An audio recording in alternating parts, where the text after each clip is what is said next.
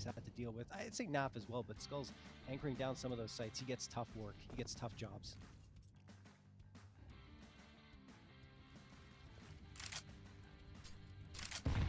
Seems like they want to approach bracket here, but this is, again, a 4-player setup with plenty of utility. This is where Nouns stalled out prior. Counter nades, flashbang through, pressure on. Oh, it's a TK. Little confused about how that exactly went down. But the end will be a nice result for Liquid. Maybe a little bit of an over-rotation here for Katie, and he's going back. He actually was correct. Just tough to fully commit like that. Junior down to dust, and, well, Carson, even if he gets his sight, he's not got the bomb. He's got the op, though. Now let's see what he can do. A lot of ground to cover. 45 seconds to do it, and they're hunting. A little aggressive. What is happening here? Now we'll finally spray him down closer than it needed to be. But it is a dub for Liquid. 13-7. A strong showing on Inferno. Starting off on the right foot here in this best of 3. Yeah, they really pulled away there at the latter part of that map. And I mean, honestly, Skulls was that difference maker. That was the round where you lose it and Nouns are right back into it. And Nouns had the right read. They're going to the correct site. Only one player left because they got the over-rotation thanks to some good work put in by the Nouns squad towards B. And then Skulls pulls off the play of the match so far. I mean, it's simple as that. And they couldn't recover afterwards. And Nouns have been described in the past as a bit of a streaky team. When they hit a wall, sometimes they can really collapse and not really pull themselves together. Maybe we saw a little bit of that there, but I'd also argue that Liquid played exceptionally well and really shut them down. Yes.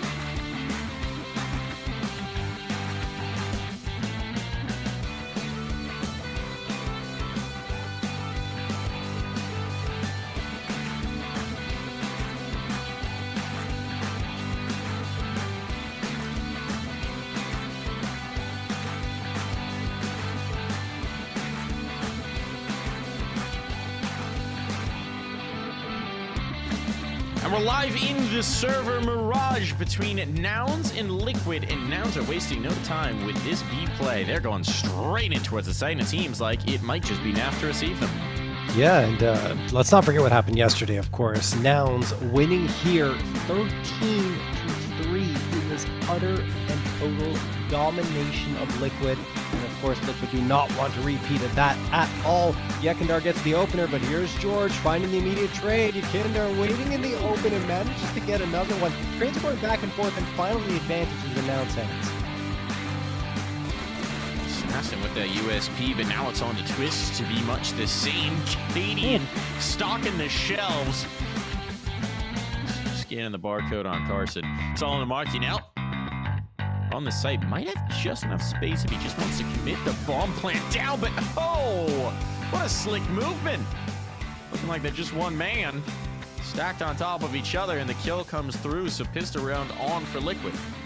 Wow, that one looked like it was trending in Nouns' direction. I think the worst part about it is that Nouns don't get a bomb plant out of that situation, which I feel like they had time to do it. They were just looking to get a little more control, and I'm pretty sure that third frag that Liquid got was what really threw Nouns for a loop, and like trying to isolate some players and look around the smokes, but it just didn't pan out. So Nouns, as a result, will not get a force buy into this round. It'll just be the P250 for George and a flashbang for Carson. Everyone's staying above the 2K mark, which of course makes sense because the buy-up's coming in the following round. On the other side, Liquid already opting to get the rifles in their hands. 3 players rocking the A1Ss. But now it's going to cook up here. A1Ss, ASS, and PPI. Sure. Whatever you say, Mike. I feel like you're losing patience with me, John. No, not at all. Flashbang out. A mow down on. Oh, that nade. They scatter. But it's all the kills on through. A1S should be retrieved as well. So just one gun lost. Easily replenished. And now it's not wasting our time with that second round of non-force. They just get it done with.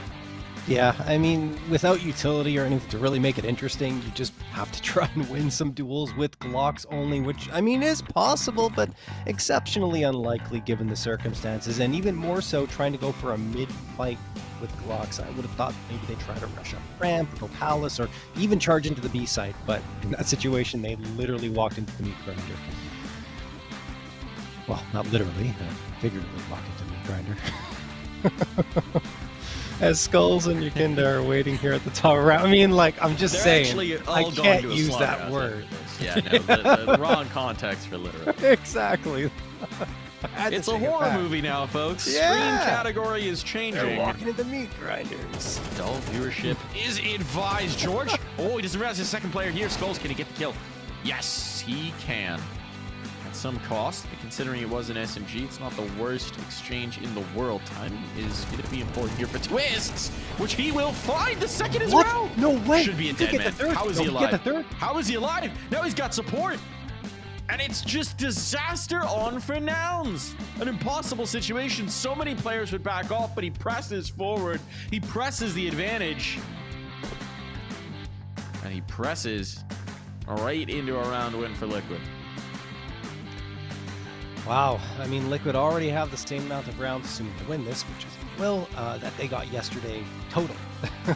Those 3, which is excellent news for them. They already look more solid. I mean, Twist was impressive to me throughout that entire series. I believe he was a top frag at some point. Let me check here. Yes, he was on Overpass with 19, tied with NAF in that situation. But in general, he looked good throughout that series. And right here on Mirage was perhaps where he struggled most, where the whole team struggled, of course.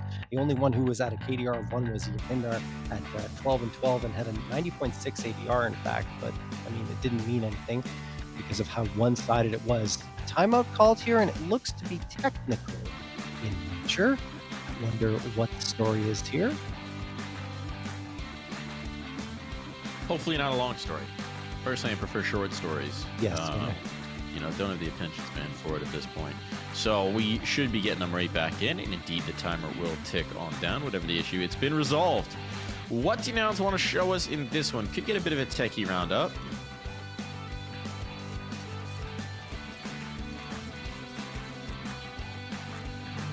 techies. 3 techies. There we go. Give me more techies.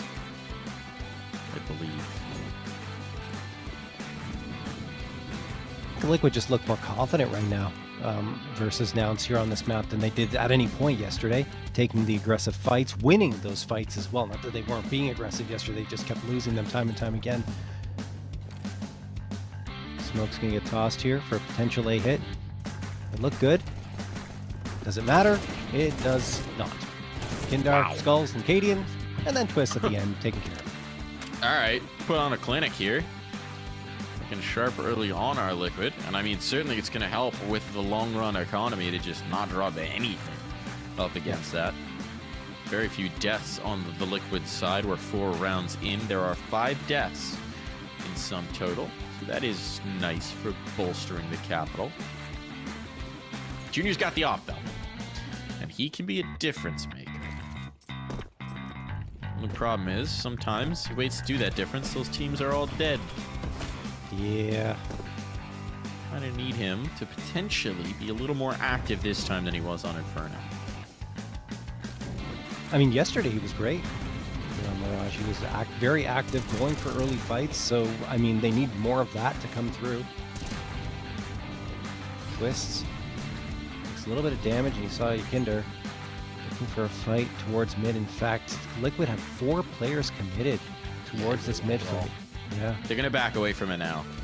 But they really wanted the early brawl, and they have disrupted Nouns. They've slowed them down, because this was the intention of Nouns, is to take this middle space and then work with it. And Liquid are sticking around with 4 players as well, so smoke up. This could be timely. Hold the peek over. Wow. That's cheeky from Katie, and they'll hear him running off. Oh, Marky's going to catch him. Molotov takes, but now Marky's got the space, caught him with a molly in hand. That's the bomb dropped in con. Marky deleted. This heavy presence Oh, here. Skulls, really relax. putting down his comrade in arms, but it all falls to George. No harm, but no foul. And Skulls will even polish off the last as the bloodlust clears and his vision returns. Jeez, Twist was probably seeing his life flash before his eyes like, Skulls, what are you doing? And that's one of those moments, I think, when you're flicking around like, oh, that was an enemy, and you, at the last second, realize, oh, that's my teammate, and maybe you adjust your crosshair just a bit more off the model, and wow, that was just very scary for Yakinder in that situation. Was it? I'm losing my mind right now. But Twist was the one who nearly got deleted. Yes, Twist, that almost got deleted. But either way, it doesn't matter. No. Take care of business, and it's all good. And now Cadian's hitting op shots. Oh, there's the first 2K for Cadian with the AWP, I believe, in the closed qualifier. And the 3K, here we go. All right. Hey, it's Cadian's just starting to pistols, flex but still. when the team is humming. Oh, he starts to move. Op can be retrieved, no problem there. And Liquid with the clean 6-0. They got to be happy about this one. I mean, here's the thing. This is kind of what we talked about, John, with, you know, it's tough to beat the same team on the same map in as many days. Yeah. Because, you know, Liquid were pissed off about dropping 13-3 on this map, on Mirage, a map they feel comfortable on, a map they feel they should be dominating on. And you know, if they had time to review, that's one of those maps that they were watching the film, they were watching it back, they were thinking about, they were angry about. They're not letting it happen again. And I mean, we've already seen the effects. They are shutting down a lot of what Nouns want to do. CJ, often the point person for this team, is getting blanked. 8 ADRs, 0 kills. Carson much the same way. And those are 2 very good indicators of how things are going for Nouns. If you can't get the entries, if you can't get the space, you can't get the openers, life is not great. Yeah, exactly. And of course, that's a little tongue-in-cheek before, by the way, guys. I said it's Cadian's first 2K with the op. He did have another 2K with the op. But the thing is, on Mirage, he's that difference maker. The AWP is so important on this map. You can't be invisible. And now we're seeing Cadian take some aggression, take some foothold there with the AWP. He's leading the squad with 8 frags. That, to me, right now, is a difference maker. Not to mention Twist is doing an excellent job playing in connector. And he almost takes down Carson through the smoke there. Carson at 8 HP. As you mentioned, between him and CJ, only 1 frag is exceptionally rare. And now Yakinder will find that frag. Carson won't be getting more in this one. Twist sticking around in these smokes, brawling, so eager for the fight. And this time, I thought they might be ready for him, but no, not at all. Twists punishing them, and the trade is there. Junior at least will collect one, but that's going to be about it. Let's see if they keep giving him the fight. Let's see if they give him the opportunities. They don't need to. Look at the flanks that are developing. A player push through spawn. A player push through apps. Junior's I mean, there's just now. nowhere to go if you're Junior. 50 seconds on the clock, but how does he possibly get out of this one? He needs to be Houdini. Needs to hit every shot, and the time needs to be off for Liquid, which it might be here. Skulls could be exposed. Oh, the shot misses, though. And Junior probably would have been dead anyway from the player coming from TF. Should have, but yeah. It's domination right now from Liquid. 7-0. I am a bit stunned, and I think Nouns are too. Look, the last time I was in Dallas, I actually ran into Katie and his team at the time at a barbecue spot that I guess I was that I think Maui had recommended to him. That was the reason I was there. And all I'm saying is that barbecue was incredible, John. So I think Dallas barbecue's Cadian's good. ready to go back. Yeah, it's thinking about the food. Probably a little more than that, but yeah, certainly.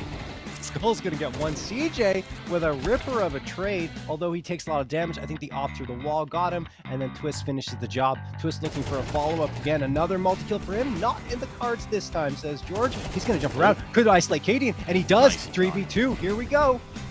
Maybe the first Explosive round, round from George. Now has to reposition. There's so much money on this Liquid side that I might as well give this the look. Bomb's going to be down, but even if they get kills, it's worth it. Even if the retake isn't so successful. Just an absurd amount of money they're sitting on. Naf doesn't seem to agree with me. Wary of it, but I think he's getting the comms now. They're telling him, look, it doesn't matter if you die, just go. Get exits, that's still worth.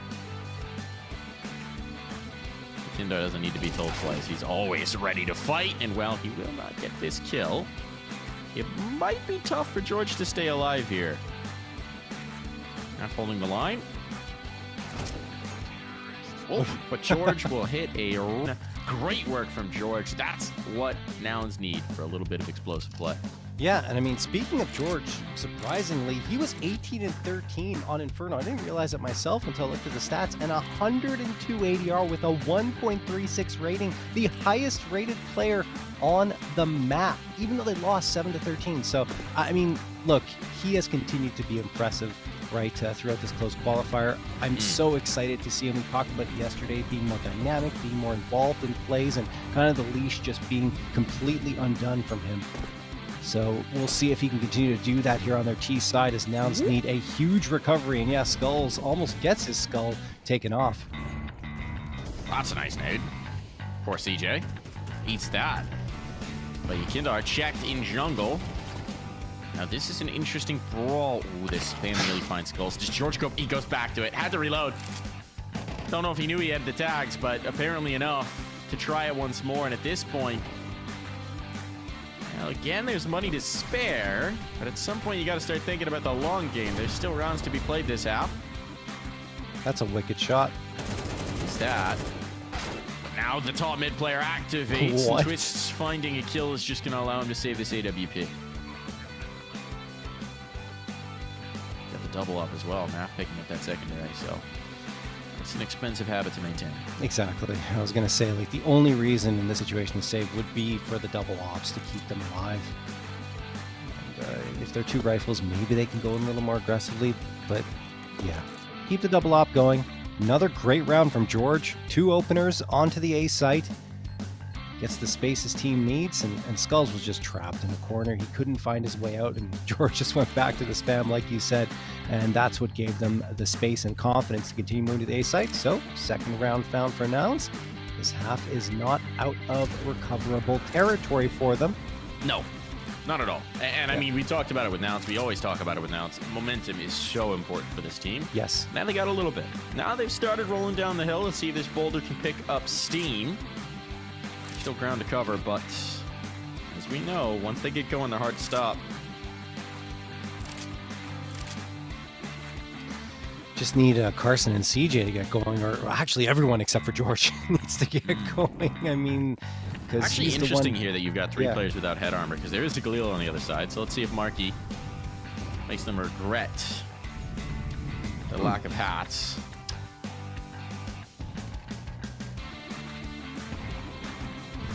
I mean, Snap is going to be tested with the AWP. We don't see the NAF that often. It's actually Twist who's been picking up as the secondary more often on this team. Yes, it is. But on Naf's good Mirage too. as the B anchor, there's Naf. Going to connect the first shot. He's got support from Yekindar as well, but it's only going to be one. That's a ripper from Carson. Looking for more, looking for this fight, looking for this brawl. Went around the windowsill, but laser focused on Cat. He won't expect Twists to have worked his way out. And Twist is so far forward. Junior's not ready for this brawl. How would he expect him to be Van already? So down he goes for free. Marky might just follow. Chase on, but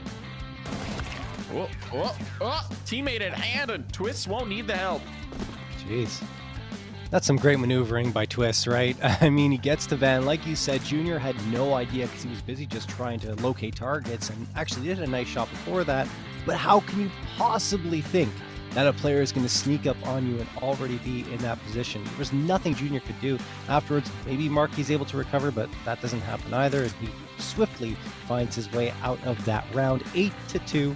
Timeout going to be called from Nouns. We thought maybe a little bit of a run was going to materialize, but with Liquid winning so decisively there, it's, well, problematic for Nouns to say the least. Looking at Twist's scoreline as well, by the way, 14-2 with a 138 ADR. Talked about how well he's been playing at Connector, but I mean, in that round, just very, very solid, and I mean, holding the ground so well at the B side.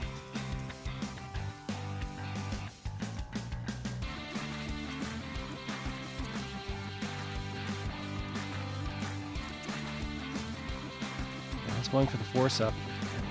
Being the scoreline that it is, you have to try something. You can't just keep surrendering rounds. Yeah, I mean, at this point, you're really just trying to battle for these last two. Gotta get something going. Twist has been having a lethal game here, John. I mean,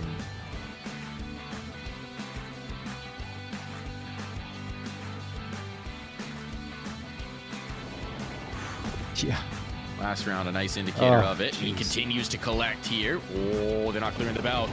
And actually, the off connecting means that Skulls can wait further. Marky's aware, at least, but that just sets up his Opera. That sets up Cadian to rip elbows out of arms. Wow, that went just as quick here for Liquid. They're leaving no room to doubt in these rounds. They are dominating Nouns right now, shutting them out of sights, shutting them out of bomb plants. How many bomb plants have we even gotten for Nouns this half? Oh, I'm not sure. I don't recall None. that Zero. many. Yeah. Maybe one. I mean, one in one of the rounds that they won. Another one was via elimination. So Yeah. let's assume they planted them in the 2 rounds that they won. It's been really convincing. Yeah, in the 2 rounds they won, they got the bomb plant. 'Cause remember, Liquid was retreating, right, to the opposite side. So they definitely got 2 bomb plants. But in all the rounds that Liquid have won, I don't think they've really had to defuse any bomb. Yeah, it's been elimination. Dominant then. Twist continuing to show that dominance. He's still alive somehow. In the meantime, Yekindar chasing this kidding off me? down. You It's madman! Twist. It's Twist. I Through guess. the Molotov. The bomb now found, and an assassination What for the the last heck? double digits. And we'll be right back.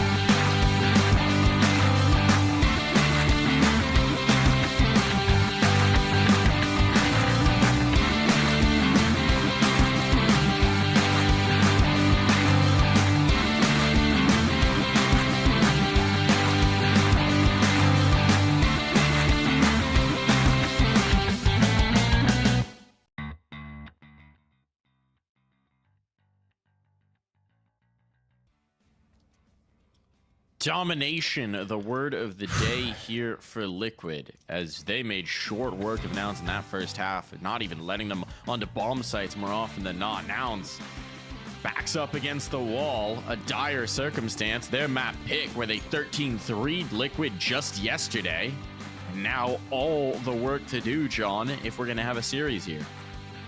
I mean, that was Nouns' strong side on T side too.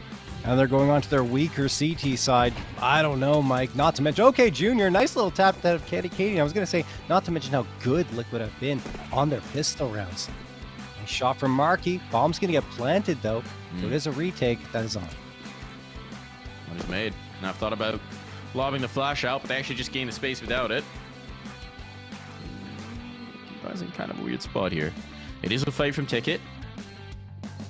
Markey holding very passive, expecting some sort of a jungle play. Here comes the contact. First one found, a second as well. Great impact there. Considering he's just kind of out in no man's land, but it's all going to fall to Skulls. His position's now known. The bomb is being tapped, and it will be defused. So, a much-needed pistol round. But a bomb plant means they're not out of the woods just yet. Yeah, it's some really good play on the pistol there from Nouns. I mean, clinical shots to open it up. I mean, 2 laser beams to the heads of the Liquid players. And then afterwards, great teamwork to isolate the player in jungle. And that was Skulls, of course, making sure that he would have no further impact and couldn't hit the shots that presented themselves towards him. So there is a round. That's a positive sign, at least for Nouns, but they're still down by 7. And the bomb plant came through. That's the key difference between Nouns in the previous half and Liquid here, because they will be able to buy up 2 Galils in the mix, a Mac 10 and 2 Tech 9s. There are the 3 A1Ss, an MP9 and a FAMAS on the other side, so Nouns technically have the better buy up, and then Carson's going to open things up with a frag on Katie and some good aggression. 2 players, in fact, pushing into underpass for Look at all the Nouns. space. Yeah, they've given up A. Look at all this ground. Bombs down. Somehow dodged majority of the spam as well. And now, I mean, the question's going to be the ticket fight. Yeah. Right, there's 2 players here. They're a little wary that someone could be in the smoke. All they have are smokes in terms of util too on Nouns. If they can kill these 2 players' ticket without massive casualties, it's all good. The swing in, oh, it's very good for George. He's got him on the line, and his retake is swift and merciless. Nothing doing here for Liquid. Nouns don't drop a body. They'll get some upgrades, and they have passed the test. That's a lot of confidence to give up the ace site pretty much 2 rounds in a row. I mean, and not, I think they got 1 frag this time and 2 in the previous round, but then charge right in on a full-on retake and really not lose another body, which is ridiculous to me. 4th round found. Liquid do get the bomb plant again, so they decide to force up once more. I think that would be a little ill-advised. Looks like it's just going to be the hero AK for twists and everyone else onto pistols and armor for the most part. Only Cadian opting not to get the armor because he wants the op in the next round. Nade is going to pop the smoke, and Cadian sees his head fling back, eating that nade. Another smoke pop. Nouns going for the aggressive control of mid. They're quite good at this.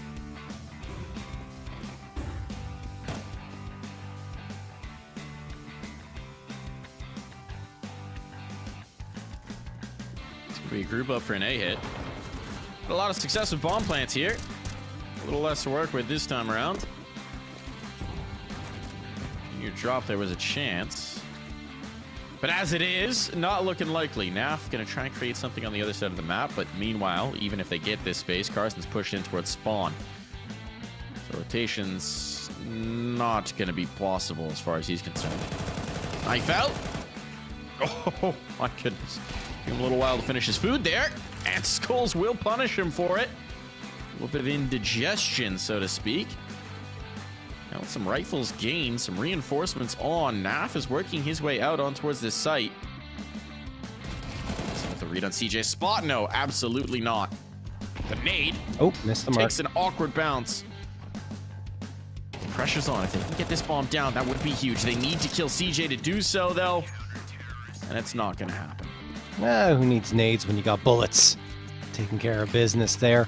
5th round for Nouns, but here come the rifles for Liquid once more. That scoreline looks so much less threatening now for Liquid, though, with 3 in a row from Nouns. 10-5. Cutting into the lead. on the Noun side, and they built up their economy to boot very strongly on their CT side early on, which is so important. Liquid were hoping to end this one quickly and continue their dominance, but they've been stalled out a little bit. Nade pop, and in fact, damage done. Look where Junior is, and he gets two. Katie and Yakinder gone. Marky finds Twist, 5v2, and they have full control of mid. Oh, Skulls could sneak through here, though. He spotted. He's dropped. George not making that mistake. Picture perfect, pixel perfect on it. Talk about the unexpected play there. Junior just slamming on the aggression. Unreal. Being quite passive for much of this game, much of this series. Makes it happen when he needs to, and he'll find the last as well for some extra style points on top. Nouns, I mean, the gap's just 4 at this point. No bomb plant there means it's likely another eco for Liquid. And this is far from over.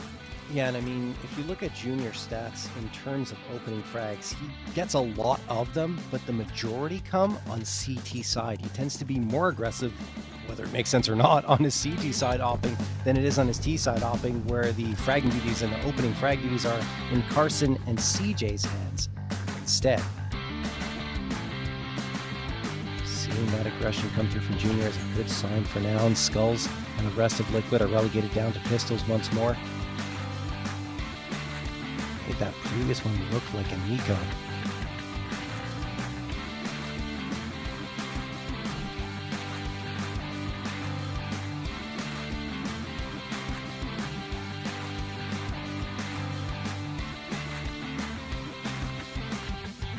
All quiet here on the A site until that smoke was tossed forward. Here comes the utility volley from Liquid. George going to get deleted by Skulls' Tech 9. They charge into the site. Junior's there to answer for one, but I'm pretty sure they're going to have to concede the bomb plan here. No! They charge out! Marky gets 3! The smoke pop is their undoing. That's just one man. Katie has a rifle at the very least. Might have a chance to create something here. He's just trying to isolate some firing lanes. Provided they don't molly firebox, he might just be able to get away with this, but that is a big provided. Oh, the hop. Oh, that doesn't stick the landing. Got the shot on Marky at least, trying to find some damage. Oh, he's done. How is he alive? How is he alive right now? They've got no more mollies. It might make this difficult. He's out further than they expect. Had no chance for the reload, but he'll make it expensive at least. Add some blemishes onto that round because the money was starting to get out of hand here for Nouns, and now we get the rifle buy up back from Liquid.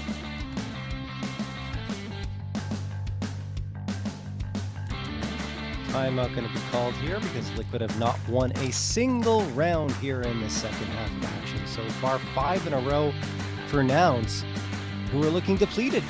Looked like they had nothing left in the tank here. Liquid were so dominant. Cadian was activating on CT side with that AWP, which was great news for Liquid. Guns have been silenced in the second half so far. George, along with Junior, having the impactful plays. Can they keep it up and pull this one back to at least a tied scoreline?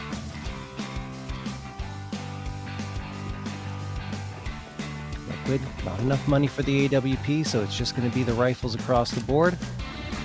Good body armor available to them as well. Marky peeking around. He's going to toss that Molotov for top mid because he doesn't know if anyone got behind the boxes yet. And well, if they haven't, they certainly won't be now. It's interesting to see the difference here in terms of how heavy the mid focus was early on for Nouns. A little bit more spread for Liquid. As I say that, though. Hello? You can do. Pushed him all he spread. Just kept going. And thought he was safe. These CS2 mollies will chase you. Yeah. Gotta give them their space. Yes. Heavy emphasis here on towards A, with no vision in mid. They're starting to get a little panicky. George is rotating to compensate, but only into the window, not all the way over towards B. And this does want to finish A, based on the posturing, based on the bomb. 5 seconds. Swing back out. Are spotted. Lobber of an HE to try and punish. Well, he will be found. The trade is there. And now Twists coming up the underpass. That was, a bit of unfortunate timing here. The bomb needs to get out. Nav's alone, just trying to walk out onto his A. The players were stuck, trapped. They couldn't escape. It was disjointed. And now Liquid are going to be sitting on a Cadian save with 30 seconds to go. I mean, they have not been able to do anything at all. Even with the rifles out, Nouns have continuously shut them down. What a turnaround from that first half. An 8th round already secured here with only 10 seconds left. Cadian on the save money, abysmal for Liquid. I mean, yes, they do have the full loss bonus of 3,400, so they can opt to force up, but I would imagine they're going to be patient and wait a little bit longer. You do have the money situation for Cadian that's a little bit weird. Saves the AK, so maybe that would be a reason to force up here. But even then, just consider it a hero AK. They did it before with Twists. And then buy some pistols around it. Maybe a little bit of util too. They're going to talk this over, of course. It's a pretty critical juncture with Nouns reducing the deficit from 8 rounds to 2.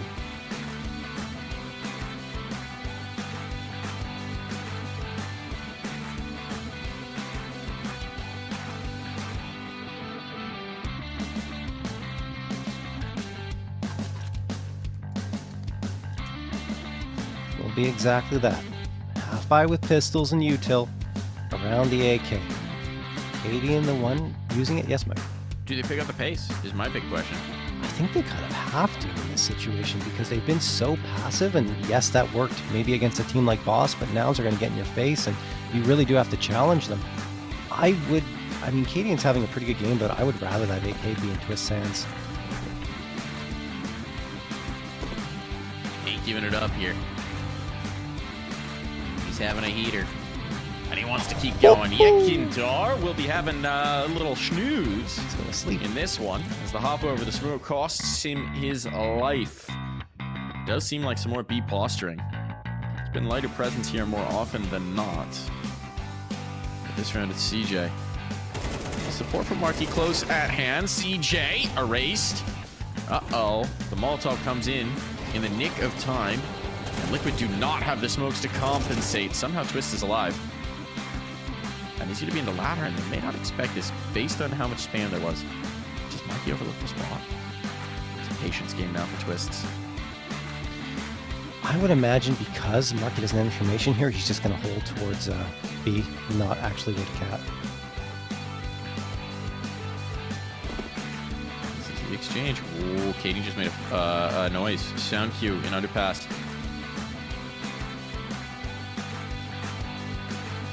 Marky, ever the wily customer, is not biting just yet. I think he just gave up a little audio cue as well on that swing. On that check, Skulls now coming through. Pressure on towards A. It's Carson who's pushed ramp. So you've got a player ticket, and you've got a player pushed ramp. This is a really weird defense to read. With 20 seconds to go, Liquid have to pick something. They have to choose. It's B. Where are they going to go? They're going to go towards B. That's the kill, but Twist, you got to go back for the bomb. You got to go back for this bomb. 13 seconds, 12. There's not enough time. There's enough time if he sprints. Just to plant the bomb, it's not possible. And with it dropped down, no. Liquid have let this clock go. They need to get the kill. And Junior will do so. That's a mercy at the very least. Snaff. Want to get caught without loss bonus. Whew, that's a rough one for Liquid. Probably the worst round we've seen for them so far on Mirage. They just waited and waited and waited. Bad clock management. Eventually, they do get that frag, but like you said, he had to go back and grab the bomb. If he full-on sprints, he makes it to the site probably in time to plant it. But that also, factors in if he stays alive. You got to get away from the op of Junior, which hasn't been easy for Liquid throughout both yesterday and today in the BO3s they've played. So Nouns are up to 9. Liquid do have the rifles back in their hands, but it is pretty much even odds, I would say, at this point for either team to pull this one off. Yeah, I mean, Liquid have not been able to beg, bar, or steal around. No rhythm at all. Pressure on, though. Carson, 2 players down. Oh, the mid-presence is traded back. CJ really coming alive here in this second half. But the bomb's still going to be planted. There's no one who can deny this. So it's the first post plant in a while for Liquid with even numbers up. any remaining utility, and there's a lot for Nouns for this retake. Kit's not remotely an issue. That's an interesting smoke to deploy. Nice shot. Will work. Naf gets the first. First contact on. Pressure onto the ticket player, Junior. Gonna have to think twice about peeking out again, but George is at least able to punish. Oh, George. That was so very close. Junior attempting this, but time's ticking down. He's not got the chance. He's got one more shot, but he can't find the bomb. Now he's on it. Oh, that tap cost him. I don't think he's got time, and Cadian will ensure it. Liquid have let this get so very close, but when they needed it most, the round was found. Yeah. There are no survivors. That's the problem. That right there. No survivors. The money is still bad for Liquid. The buy-up is going to be limited. They have to think about this one. I wouldn't be surprised if they call a timeout here just to talk it over and make sure that they, get exactly what they need in terms of utility. And okay, it's all right. They have the quick thinking on their hands. 2 Galils, a MAC-10, 2 AKs, and Skulls with no util, but your Kindar's got a full belt. We'll see if that's enough for them. On the other side, though, Nouns having won every single round in this second half will have plenty of cash to work with, full belts of util, exactly the buy-up they could hope for. See if Liquid can rebuff them once more. Skulls, there's the opener. Takes a lot of damage, but an instant trade from Carson. That said, they're still going to push in. Carson's not expecting this. The A site is vacant, and Liquid are moving in. They've got the space, they've got the ground, there's no one ticket. A bomb plant very likely here. Barring some blunders, and Twist is going to have some forward positioning, trying to get back into what's gone. He had so much success in the first half. This now just late on the rotate. Naf found the timing. Completely unexpected here. And now Nouns are in trouble. I hope when he plays into their hands, he'll do so. But Markey Wow, Naf won't be able to overcome it. Naf fighting around the murder hole, making it live up to its name. And this is going to be a save on. This is going to be map point, series point found for Liquid. They waited till late to make a game of this, but a game they have found.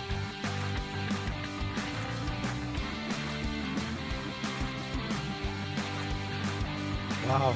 I mean, that's one all round for Dallas, John. Yeah, 1 round, and they're set. They got to book their tickets for Dallas and get on the planes. Once it starts, of course.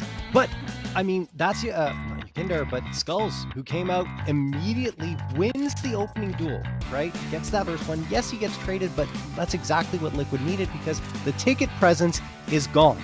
And you only have Carson at connector, who decides to overcommit into mid afterwards and try to collapse there, perhaps expecting Liquid to rotate there themselves and maybe get the advantage, but no, instead they get the A site, which Nouns have conceded to them in the past in the early parts of this half, and you saw they were very effective on the retake. That time, Naf with some timely peeks took the window control, got the murder hole, where he just was not going to be able to give up any space at all, and now Twist going to get the opener here. George finds the trade, and they're already onto the B side on Liquid. Skulls gets the headshot onto CJ. Naf finds Marky. It could be over here. It's looking like it.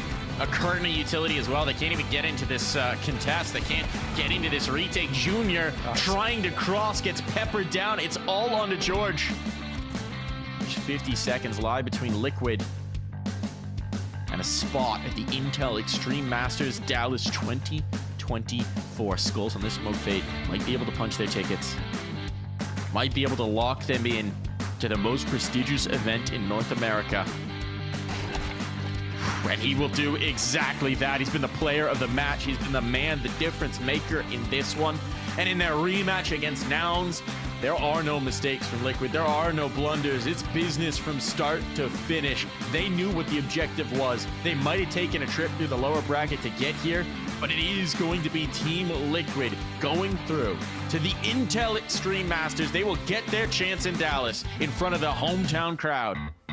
Wow, I mean, that was an impressive job on Mirage. It looked like potentially they were going to start collapsing there when it was 10-9, but they shut the door in Nouns' face. And credit to Nouns for fighting back. I mean, honestly, 2 very fun maps of play, I would say, where they were in it. Inferno, I think they were more in it than the scoreline showed, to be honest, because it was very close time and time again, and round after round, just Liquid ended up winning those close engagements more often than not. So I'm still really excited for Nouns in particular going into the RMR, because these guys are for real. I think you put them in another BO3 against Liquid, they still have a shot of coming out with the W, but this time Liquid are the ones bound for Dallas. Yeah, these NA qualifiers have been a delight to watch, because it's getting more and more competitive. But for now, Liquid overcome.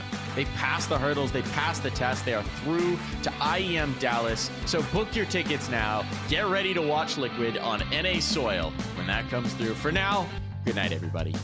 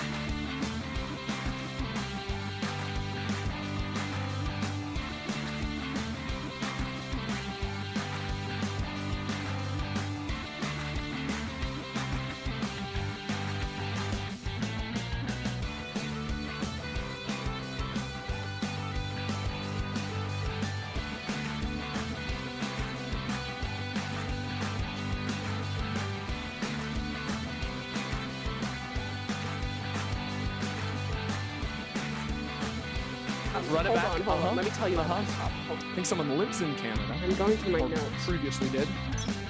You can figure it out. Oh no. I'm not telling you. He's young. Is it Ryan with on QT? No, he's not. He's Moroccan. But you live in Canada. That's what you're thinking. That's what I thought you were thinking, Elise. Okay. Sorry about that. I've had a lapse of judgment.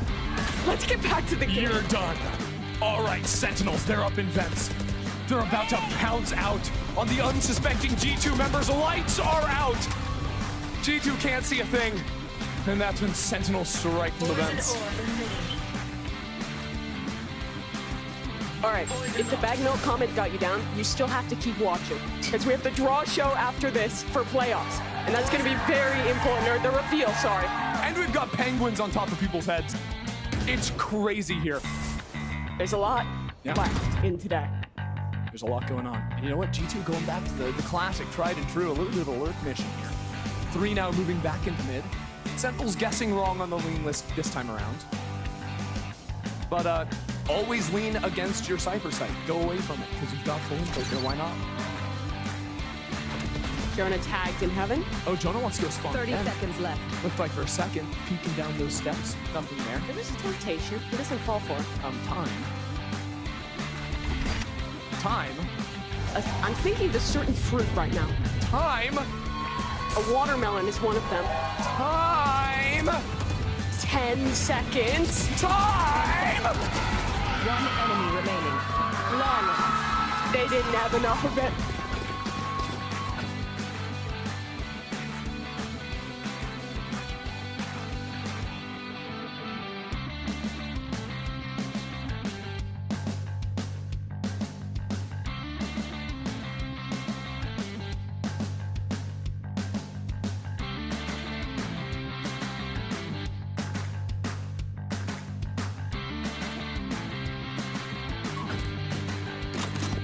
Their timeshares ran out. They got scammed. They could only go into the A site for 10 seconds in the round. And they showed up too late. They missed their connecting flight. It's over for them. When is your flight again? I'm like actually concerned for you. 10:40 p.m. Dear God. I've never missed a flight. You have barely over 2 hours before your flight. It's fine. Let's keep this going. Overtime. What is going on? I can go home later. Let's get overtime. I actually can't believe you lied to everyone and you fly. I thought you would take the train. I'm a Across the traitor to my country. cause. Unbelievable stuff.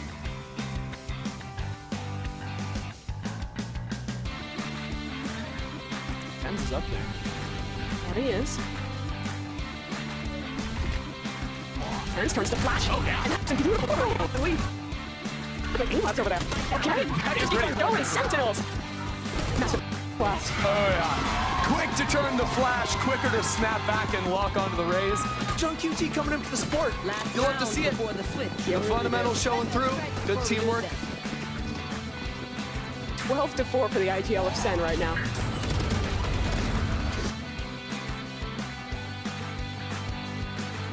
I have some terrible news What is it? for everyone in the building. G2 have done it again, folks.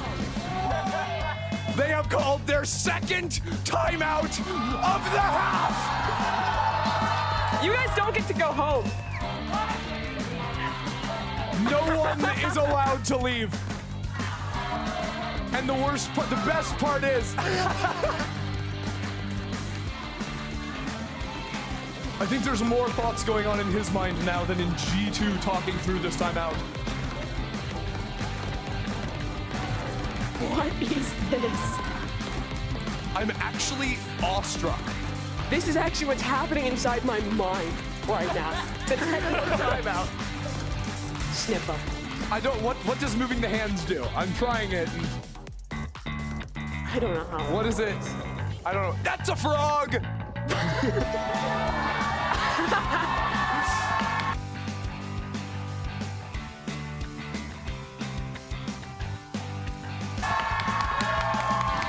With a little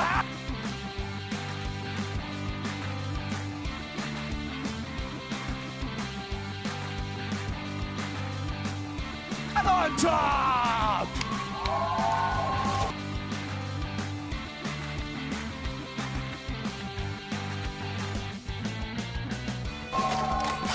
plays like a frog.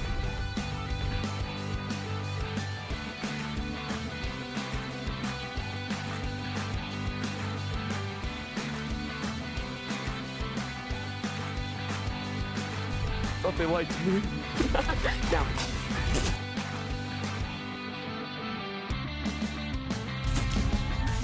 Next round. Last of the hat. Half. Half. You said hat. I It's in saw your mind. hat. You liked the frog in the hat, I know. Freudian slip. I actually don't know if that was what Freud sang. Don't think so. Both different. Pretty sure. He's a different kind. All right. Paranoid for tens. Anchoring on the side. He's been good to hold B before. But is that where G2's ending? No. No, see, G2, they have a minute and 20 seconds left. And they're gonna milk every last second. No! Because they're playing to win, crowd. They love you. Maybe, I don't know. They told me that. All right. It's time. We're back. The weight of the world on his shoulders. Tens holds his ground. Are they gonna come to where Tens is? Oh, no. Maybe not. Second and mid. Deleted by net. Come on, here's his moment. They're still going back over into A. It's a fake showstopper into B while a split is happening into the A site. It's only John QT over here. A little bit ridiculous. Rotations in. Tens gets his. 4v4. Viper's pit in the post plant. And another beauty out of net. He's finally denied. And now they've got neural theft. They can use this final round of the half. But they've got to get back into the pit. Instant shots connect on Zelsis. His aim has been true. Trent looking aggressive on the other side of that pit. Continuing his way forward.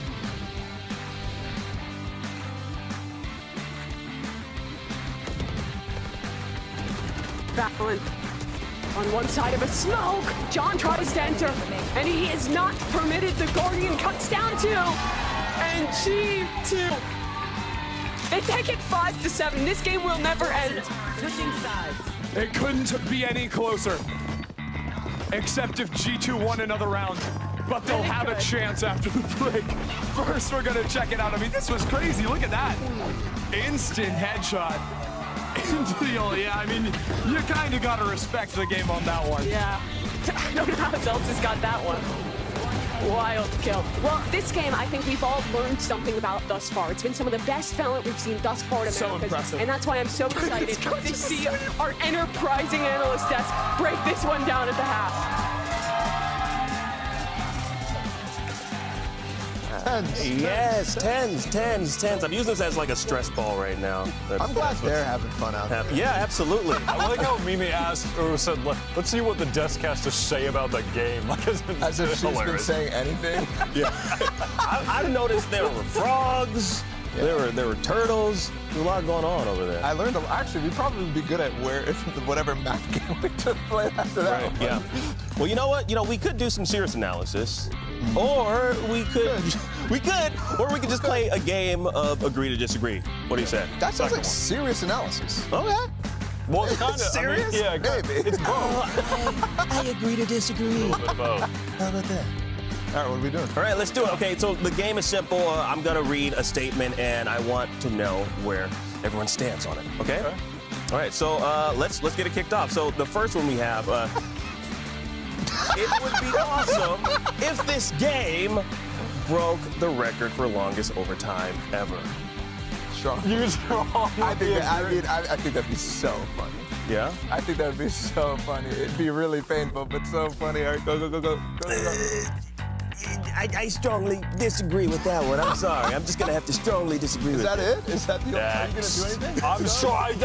I don't even. Whoa! We strongly disagree. I don't know if we have time. I don't even know if we have time We for the next don't. one. We don't No, anymore. You guys But you know yet. what? Everyone watching at home, What's the second one? There's none. There's none. there is none. Oh, look, But you know what? Be sure to stick around after the match because we will be revealing the playoff bracket on the analyst desk at the end of the day. So for now, let's get to the second half underway. Back to our casters, Mimi and Ender.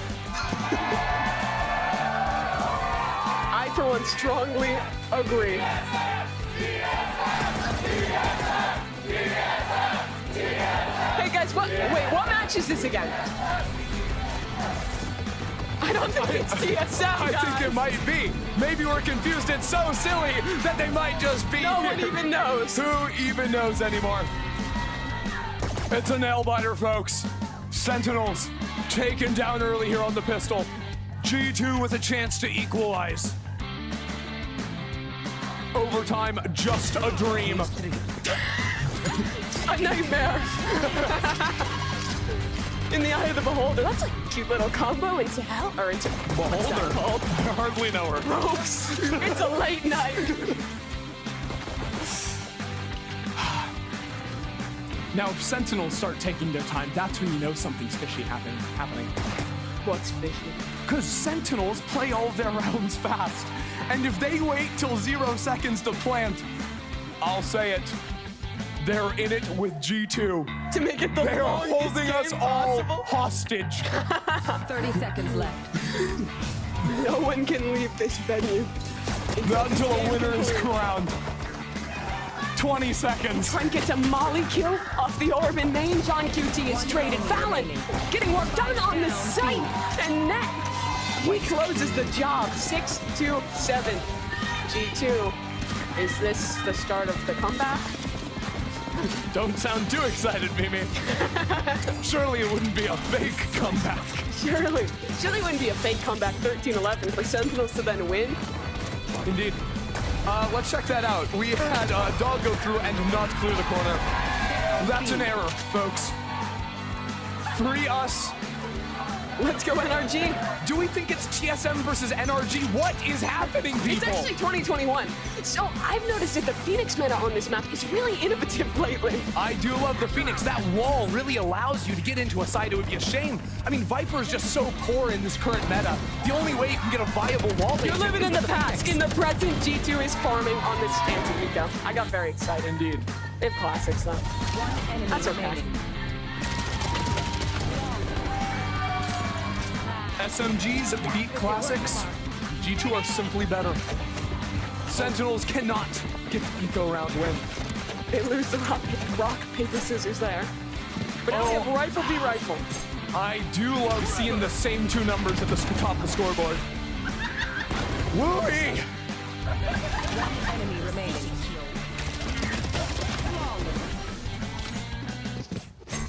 How many of you in the crowd have been here since the first match? Oh yeah! That's basically everyone. Yeah, all the Sentinels fans had to come for game one. Even our friends on the other broadcast. For Latam and Brazil, they have been here for eons. Oh no. Is Rob Moore still here? That's what I've got to know. Because if he left Pulling the building, strings from the ceiling. oh boy. I'm gonna have a strong word. I'll send him a letter in the mail. Hobbit's gotten mentioned too many times on this podcast. All right, Leaf. That's just the Spectre, but Oh, he saw the halo from the paranoia. That's what he saw over the top of the smoke. Spike down B. 2v3 now. Spike dropped on the B site. Showing a P. Right with that Bulldog. They've won their bonus. Has your casting really ascended to where you're just mimicking what the announcer in-game says? Yes. She's like, Spike dropped B. Instantly, you tell me the Spike has dropped B. I'm just like her, for real. I think No, we should. we have some Shut news up. for you. We have some news for you. Guys, I'm sorry to say, there's another timeout. Sentinels is called attack. They just really need to hone their strategy. They really do. And remember, they can call their timeout so early in the half because they never dipped into that timeout in the first. They can still hold on to that. What is going on? It's like dance music in here. It's a fever dream. I thought I left Berlin. I'm still in Berlin. Making me feel at home.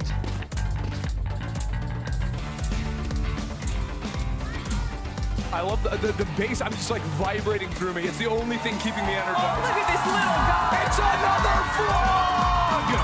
It always has been. POV, you're a frog.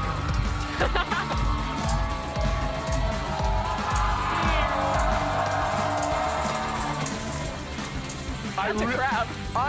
That is a crab. It's a scuttle crab.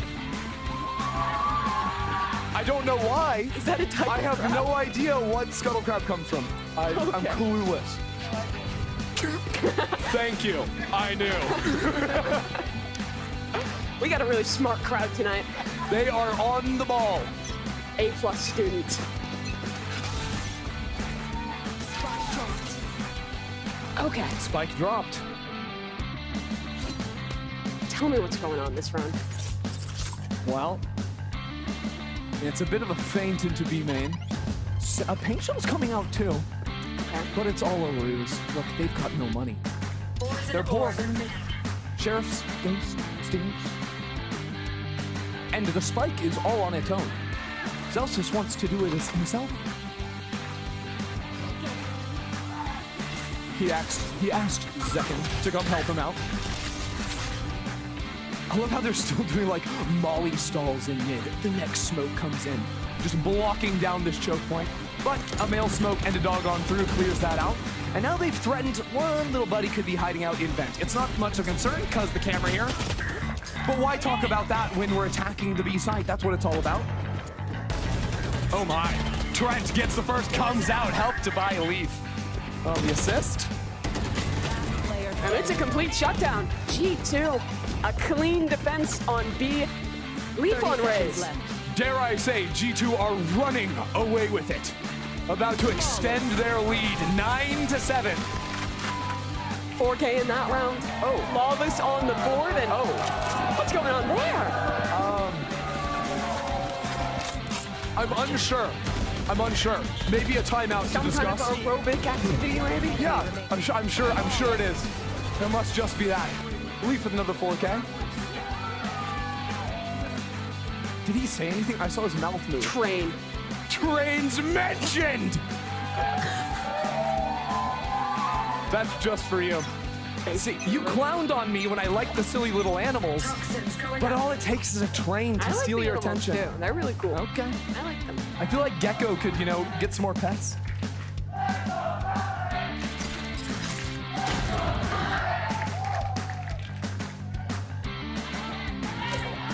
I feel like we got confused there. We were chanting, a kill happened, and no one knew what to do anymore. Least of all me. Is that a fanatic chant? I think it is. Shout out. Here comes the party. Leaf around the corner. 3 players and Tens is up in the corner. What is going on? How does Leaf find that connection? He's traded instantly.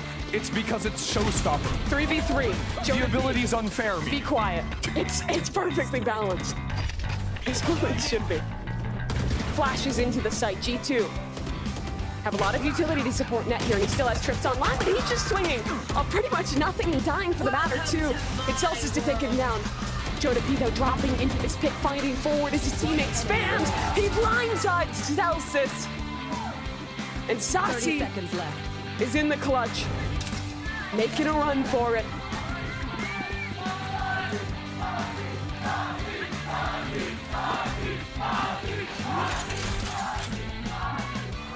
It's like they want OT. Saucy needs to get active. He's going straight up the rope. Not making noise. He needs to isolate a fight and win it. Stunned on the rope. Both players of G2 approaching. Jonah low on HP. Sassy's got the first. 1v1. Valen swinging. Sassy spraying. But he can't connect it. Valen wins the round. G2 the first to double digits. At least we know somebody up there wants to go home. A good close there for Valen. Bringing it to 10. A little dodgy for a moment, I'll be honest. The first esports event where go home is the good outcome. Yeah. One enemy remaining. Ooh. I mean, there was a moment there. You saw it, yeah. Just a pixel or two, and it's different. That's a man who's ready to what? move on along. To bench. Yeah. Again, the departures. I think production is taunting you. I won't get baited by it. 2 hours, Mimi. Artillery Fort.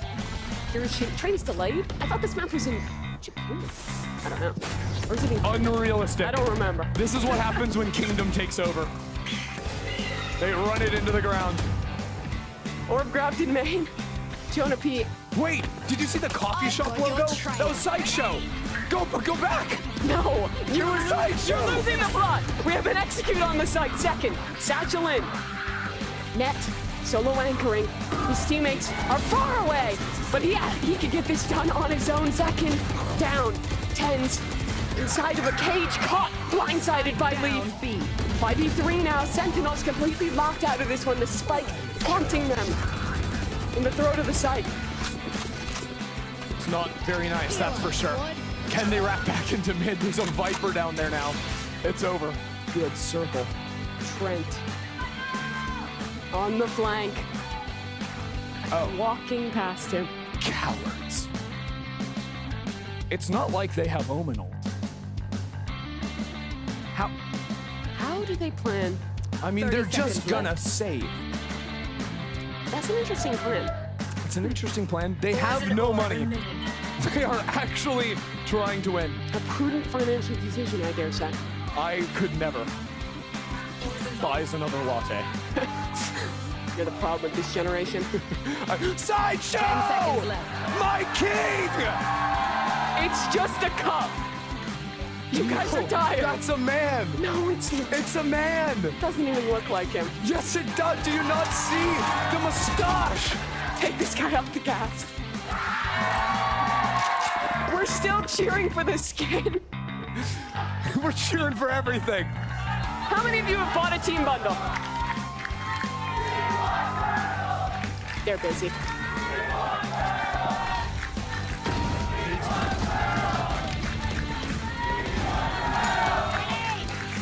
You want Sentinels? Yes, the turtle! Turtle! We are back in business, folks. Production understands. They get it. 11-7. The highlight of the day thus far. I'm gonna nerd Mimi. It's time. First op. Oh, wait. No more op. Nerd. This setup is sick. Attacking Viper Orb there. It means with this wall too, solo Bianca can't play here. That's why they're playing fully up in heaven. Great circle. Because if one person's trying to jump spot you, you can orb up, walk out that way or that way. You always need a buddy to be able to hold on that site. And now you know. Poison orb emitting. It's also very good. You can walk up with your team, flash out that direction very quickly. It's a great setup if you're not a solo Viper. Just a warning, if you want to use that on your own, you need another smoke ticket if you want to run that setup. But here, orb up, pressure is on, because now it could have scaled back there, pinch out on you as this mid fight goes down. Sentinels did something very similar back in week 1. And Valen, Yeah. sliver showing of Tenz's head. But it's great though, because G2 get in front of it. That's the big difference. You're not allowing those pinch timings to work. Valen is still there. Great Molly too. G2 on the ball on that, as here goes the work. We're through. Do they spam 30 rebuffs? seconds left. Do they know it's possibly popped out there? They have a player just backside containing. They're not worried about this. Rolling What? Thunder invested onto just John QT. That's awesome. He's just bullying, I think. Yeah, the camera, by the way, sees him on a sliver when you try to walk there. Brutal. Think they just went off that. They have a personal grudge 10 seconds against left. John QT. Understandable, though, after how this game has been going. Last player Zelsis, his teammate is fallen. He's all alone. He's flashed and just desperately sprinting towards their spawn. G2, match point. I never thought I'd say that word.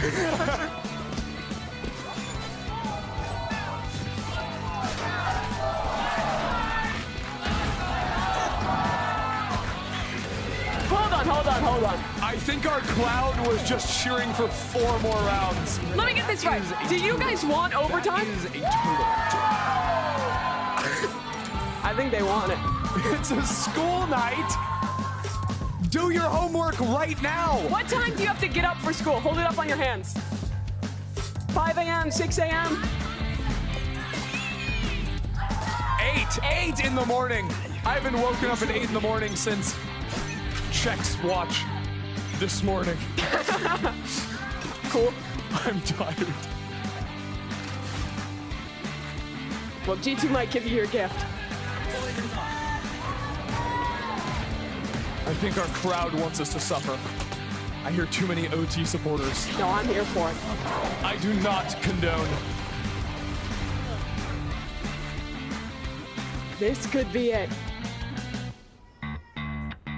But again, I mean, if they can fish early and break this camera, that would do them a lot of favors here. A lot of these rounds, Jonah P holds on to the fault line, but he actually already used it in this round, so waiting on that to come back up. If that is there, though, the hits get destroyed. That breach, all he has to do is get back to over there and he can help out the B side. Leaf has critical info. He knows no one's coming B mains. They can fixate everything on this mid-fight, and the re-clear is stunning. Trent opens it up, but the trade is good. Valen teleporting into hell. And Leaf also stepped up into B main. They've got tons of control over the site. Sentinels unload the neural theft. But they know because of that ultimate. So now they can target these players on the site. Valen is in trouble, but he does well to get his. Leaps off, finds nothing. Sentinels are surviving yet.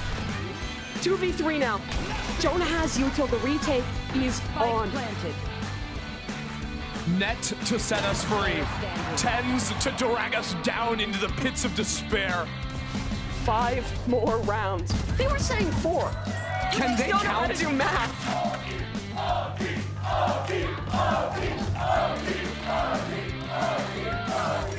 They want it. I hate them. I love them.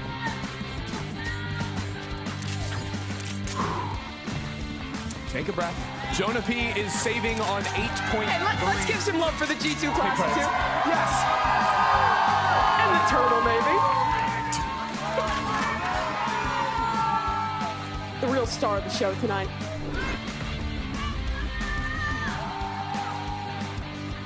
Are they paying you? We doing this or what? I'm impressed she still has her voice. Yeah, I mean, I don't. It's going. It's leaving me. Wait, what was it? What I was missing? I think it was just muting volume after you dying around. Oh. You hear your IGL and stuff. Oh, I thought it was to mute the In IGL. important games like this. Oh, yes. Always an important one. Tens has the up again on attack. Don't ask why. He's 10s? There's not an There's answer. an answer for you. He's 10s. Okay. There we go. A trap play set up in mid off this camera. Sees them when they cross this point, but it's all up through ramp. Double trips to catch them when they push on through. Dog should be able to spot the cam up in heaven. And fantastic stall. They're not going anywhere. Not for the time being.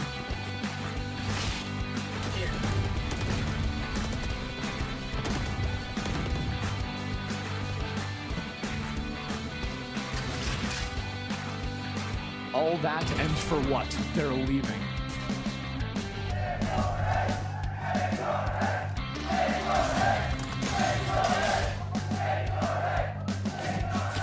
I'm gonna be honest, I don't know what they're saying anymore. It's discoherent.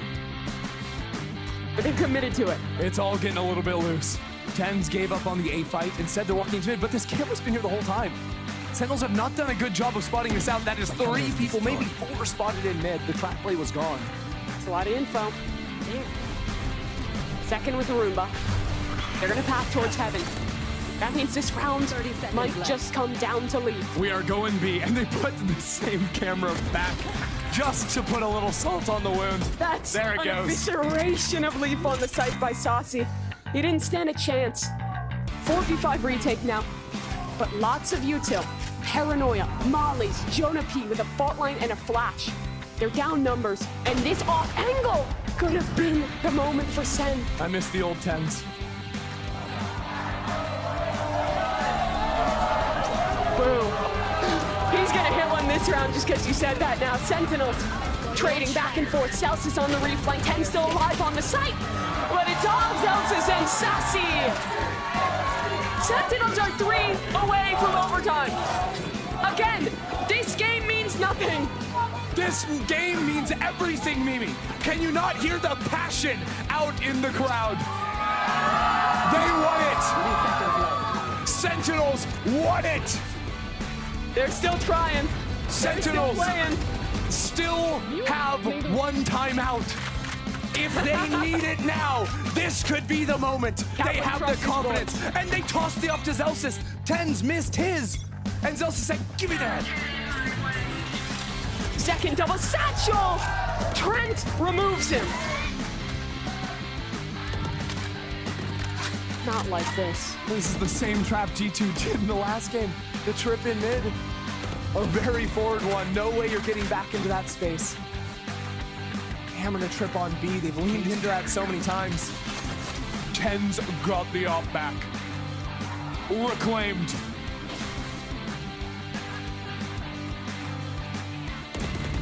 Thank you, my IGL in the crowd. The Sentinels fans are fracturing. Cam broken.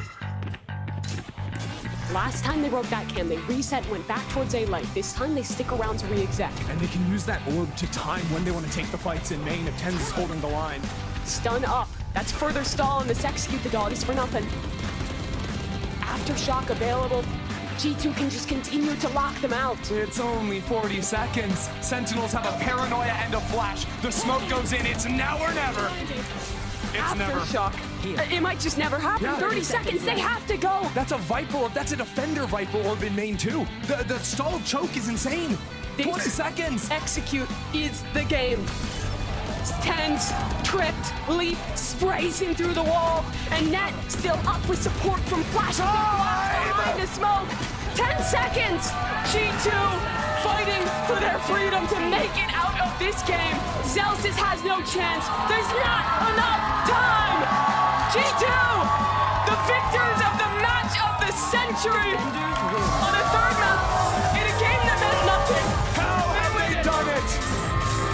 G2 Esports on top of the world. But it's all smiles for Sentinels. Zelsis even got his up shot at the end. Tens couldn't do it, but he brought it home. What a match. Regardless of the outcome, the battles, the duels back and forth, ultimately, it was the Turtles on top. It absolutely was. And to the crowd here, everyone who stuck around at the Riot Games Arena, give yourselves a big round of applause, some noise. You make this match worth staying up for. My goats. It's Sentinels continuing to playoffs, but it's a G2 that wins the craziest match ever. I'm excited to watch them in the regular season. Absolutely. I mean, honestly, game one of the series was the most fun game of the tournament so far. And then the next two? Yeah, we don't talk about the next two. Very different way. We don't talk about the next two. They never happened. But yeah, I mean, the first one was so fun. G2 put up a great fight. That guy on the right net was electric. Oh, yeah. The second two maps. Oh, yeah. 25 on Breeze, 20 here. Clip after clip. The working masterclass. I think there might be a Patreon you can subscribe to. I don't know. That's so stacked. It's got to be there somewhere. Free lessons or something. Because that was pretty. Of course, coming up in a few minutes, we will have that draw show. We will find out 4 teams who's going to be playing who. The big moment to see where that goes. It's going to be exciting. Sentinels in the playoffs, Turtles on our screens. It doesn't get better than that. 4 teams left. 2 matches, 2 spots in Madrid, 3 championship points to play for if you make it to the final. But it's going to happen. Just in the nick of time. I sure hope so. Well, we still are going to have an interview in a moment, but I really feel like we just got to talk about Sentinels, because the rest of the match was silly. But let's rewind. That sunset, when it really mattered, that looked amazing. Yo, their comp was sick. The Gecko KO, the combos were money, and their defense, how fast they played against G2. G2 had never played against a team playing that fast-paced on Sunset. It was a great read from them. Yep, hello. Hello. Kittens, okay. Yeah, pretty cool there. But we have one more treat for you guys. The Verizon post-match interview. It's Elizabeth standing by with Saucy. Woo! Thank you so much. And you've been sticking with us longest time if you're at home or watch partying if you're here. But Saucy has also stuck around the entire day, and he also got his first Sova win today, which is something to celebrate. Take a little bow, you know, thank you. Best Sova in the world, everyone. Now, actually, talk to me about that, because that was kind of like a low-key meme, but also like you were one of the best Sova players in the world. Yeah, I actually discovered this year that I didn't win Sova, so like, I don't know, I really don't care. I don't know. I know I'm the best Sova in the world, so that doesn't matter. All right. So I have to ask you, after you won the first map, you made it to playoffs. You crushed G2's dreams. Tragic. Sorry, I love G2. But what was the the conversation like when you made it back there and you're like, oh, we made it to playoffs? Because what we saw you do was play actual comps with actual strats and like actually play the game. Because we're like, oh, we're gonna see an ISO.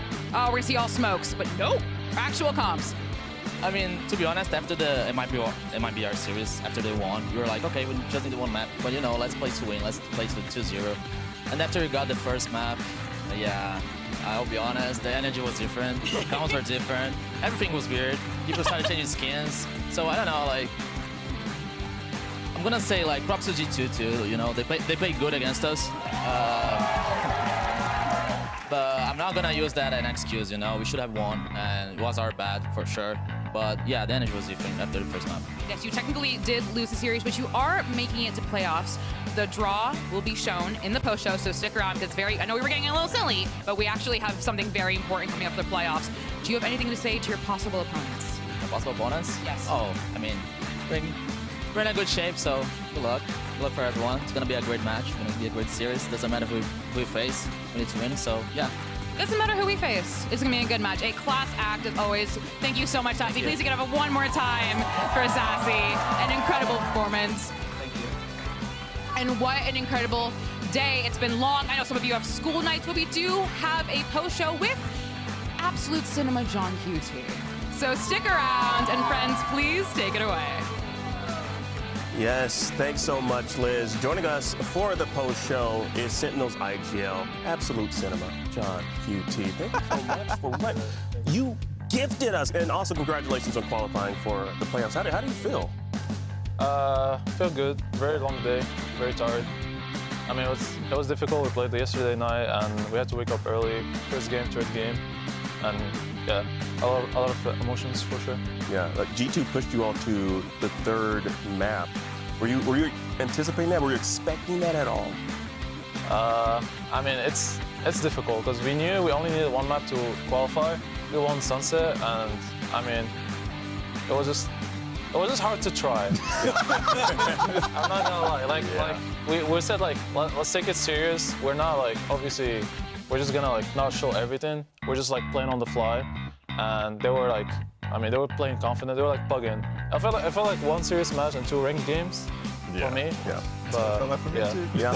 Well, yeah, exactly. Well, before we dive deeper into our conversation, our chat, it's time to reveal what you all have been waiting for, the playoff bracket. Now let's take a look at Saturday's matches. we were so wrong. we were just saying like, don't worry, bro. I can sense it. It's gonna be the same EG game. No. In the semifinals, we got EG versus Loud, NRG versus Sin. Looking at this, how do you feel? Expected. Yeah? I had to take the hardest road of all time. It actually is. It is the hardest road, but to be honest, I'm not surprised, and I don't know. I can't wait to play. Pretty much. Does it put a chip on your shoulder for like now you guys got the group of death, Loud, Lev, and now NRG, Yeah, which for is like. sure. I mean, NRG only played 4 maps. I think we played like I don't know. Like, we can't count it. Like 11? I think 11 maps. It should have been 9. Are you just not like feeling? Like, how much pressure are you feeling? Because previous to this year, you were on M80, you were playing in challengers, and then you go from there to playing on the most popular team, rabid fan base with tons of expectations. They want success. You're thrown into the group of death. You're playing against, you're IGLing against Sadak, world champion. You're gonna go up against NRG. Like, are you feeling a lot of pressure in these situations, or are you kind of just chilling? To be honest, just kind of chilling. I know how much work we put in, and like I trust my teammates a lot. The coaching staff, they also trust me, and we're just taking it game by game. I don't really go into a game. I'm like, oh my god, like 4 champs, like group of dead and stuff. We're just like map by map, round by round. Like we just play our game pretty much, and yeah, we're all confident. And I'm chilling now. For sure. What's like the structure that you have with Coach Kaplan, your analyst Drew Spark, and you? Like, how do you, the 3 of you, work together? Depends on the situations. Sometimes we delegate work. We're like, okay, we want to do this for this map, and we like kind of divide the work. Like, you're gonna do this, I'm gonna do this, and like, we're just permanently like talking with each other, and like all day, like make plans for server time, what we need to fix, what we need to work on, and like also like preparing for team. Like, okay, this is the maps we want to play, this is the map that we expect them to pick, and just like go through the game plan together, and like set plays we have, and yeah, just like a collaboration pretty much. On the same note, you guys brought out the new Sunset comp today. Yeah. I think a lot of people have been kind of wondering when some of the like Gecko stuff and like the changes in all the comps are going to come after the Sky nerfs and stuff like that. Is that the first of many, or how's the process come for that Gecko carp in particular? Yeah, I can't really leak much, but I think Gecko is broken. Like generally OP, I think like people are not using it enough in Americas, and he is broken. I think he'll probably see a nerf soon, like at least with his ult. I think the fact that you can like 7 ult points, you can ult, and like get orbs and like pick up your ult again, and like use it again and then get orbs. It's like a very snowbally agent, like very, very snowbally, and yeah. I mean, we'll see what we have. Like, what was 8 rounds or something like that in a row on defense? Yeah. That was crazy. Yeah. Is the double initiator thing as well? That's something that I feel like got Zekin really activated. Like, he's able to go anywhere on the map at the same time. He's frying. And I feel like a lot of the strategic decisions you guys are making is really enabling him right now. Oh yeah, for sure. I mean, Zach is the GOAT, Zekin, and like he knows how to play aggro and also passive. He's not the type to overheat. Like, even though we run these strats or like this plan where he's like double satching off it, like he's not gonna get 1 and keep going. Like, he instantly get 1, 2, he leaves. Like, he knows how to vary the tempo, so it's very good to have someone like that. Yeah, for sure. What's kind of in game? What is the structure of the calling in regard to what you do as the IGL, how other people contribute? I call in freeze time. Obviously, people like kind of like give feedback on like what's going on the map and like what the other team is doing, because I'm not everywhere, obviously. But I just give the plan multiple steps, and then it's like people mid round. Like if I'm on the extremities and people are on the back, usually it's someone on the back mid rounding, or it's also me like mid rounding off my lurk, or like just like resetting the plan, especially when it's just like a call with multiple steps. Obviously, like it get lost sometimes, and I have to like say the plan again. I mean, there's a lot of voices on the team, and yeah, people just like it's like collaboration sometimes mid rounding, especially because I'm the lurker. But, like I can call the pack from the lurk position, so like I give like the steps, then they can like improvise from like the most succinct IGL explanation I've ever heard. Absolutely. Yeah. Now, this is going to be the final question. I'm kind of curious. We have a few days. I know we just showed you the bracket, but what type of preparation is going to go into Sin preparing to go up against NRG? I mean, it's just like VOD reviewing NRG, obviously, and VOD reviewing ourselves. I mean, we need 1 game to qualify, so obviously all our focus is there. And yeah, we have a few days. We'll see how it goes. We'll probably just plan stuff tomorrow. Yeah. And yeah, work every day and get ready for the match eventually. Yeah, well, enjoy today's win. I mean, go get some sleep, get some food. I think we all gonna need some food. Some must need sleep and food. Thank you so much for coming through. Well, we'll see you this Saturday for playoffs, everybody. Now, it's EG versus Loud and Sentinels versus NRG. Now, the winners qualify for Masters Madrid and will face off in a best-of-5 final on Sunday. Now, the winner gets a number 1 seed for Madrid and 3 championship points. Now, thanks to everyone for watching. We'll see you at playoffs. Finally. Bro, well played, man. Congrats. Yes.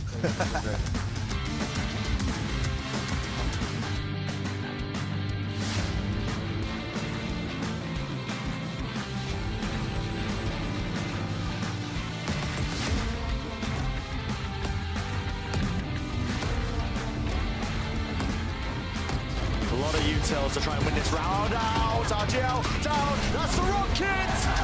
After such a brutal beginning for them. Jumping round. Cannon, the quick scope. It's cleaned up. He's on to B main. Notice players right behind him, but this guy is tearing them to pieces. I don't know. I have no idea. I don't know. Oh my god, it's enough. There's no possible way to win. And Sentinels are the opening match of the playoffs. He knows where he is. What a swing! What a shot for Valen! Gosh! Online, they're going to try to swing him, and they do so successfully. MIBR with a great response. What a match for MIBR does. His mind is full one. He's trying to go to Hogwarts. Does he? Oh my gosh! He's gotten it to one! Treads, can he do it again? No! Oh, 5 HP! I don't think at first he can do this! We're going to freeze! And buying time. There it is, the first, the second, Tread with all three! Seconds left, they've got to move forward! JZZ gets all three!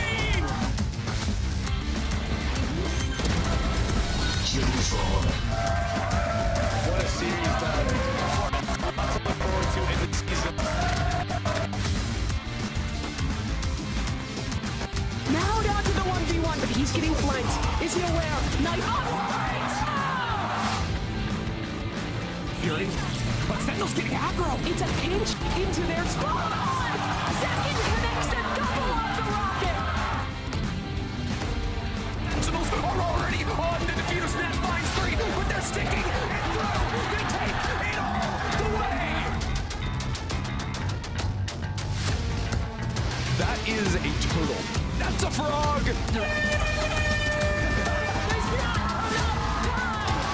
G2, the victors of the match of the century.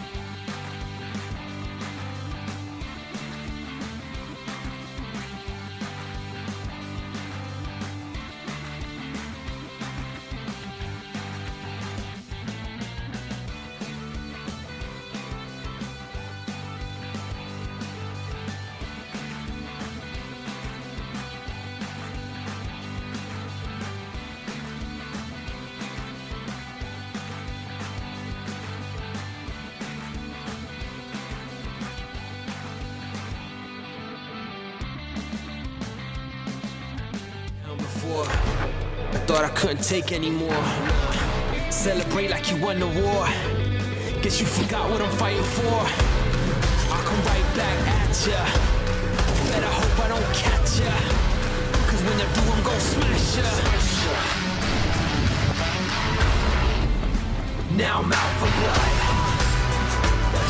I'm ripping into the claw. I'm out for blood. I'm out for blood. You better put it in queue. I'm coming for. I'm out for blood.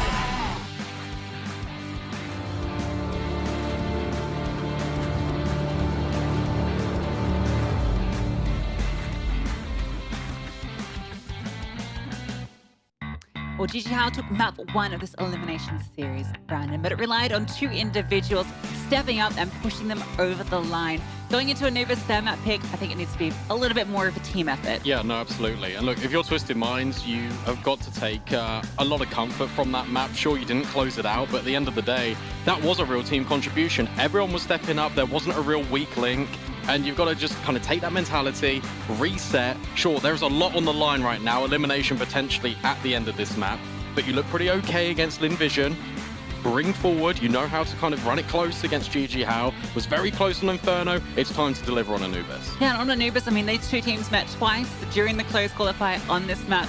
As highlighted by the desk, yes, GG How did win out both times, but it was close, right? And it was overtime, I believe, the second time in that best of 3. So certainly opportunities for Twisted Minds to take us to overpass, but it's do or die now for the team. I'm really interested to kind of see how the mid fights come down here on Anubis. Both times when kind of watching these 2 teams play against each other, mid was a vulnerability, especially for the likes of Twisted Minds. They would leave it open a lot. You have Deos playing as this player that kind of floats all the way around the map. Sometimes he picks up the AWP, sometimes he's rifling, but more often than not, starts on one side of the map and within 30 seconds is on the other, which leaves a glaring weakness in that middle of the map, potentially for GG How to exploit.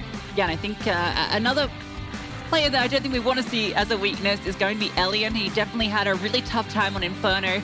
Can be a tough map for Warpers, but we only really saw 2 big impact rounds from him. I'm looking on Anubis, and I'm looking at him to really step up alongside Izra and Mini, who have been fantastic so far. Let's get things underway, and GG How get to start on the T side, which I don't think they'll be too unhappy about. Yeah, this is dangerous, but also it's going to be an instant peak. Oh, the layering. There he is. Opening kill for Elian. It's a great start, and look at that, Twisted Minds, they were thinking about pushing further, instead they retreat, and GG How reset. I think going to be run boosted now in towards middle. Doesn't quite work out, but they still get the space. Yeah, NT. Wouldn't have mattered anyone, no one home. Smoke drops, but it's, yeah, not one that's going to really do too much. That's the bomb spotted as it goes over. Katie's going to show off his dualies, but they're splitting into B. See, they were intending to go A, but now they're... Okay, they are going A. This is weird. They're trying to play with the rotations, but there's so many layers to this. Be careful it doesn't unravel. They are going to go into B. But it's a double dark setup, and they're fighting into it. Maddie gets 1, but Davkos and Izza find their marks. And now they're going to A. But KD with the dualies, he strikes. This round is something else. And look, Deos, if he wins this fight, that's the bomb dropped. They do reluctantly make it over. He does give up that fight. But look, KD is here. Still dual Berettas, low HP, but can potentially deny. GG How have gone around the world and back again. But finally they land on A. KD surely. Oh, the timing is perfect. He's got no health. And now it's on to Izza to clutch. Again, having to step up, and oh, he is sharp with it. GG How, despite the multiple layers to their pistol round, which could have come apart at any moment, they are able to take it. The absolute best counter to that play is not rotating, and that's exactly what Twisted Minds did. They were unsure, especially when the contact doesn't come in through camera. No one was sure, Brandon. No one knew where this round was going. Even the play-in towards mid here, I thought KD had this round in the palm of his hand once he drops that bomb. Does literally everything for his team, but Izza is just able to capitalize. Coach breathes a massive sigh of relief, and I don't blame him. First blood drawn by GG How. That's the full eco coming through. Well, actually, there's always money for a deagle. There are a couple of those in play.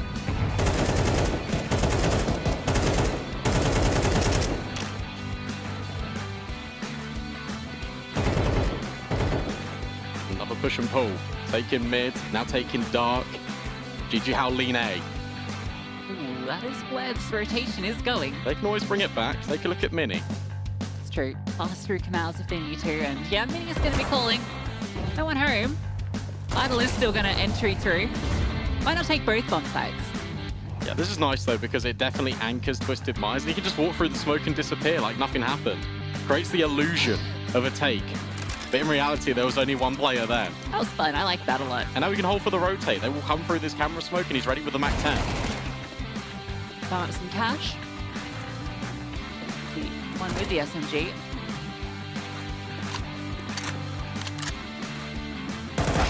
Yeah, don't need to give away the rifles though. We did invest all rifles in. Doc has paid for his Deagle. A couple of kills. More or less. And even another. They have made this so costly. Oh, and they're making it costlier still. Alien, the only one that survived.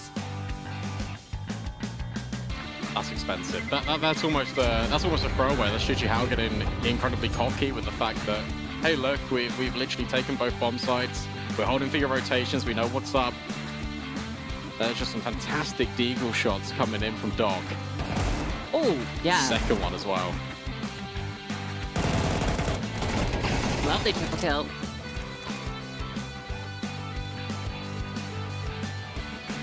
Now the buy is already reflected in that. Twisted Minds have got a...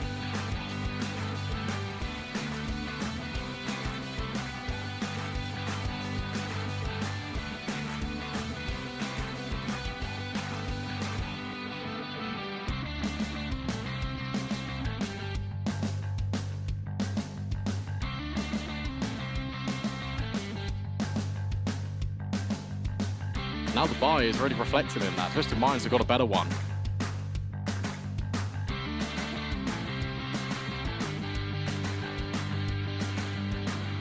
When it comes to the weaponry.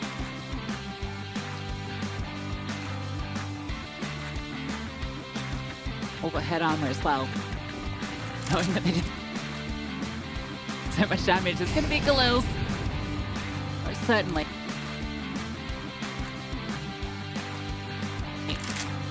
I'll tell you what, if there's one thing about Twisted Minds, they love an A main push. It's something that is going to be frequent in their defense. If the opportunity is there, they will go for it. Vital, dropping a nade. That could be well timed. But Matty instead just behind the little block in mid. Realize, and KD both resetting. It's a team effort still for Twisted Minds, even on the defense. 3 players in towards middle is... Yeah, I'm going to show you that they want to take a bit of control here. The double Molotov forward and a flashbang over. Try to swing behind the smoke and realize wins out the fight. That's a difficult one too. I'm surprised they even go for that, especially with the second molly coming in by the double doors. That means that GG How are going to have to commit in towards B. More smokes now being deployed. Davkos stuck behind it, and that's the bomb sighted. Yeah, splitting through dark, but not really split when half of your split is unable to get through. Pause for a moment. You know, maybe a player floats back, but 3 players in the site. This is going to be so hard to break into. Like being set up by Alien. Mind where he's going to throw that. Flashbang is perfect. Oh, just a mid-site smoke. Okay, that is going to give them some space to work with. I like the intention. And that's a great Molotov. Perfect split, but the bomb is lost. Deos is doing it all. Oh, that was a fadeaway with the USP. What a lockdown from Deos. I tell you what, the idea was completely right for GG How. That smoke that Elian throws means that he's safe to put that molly down in towards the glyph position anyway. And it means that they can scale out of dark. The Deos does everything. USP in hand as well, dropping that bomb. It's another example of GG How leaving these rounds really late. And then just trying to take the control on a whim. Perfect setup there, all round through for Twisted Minds. Despite them being a little bit blindsided by this incendiary. The reason why they can have 3 players here in the first place is they take A main, they reset in towards middle, they find the kill on Izza. But from there, they know it probably has to finish B. They've applied enough pressure elsewhere. And now we better go back to A. For the aggression. That's been hurt by the Rugs player. Yeah, Vital's coming this over. Interesting smoke. Just giving a little bit of space. Could potentially skirt through it if they wanted to, but GG just going to take the moment. Well, Hades will push through. A lot of control established. With the M4s, they can just push. You got to be careful. Mini was holding the bomb as well. Midi wanted to keep going, and that's given over an M4. I really like that smoke though. The fact that it's right-clicked, you prevented from Rugs. We'll come back to it in a sec, because mid, they line up for Realize. He plugs the gap. Izza with this M4 that was gifted to him actually combines with Vital. Suddenly it's a 2-on-2 round, definitely not over. Pathway to A established. Realize first portal call by Camera. It's gonna be so fast in the rotation though. Realize coming through Camera, and he stepped up for both. The tap onto Izza. 4 in the round for him, locking down mid and A. Going back to that smoke though by A main, the purpose of it is to deny vision to that Rugs player. It also means you can kind of drop the grenade behind it, but also gives you space to work with. If you want to push through it, you can. If you want to fall a little bit backwards, you can kind of see over it towards the stairs. It served all the purposes in one round, and it gave Twisted Minds just the right amount of aggression just to stave off the pressure being applied. But for a round that was just pistols, a round that was just deagles, 2 casualties suffered early, and then a third one coming into the mix that nearly got that bomb plant. They're warning signs.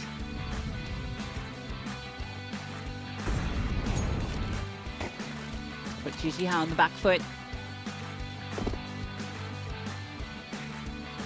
See what they can get done with the pistols, but Twisted Minds are aware they've got a nice spread out default.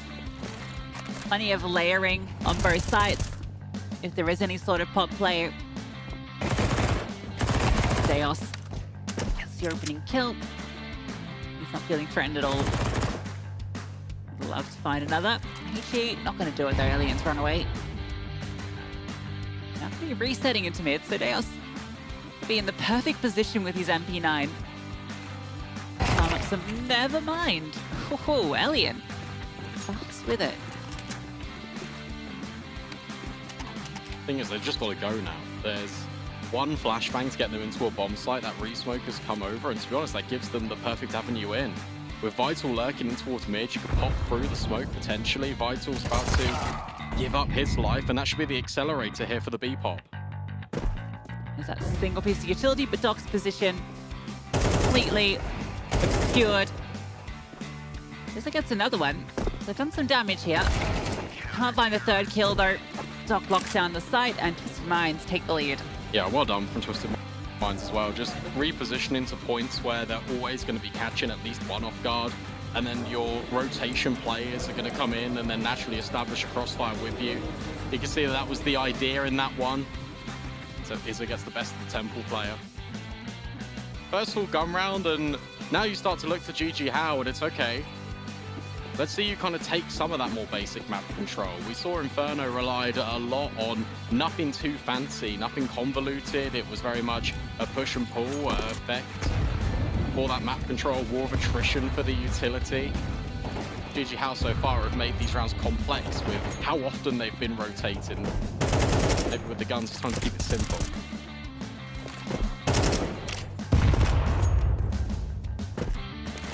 A lot of space being taken. Maddie's moving all the way about.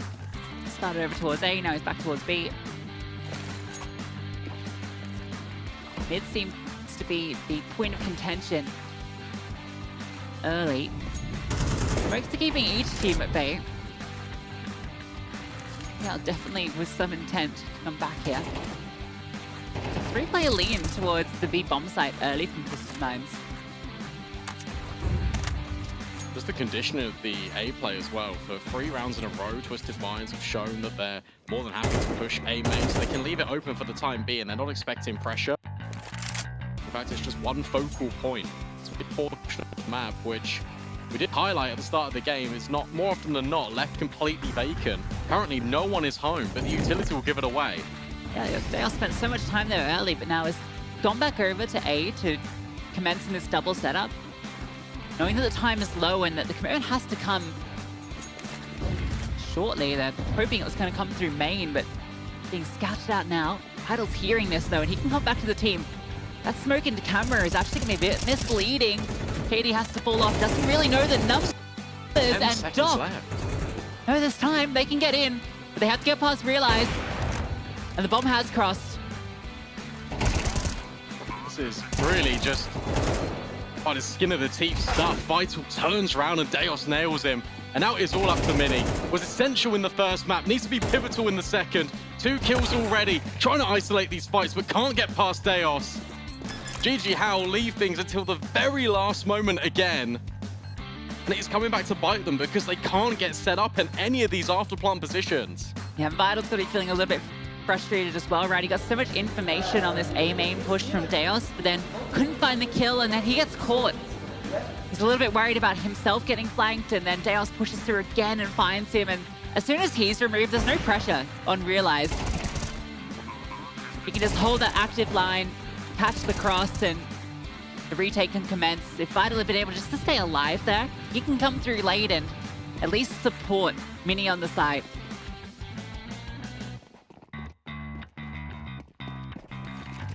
They're just taking too long. Way too long on this T side. They're really hoping that they don't rotate. The Twisted Minds gets caught in indecision. This time it's the utility drops a little bit faster and the control has now been gathered. Dav Cost might have been spotted over the top of the jail peak, but Izza's now got a little bit more room to maneuver by these mid-double doors. Only player in closer contention is Camera whilst pressure being applied at Dark. Looking to catch one on the fade, but can't. Deos is ready for it. So easy in CS2 using those smokes like that. And I think with the presence they've got in mid and outside A main, this is definitely going to be a reroute over this side of the map. I think what they're looking to do is just trying to apply pressure through A main to make the AWP turn round, and then Izza can walk in. Much pressure Katie's feels here. Lane's thrown forward before he sees contact either. They're happy to pause off it, but time's ticked so long now that B is no longer feeling under pressure. So a faster rotation can come. Oh, Vital though, that is a kill. And realizes attention is taken, but their support in mid. Deos came through, and Izza's plan can't be realized, but Realize finds 2. And Davkos is now called upon to clutch. 1 versus 3. Listen coming. Realize on the angle. He has been phenomenal. 3 in this round, and Twisted Mind's CT side continues. Again, it's another example of just knowing when to go here for GG Howl. Izza has been stationed static in mid for at least 35 seconds at that point, and they're still waiting. They're still burning the clock down even longer. They're giving their opponents more chances to poke and prod on the other side of the map, maybe take control in towards water, maybe fight in towards B main. These are all things that could be gathered for essence of control. Instead, that doesn't happen for Twisted Minds, but they still maneuver another player forward. There's just no utility as well. I think that's the crucial part. They go into that bomb site, they have nothing.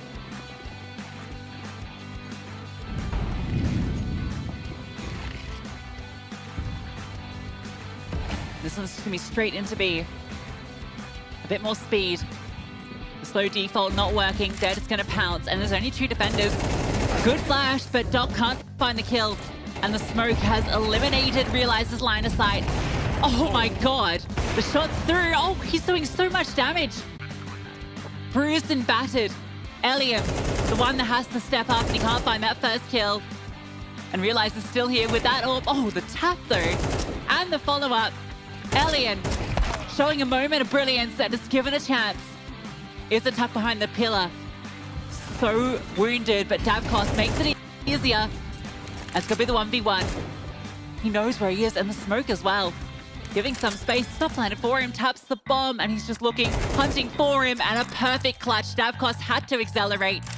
Knew the bomb wasn't planted for him, and Maddie takes full advantage. Yeah, well played there for Twisted Minds. The pressure they apply coming through water and temple, it makes it really difficult. Mini just being destroyed through the smoke by Realize, and the amount of damage he was inflicting, it felt the safest place to plant was actually in the spawn of the enemies. And as a result, the after plant, it can't really take shape properly because of the pressure that the Twisted Minds were applying, pushing so far forward, pushing with that acceleration. They're not giving GG How a moment to set up in these after plants. Despite Elian's heroics, it just doesn't work out. Another successful retake, they take that pause. They just want to continue. They want to build on this momentum. This is what happened on Inferno. They were up really high, and then they crashed out right at the very end. Yeah, it's the worst possible place to plant, right? Like, I think they could have planted default. I think it is safe from that angle, but even if you're not feeling safe there, you could just plant, like, on the right-hand side, kind of in front of the pillar. And even that would have been a little bit more comfortable for Davkos in the post-plant, because if it's revealed to him, he has a much better position. It's already a great CT side, though. Particularly, it has been the T sides that have been the strengths of these two teams, right? So, 9-6, you're already feeling very good. Just taking a look at that overtime game in which these two teams met in that Middle East close qualifier where it went to overtime. It was both teams obtaining 7 rounds on that T side. So the value of one additional one here for Twisted Minds, that's a difference potentially between overtime and a map win.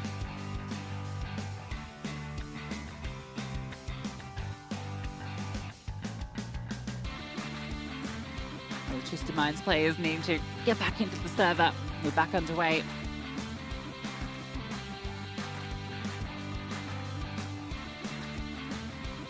It's actually quite scary to think about how dominant sort of the early game has really been for Twisted Minds. You think back to Inferno, and it was well worked by GG How. The T side was pretty strong and resolute, but there was a moment in which Twisted Minds could have run away with that game, and we could be looking at a very different result. We could be looking at potential elimination here in this map for GG How. Instead, the shoe is on the other foot, and Twisted Minds, they are dealing well with the pressure so far.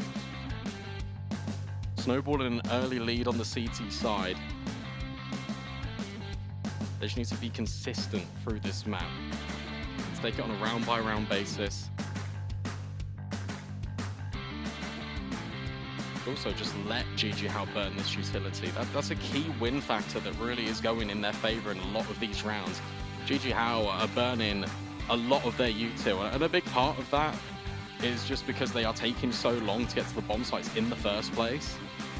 But when they get there, they have nothing really to work with whatsoever. It just makes things a world more difficult for them. Yeah, it feels like GG How's approach has been very much just slow default with a bit more emphasis put in towards middle, where they are spending a lot of that utility. And by the time it kind of gets time to go, there's already the rotations in place. Their most successful looking round was actually probably the last one, the fast hit on towards B. Or the one before, sorry. Chicken physics.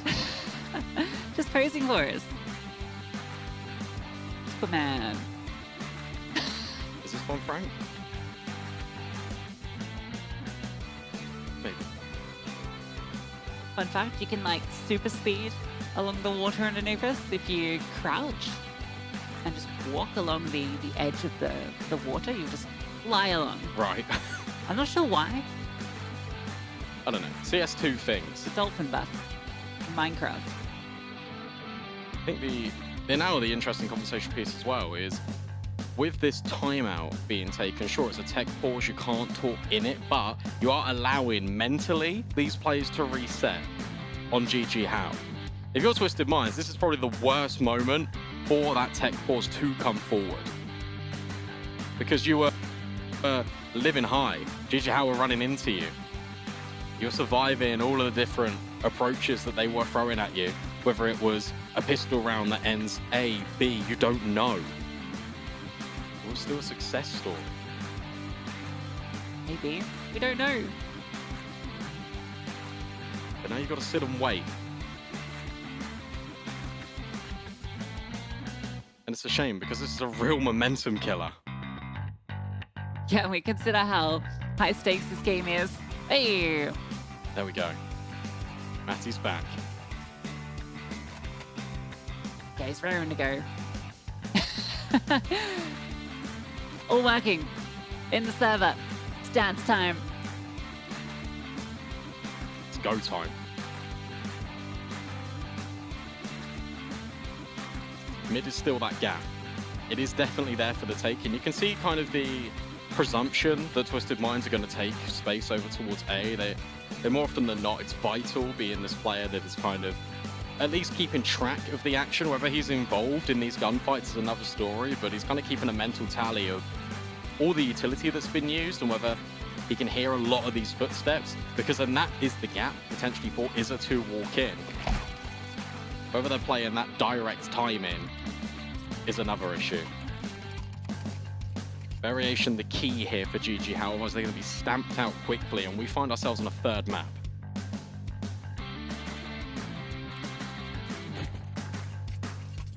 Drops on over and realize, gotta say, has been phenomenal with this AWP on this map. Especially when you consider that primarily it's Matty that takes up the bulk of the responsibility. I don't even know, and I don't even think Realize was AWPing sort of day one. So let's see, we're back into the action now. Thank you for your patience, everyone at home. Round 9 between Twisted Minds and GG How. It's GG How that needs to take advantage of the fact that there has been a pause in play. A change in pace perhaps, but one that is certainly needed. Or we're not ready yet, because everyone's gone back to spawn. Debated. Really thought we were getting that one underway. Got really excited. Nope, gonna be a quick reset. Hopefully not too long. It's been such an action-packed, exciting I think that's the thing, right? It's been one thing after the other. It feels like you've got man advantages that are now being let slip. You've got players that are really taking matters into their own hands when it comes to GG How versus the team effort being provided by Twisted Minds, and it all felt like it came at you at once. And now we approach a standstill, and the pressure and the anticipation is just there. But hopefully, this isn't a false countdown. This is the real thing. We're gonna say like shout out as well to the team that's doing all of the setup over in Shanghai, because you know we haven't really had any issues in terms of tech issues. Touch wood. You know, well, yeah, I mean, I've probably cursed it now, but you know, it's been all sorted. TeamSpeak apparently, so you're not even in the full setups, right? This is different. Nades being trickled in down mid, doing damage towards Matty. GG How not showing personnel, but they are showing pieces of information. Hey, we are kind of in and around this area. Looks like more like a B split, especially with 2 players in water. Utility now being put down towards B main, bomb grouping over. This could be the fastest execute yet. Yeah, Realize is always in the right place though. After all those A starts, he's been at B every time they've come here. And again, so much damage being done before GG How can even get into the site. That Molotov goes through, smoke as well, so now there's some space. More flames, but Maddie's sitting behind it. Hard to see through though, and yeah, that's not a favorable fight. And Realize Smoked Off can't get involved just yet. Does still manage to find Mini. And of course, brought down incredibly low. Coastline's not going to feel great. There's not a lot of places they can extend to. Continuing to be weathered down. Smoke forward. Deus finds the kill. Izza tries to step up, but Doc trades him. And now it's Vital that has to do it all. And he can't get it done. A retake from Twisted Minds again, and It never looked like they sweated. Yeah, GG Hao just had to stand their ground. And they were being peppered and spammed. It was difficult on the way in, it was also difficult on the way out. Forever, Twisted Minds just continuously applying this pressure all throughout. Not only the execute, but the start of the afterflight. See that Davkost is scrambling, trying to get out. He has a player that swaps with him in jail. It just doesn't work out. There's no flashbang to sort of help. And whilst it's a good opening, you're still giving Realize opportunities to pick you apart as you walk through the doorway. You realize, great shot as well, the player crossing towards Glyph. Tough one to hit. Hitting everything right now. Ooh, if that HE had been a little deeper. Definitely an opportunity for an opener for Elliot. Good try A this time. There's so many bodies here. 2 in towards main. It's a 1-for-1 trade. Oh, is there Senso? Great double kill to open things up. And Maddie, no way you're expecting a third player that close to main. Look at the rotates. There's 2 in mid as well. B completely vacant. Twisted Minds had accounted for it, and now they've reset and take the mid control back. This is really good. So proactive. You're just getting a lot of information. Because now you just cordon GG Hao into, well, one could be B main in theory. We're clearing water, not seeing anything.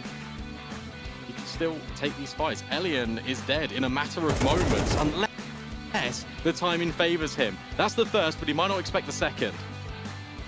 Just aware of it. Oh, great kill from Elian. And now realize, despite everything he's done, he's going to be in the wrong place. And as soon as that kill comes through, you're immediately on A. Bomb planted. Is he going to go for this retake? That's the question. He's coming pretty quickly. The smoke in towards camera. Mini's going to be sitting on the other side of it.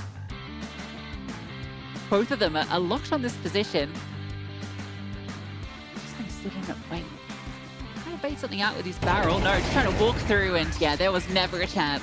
That was an essential round for GG Hao. And shout out to Elian, who had the awareness just to hold mid not once but twice. Looks back, checks his corner.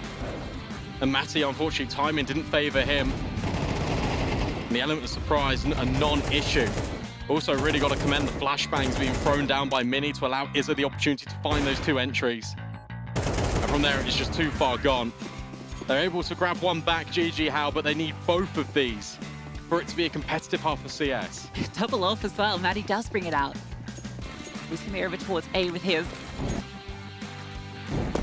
And he's going to be tested early. Quick. Yeah, Mini's coming on through. Maddie has the line, but doesn't hit the shot. Nelly know where he is. Smoke comes forward, and oh, he is getting destroyed. Absolutely blown out of the server. And the tendencies for Twisted Minds has been to over-rotate. We saw that a lot at Inferno. We're seeing it here again in Anubis. So they drop a bucket load of utility on towards Matty. They dispatch of him, and now they reset. They go in B, and there's only one player here. Realize he is about to be caught out. Yeah. Easiest kill to have cost life. Just hoping and praying they didn't come dark. That's exactly where GG Hao come from. And now you do have to save. You need these weapons into the final round, or you've got a good chance of giving GG Hao 5. Considering the position that they were in, that'd be a fantastic recovery, and yeah, 2 more go down. Oh, now it should be okay. Doesn't look like GG Hao are going to extend for this hunt. No, I don't think they need to as well. They know they've already got rid of one, and know Matty was also wielding the orb. So at a bare minimum, Twisted Minds come into this with a single sniper, but the rest of the buy behind it isn't going to be that amazing to really contend with. Good change of pace as well for GG Hao. We've often thrown a little bit of criticism at them for waiting until 20 seconds to execute into the bomb site. This time, whilst sure it was a misdirection, it was a little bit of a fake towards A, that the timing and the pacing of it was instantly out the gate, and Twisted Minds, they just weren't ready for it, and they completely fell for the trap. All pistols and an MP9. GG Hao, despite losing 7 rounds in a row, the opportunity for 5. That would be a fantastic recovery. Still a lot of work to do. Good spam early. brought down low. That all is over on B. And again, it's this aggression. Triple push out from a main, a footstep main. Vital's heard this and he's spotted ahead. First kill is his, and information as well. But this might just force them into this orb. And Deos's Deagle finds the kill. This is now getting a little bit out of hand. That's rifles recovered. This is still okay. Look, you've got space in towards middle. You've heard that flashbang, which means you know they're retreating in towards A main. I like this position being taken by Dog, but they're coming over. Good smoke. That completely excludes the orb. Deos is just going to walk through? Surely not. Has to rely on his A players. He thought about it, didn't he? Respect the smoke.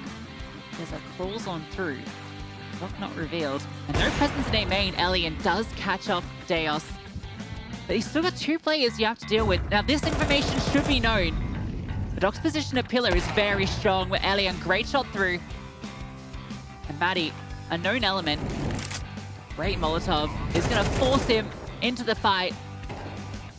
Realize has a bit of an element of surprise. He comes through main. Davkos jumps around the corner, but Elian stands tall. And GG How will find 5. Yeah, yet again, it's GG How. They're recovering situations that they put themselves in theory. They knew the only gap there was really in towards middle. And yet they do account for the temple push. Deos running through the smoke with the AWP is not really ideal. He definitely had the position to rotate over back towards spawn. Could have set up with his teammates. If he takes the first contact over at CT in towards camera, then your player over at pillar can swing.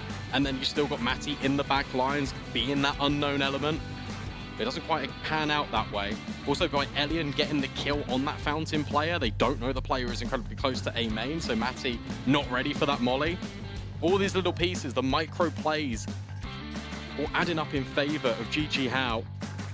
And they've given themselves a very strong foundation to work off of. Sure, 5 is not ideal on the T side of Anubis, but compared to what the scoreline once was, it's a very good recovery. They win the pistol. Suddenly we're talking again. It's a very slow pistols on Anubis. Both these teams really taking their time. But information gathered in towards canals. Vitalo does find that first kill. Push from A main finds success, and Davkos, ooh. Yeah, he's now going to come back on over. Wow, what a peek. P2K getting damage done. They're just continuing to run on forward. And now Mini can step in. A double from him. This pistol's looking locked in. Doc on his way over, but the bomb is in the firm grasp of GG How. Elian makes sure that no one falls on the CT side. Yeah, that was a really convincing pistol for GG How. They just took every single fight. They pushed out A. They had that sort of skirmish in towards middle that went their way. And then even when kind of Temple gets overwhelmed, they're still fighting forward. Nice shots from Mini. All right, so they bring it to within 1. No bomb plant in addition means that the buy is going to be a bit tricky if Twisted Minds want to force it.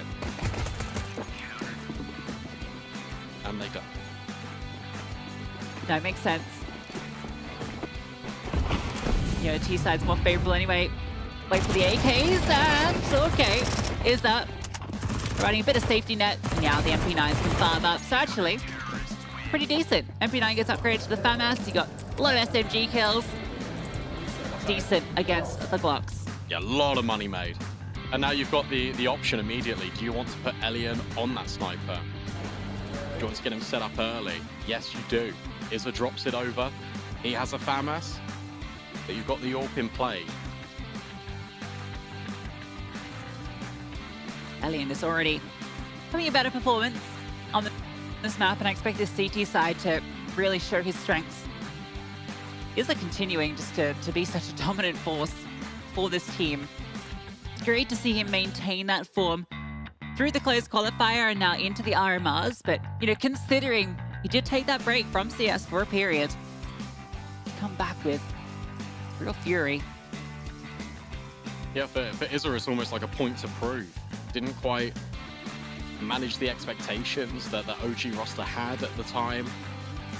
Took a pause from competition, as you mentioned, now back into the limelight with a chance to make a deep run, potentially qualify for the first ever CS2 major.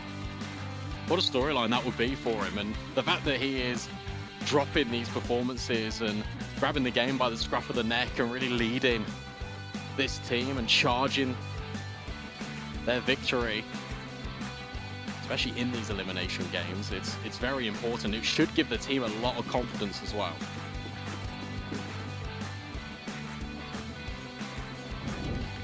All right, first gun round, 4 Twisted Minds. But they also want to put a bit of pressure in towards middle. How happy to oblige them. Low in the smoke for Alien to peek through. Doesn't spot anything. So he's going to move about. Good jiggle. 3 players into this A-bomb site, and oh, Alien, yeah, the tapping from Realize just gave him a big target on his head through that smoke. Right nade. That's beautiful. Fantastic grenade usage. They are not ready at all, and the spam, phenomenal. That's really cool as well, because he throws it on the left-hand side, so when it blows up, he's not actually exposed to a deep angle. He can completely isolate the kill. That's so cool. Now GG How they're taking A space. Taking a page out of Twisted Mind's strat book. Vital. Oh, misses the timing, and Matty calls it over. He's seen him. So KD's going to go back, going to hold the angle. This is the bomb. But he's got the jump. That was never going to be easy, but they were not ready. I'm not sure. And Matty decided to accelerate there. Yeah, Alien posted a CT as well with big. Doc's slowly clearing. Walking his way forward, mid dealt with, and now that means that you basically lost the round. Alien's been holding this entire time bomb in no man's land. And GG Howard continue with that flawless start here on the CT side. Yeah, Alien opens and closes. Lose 1 player to that spotted push, but ultimately they just won out all their fights. And this is great. I mean, not so great for Realize, but that kill from Mini is so cool. That nade, as you highlighted it, such a nice piece of utility. I love seeing this innovation with the smokes. Only blowing part of it, keeping the cover. Super cool. And yet again, no bomb plant, so struggles when it comes to managing the money for Twisted Minds. They also just dropping a little essence of utility, trying to keep players over at A, but the main force of the attack, it's going to be the B here. And there's 3 players currently here for GG How. Yeah, they got the read.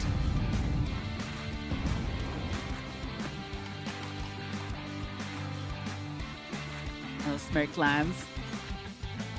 They're going to deter them. They are going to have to go eventually, because this can just keep getting smoked indefinitely. That was a nice shot through. Actually did a lot of damage. That pass though, playing around this pillar.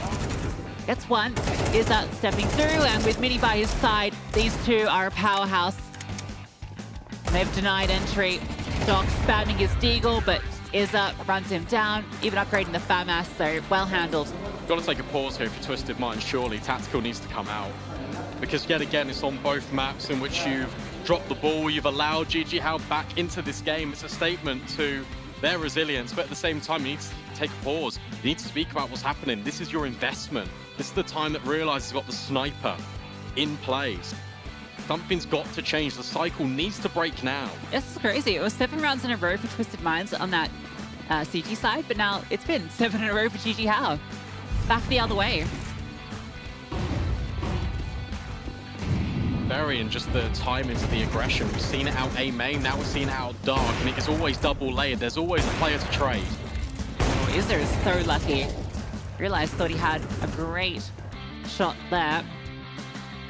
It was a little wide, but couldn't quite hit that flick. Alien's posted forward. Does have support. Flashbang not going to hit on him, and he knows that Canals is safe. The only threat is if someone drops down. There was a clear through. I think Twisted Mind's going to be quite focused on Canals, and that might give Alien an opening. That's nice as well. You can hear the run back quite audibly, and that's trying to bait them still into Alien's line of vision. Deos really not anticipating it, and Alien goes back in for seconds. Will drop the smoke, will try and escape. KD trying to beat it, but can't go through. He's got the bomb. He really wanted to commit that, and then he was like, oh, I can't do it. Realized it's pushing solo with the orphan to mid, by the way, which is actually a really good weapon on the T side if you can lock down this rotation.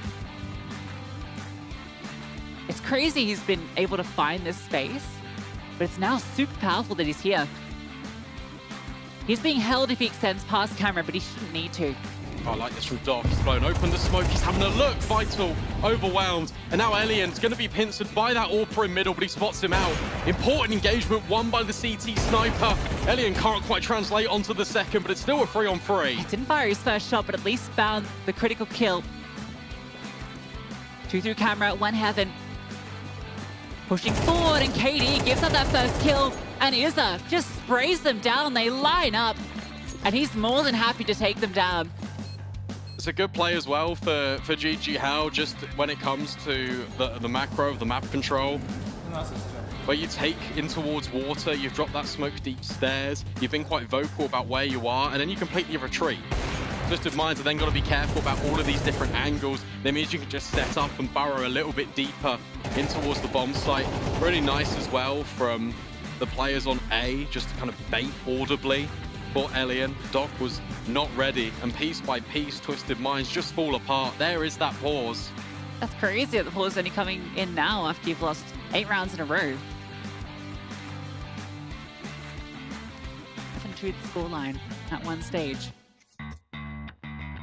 They've got to be discussing here the idea that mid was open for so long. The fact that Realize is able to gather all of that control under pressure, no utility, hard scoping, and just walking with the AWP.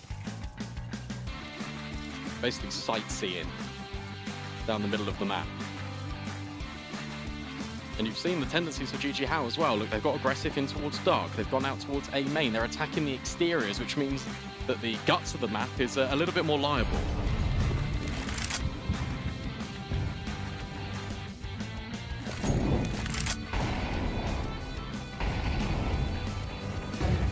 Proud moment.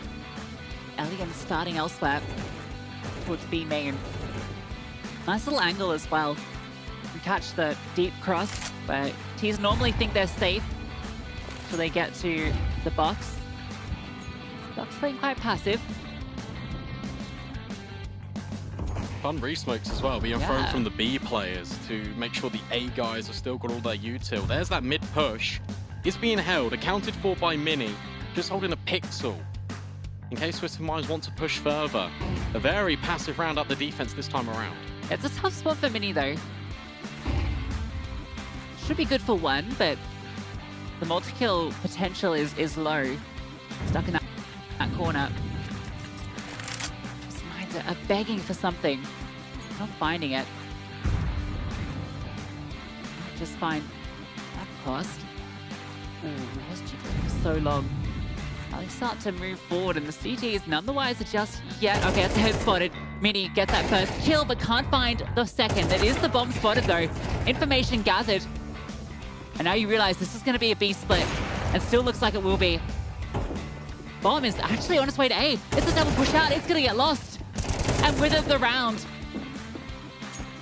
They thought there was space.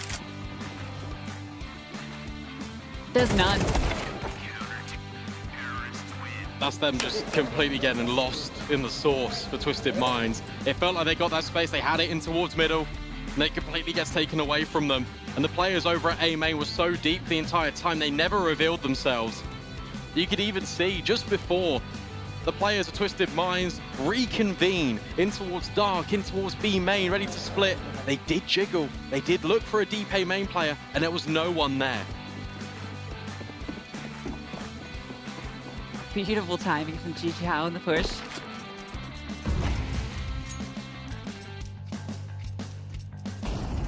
Twisted Minds opted with their full loss bonus to just invest into this. That means 2 AKs with no utility and no head armor.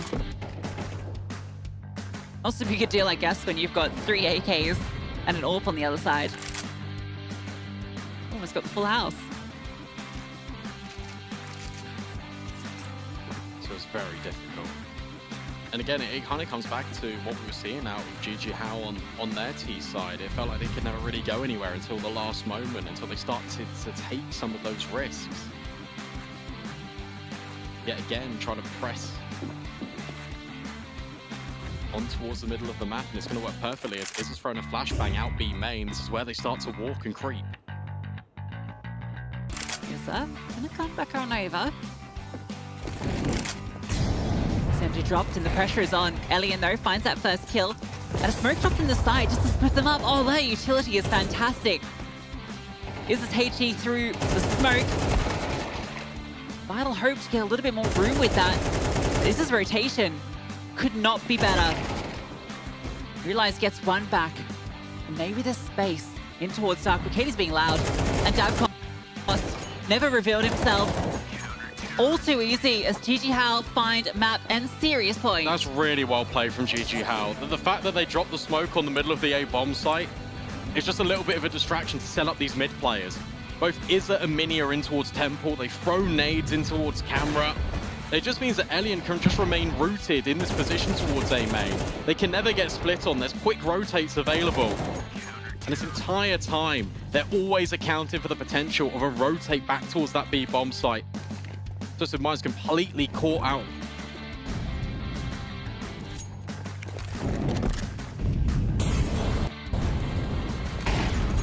Five opportunities now for GG How.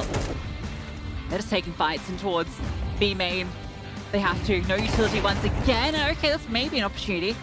Elian misses his mark. Actually goes back in, but Deus is dropped on out.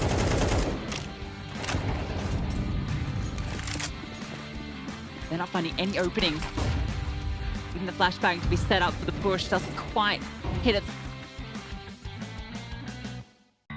mark. GG How always seem to have their pieces in the right place. Still this space.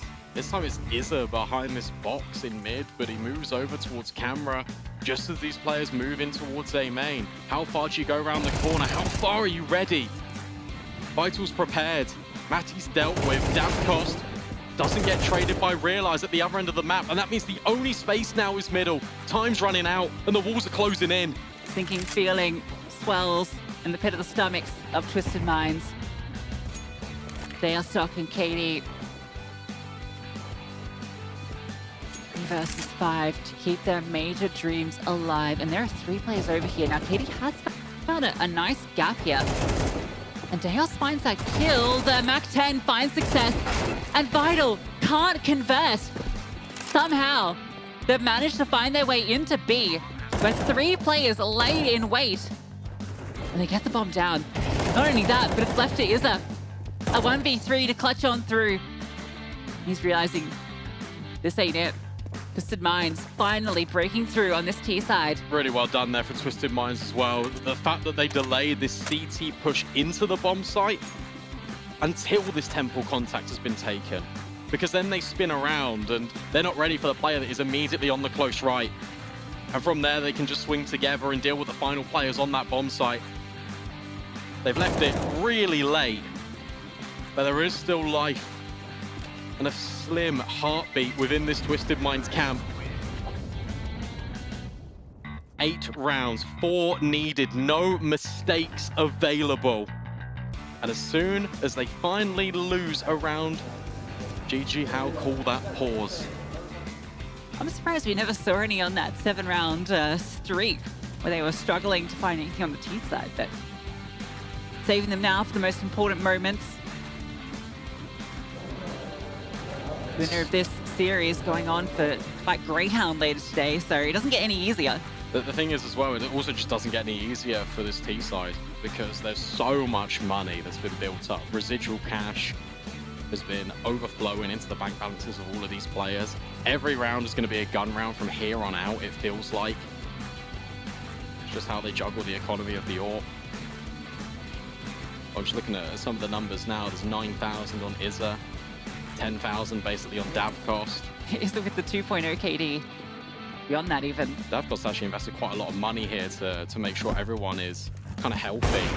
And we've realized finding that opening kill, that was a story as old as time when it goes back to Inferno. Elian drop in early. Maybe that one round has given him the confidence. Maybe a little bit too much. So he's going to catch Hades as he pushes through that smoke. Picking things back up immediately. If you're Twisted Minds here, you just really hope that GG How think that they can just close the game and they overextend and they make these small little mistakes that can snowball out of control. I like this move a lot. You're just grouping together, you're showing space out towards mid, out towards B, but ultimately you're going to hit a bomb site and you're going to do it with force. Vital on the left side of Heaven. There's going to be a flank coming through, but he's really the only one anywhere nearby. Oh, but that spot is perfect, but he can't find the kill. And he's burnt out. Izza does arrive to finish the job, and this costs time. And Mini takes full advantage. Matty, the only one remaining, gets one kill. It's doable. Has time to work with, and he can go back to B if he wishes to. Moment just clearing on out. He's going to commit. And they haven't budged. The AWP on the line. Davkost has him locked in, but baits out the shot. And now this time, an opportunity, a smoke deployed, and Matty has something to work with. Knows where the AWP is. This is positioned, surely. Unknown quantity, but Izza has been lights out. And he'll put the lights out of Twisted Minds as they go down 2-0 to GG How. Yeah, really well played there by GG How. They set themselves up for success and they set themselves up with a dogfight a little bit later on with Greyhound as the scrap for the lower battle and the lower bracket continues. But commiserations to Twisted Minds, honestly, because look, sure, they fall out at the earliest opportunity, but they showed some really good Counter-Strike. Look competitive against Linvision. Looked like they could do the damage, not only on Inferno, but also on Anubis here. It's a harsh exit to them. Yeah, it's a great showing from GG How. That first map, though, that could have gone the other way. We could be sitting here about to go into Overpass. So for Twisted Minds, a really good showing. We got to saw some really great stuff, particularly because there was a stand in the last minute, right? Realize joins the mix. And honestly, he was one of the most impactful players across that series. So really great stuff from the team. But sadly, this will be the last we see from them. Let's see what the Deaths has to say. Fantastic showing there that we've just seen from GG How. Despite being down 7-2, managing to win 10 back-to-back rounds and closing out the series and the map 13-8. Mac, there's so much to pick apart throughout this matchup, but in particular, I want us to focus on the utility usage across both teams and what kind of impact that ended up having in this match. Well, it ended up just being GG How realizing that Twisted Minds were relying on smoke pushes and pure timings for a lot of the rounds, and then just using the mechanics off the back of that to try and capitalize on, GG How standing there with some utility, looking the wrong direction. And as soon as GG How switched on to the fact that a smoke on the ground is just a trap for a Twisted Minds player to walk through, they were standing there watching them, and the amount of kills I saw GG How get in the second half in particular, after dropping a smoke and just waiting, even if the smoke had 1-2 seconds left, someone would be coming through it 50% of the time, and that's 50% of a chance for them to get a kill. Not only that, but also it needs to be said, Issa had a huge performance, the best performance we've seen from him so far. And if he can start to shake off the rust and really feel himself like he used to play Counter-Strike, then man, GG How could be going pretty large against the Hounds later on today.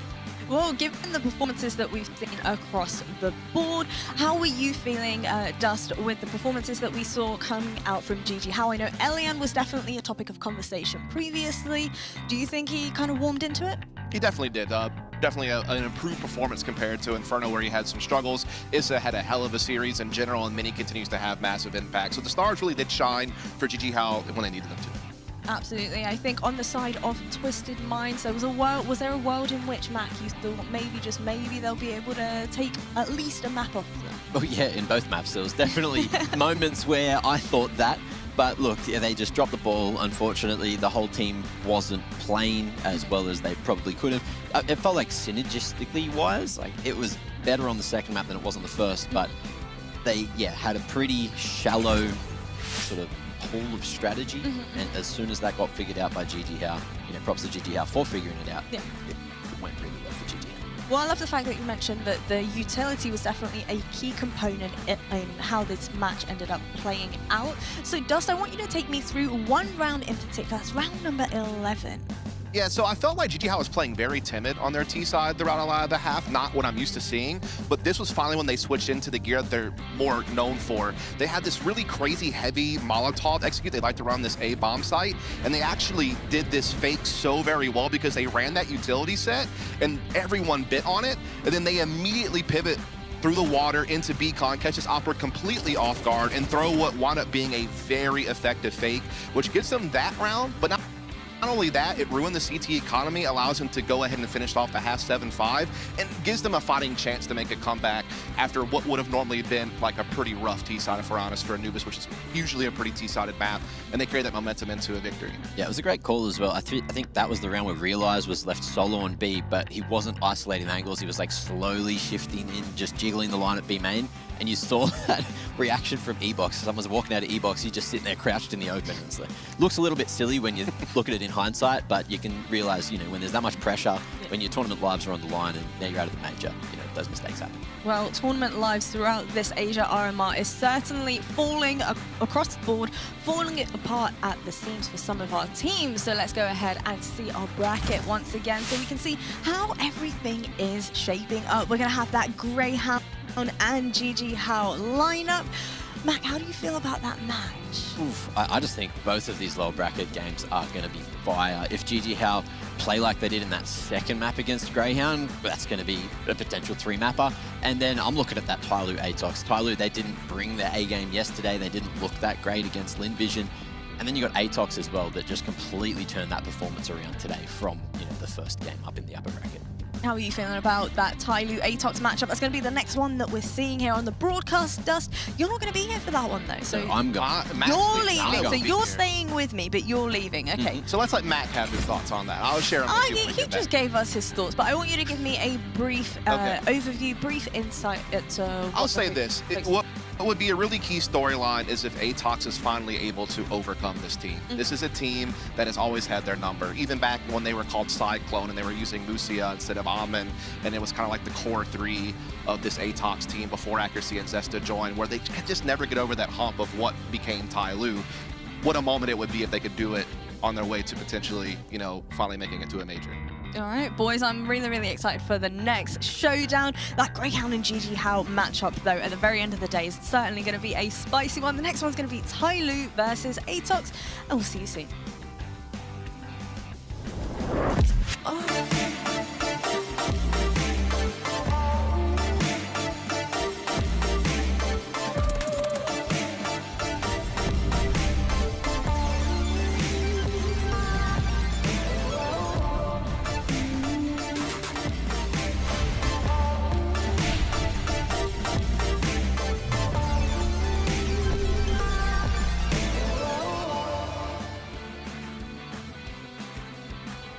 Players are changing. Countries are changing. The game has changed. Finds into protection and simple. It's Orloff who's been on top of the box. He's got 3 and he's looking for a 4. That is incredible. And Rain, he's that away. The best tournament, the best bookmaker. Odyssey.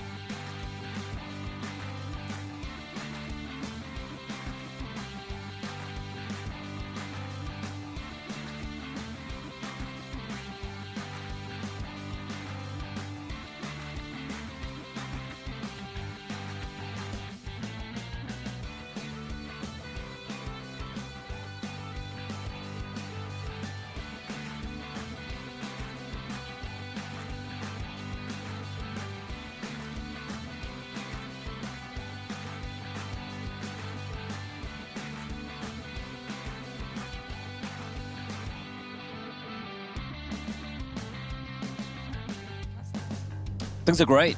As a jacket. It's great, yeah. Is it okay? For everybody that's wondering, it is way too early for Blair to be dealing with my nonsense right now. Blair, we're going to be having a third best of 3 for today. So talk to me. What are we expecting, hoping for this one? I'm hoping to see at least some cleaner Counter-Strike. In all honesty, I think the first couple of games was just rough. Let's put it that way, a little gentle. And I'm up too early. I've had 2 cups of coffee, and even then it wasn't good enough for me. It was like watching rough CS from both the teams, from all the teams. I have watched you suffer from the drug that is Tyloo for many, many years now, Bleh. And we're all the way back in 2024, a new version of Counter-Strike, and it's still the gift that keeps on giving. How do you make it through this life just grasping at Tyloo? Hope dies last. That's one thing I've learned with Tyloo. And also Tyloo, it's a new Tyloo, right? True, it is the old Rare Atom lineup. They were going without an Aurora Cyclone as well, for those of you probably not much aware of them. And then, of course, earlier, before that was VG. I had a few question marks about his team. Right, coming in, we saw them go for Almond as a signing instead of Mozia, which was a big question mark for me. Obviously, they have struggled a little bit when it comes to the just the fragging prowess being more equal amongst everyone there. But they got a job done yesterday early on. But then yesterday, they went for their permaban being allowed through in the form of Ancient and getting absolutely smacked on it. So what are we going to be seeing from Tyloo today? What's going to surprise you, Dust? Yeah, I mean, Tyloo is a tough one for me, right? Because it seemed like the transition to bringing Almond on the team actually did lead to them having better results, right? I mean, they were doing pretty poor kind of late in CSGO, early CS2, when you look at some of the ESL Challenger stuff they were playing in, the CS Asia Championships and all that jazz. Then they make the change. They start getting some second place finishes that, the Challengers League for APAC, as well as coming second in the qualifier to make this RMR. And they won the Chengdu qualifier against Mongols to actually go on to play that IM event, which is going to be taking place, I think, in April, if I'm not mistaken. So they've actually kind of turned things around a little bit, but we have seen like LinVision actually kind of surpass him a little bit as far as the Chinese pecking order goes, and we have seen him have a couple of rough spots throughout this tournament so far, like close game to GG How, then obviously getting blasted by LinVision again. So for the side of Atox, how is best for them to approach this matchup facing an opponent like Tyloo? I don't know, man. Again, we were talking about this before with the segment, and Blah, I kind of want to get your thoughts on this too, is like this is just the beast that Atox have never been able to conquer. Even going back to when the core of this Tyloo team was underneath their Rare Atom banner, and back when there was still, I would say Core 3 versus Core 3, I think is the fair way to put it. Atox hasn't beat this team since like June of last year, and there was just that one best of 3. Every other time, it's been this core that now makes up Tyloo being able to get the better of Atox. That's really the story of Atox in general, is where they're kind of always being kind of the middle of the pack teams, but when they go up against a Mongols or a Tyloo or a LinVision, that's what they can't get over that hump, I feel like, and this would be huge for them if they finally could. I don't think that Atox have the personnel, so to speak, right now in Asian. So if you look at Asian CS overall, and you're looking at the likes of LinVision, you're looking at the likes of Tyloo, you're looking at the Mongols, for example, right? If you look at the personnel, there is a very high level of skill in a lot of the core rifles they have. I'm looking at this Atox side, I'm looking at Cabal, who is a veteran, has been around this the Mongolian scene for a while, looking at Doku as well, and they seem like kind of the heavy hitters, the heavy carriers. They had Yami, who was the up-and-coming talent in Mongolia for a while. They lost him to the Huns, where he's struggling a little bit there because it's a new lineup as well. So I feel like with the new additions coming in of accuracy, Mick and Zesta, I don't necessarily think they have the tenure yet, or they haven't really had the cohesion, so to speak. So yeah, that's for me, that's very simple as that. The fact that Advent, despite my criticism of him and not being able to hit a single headshot, even if his life depends on it, can actually call a damn good game, has got the prep work as well, and he's got the right core to work with. And yeah, Tyloo have to be the favorites here. So in regards to the veto, what kind of direction are we expecting this one to head into? Well, we know that Atox kind of just has that particular permaban of Vertigo. Not really going to want that one to go through, especially since Tyloo are willing to play it. Tyloo going to ban Ancient, I would imagine. And then at that point, it's going to come down to really any number of maps could come up. I mean, in their last couple of matchups, we've seen Anubis and Mirage come into play, Nuke's come into play once as well. So it could really go a bunch of different directions now that these bans are out of the way. All right, the new pick coming in from Atox. All right, they're going for a bit of a confidence pick coming in here. Honestly, I feel like Tyloo played pretty well, honestly, in the matchup they had earlier on, where it's a very close affair, 13-11. I do believe it was GG How, if memory serves me right, and I think you know, it was a Tyloo waking up into it. So I like this pick from Atox in a way where it is a confidence pick. They're like, screw it, it's a map we're comfortable on, let's go for it. Inferno coming in, this is a map that both these two teams kind of like. I felt Tyloo might probably, I thought they might go some other direction perhaps, but this is fair enough. It feels like a middle of the pack map for all these three teams, honestly. I don't think anyone is going to be necessarily a favorite on any of these maps, but that being said, I have to go the way of Tyloo. I feel like even if you look at the numbers over here for Tyloo, they might not be as big, but they have been playing against, I feel, stronger opposition, so to speak. Well, a good thing to point out is this Tyloo core is actually 7-1 in their last 8 games on Nuke. So they've actually been playing Nuke very well. Yeah, they had a close game against GG How. That was kind of scary the opening day of this tournament, but their track record is certainly one of success when it comes to Nuke. But as you were saying, it is still somewhat of a comfort for Atox, right? I mean, their losses have always been very close. Like to the Huns, it was an OT loss. They've had some wins against like an NKT and an Eruption, like some of the other Mongolian teams that are pretty solid in the region. So I feel like they are a team that, strategically speaking, is going to be very sound. It is just kind of those individual matchups, though, as you know, Blair was kind of alluding to. It's about these young up-and-comers like Zesta and Accuracy being able to battle up against the talent that Tyloo has on their roster. I mean, speaking of talent, Jam Young is just lights out insane. I'm just looking at some of the numbers, and I know it's a very small sample size, just a couple of maps being played, where they also lost Lin Vision as well. He was going for like, what, 56% opening, sorry, 56% opening attempts on the T side with over like 50% success, which is ludicrous numbers. The guy just seems unplayable right now. Well, I know it is certainly coffee time for you and I, but I think for our casters, it's well and truly tea time, so I'm going to let them take it from here. Right, yeah.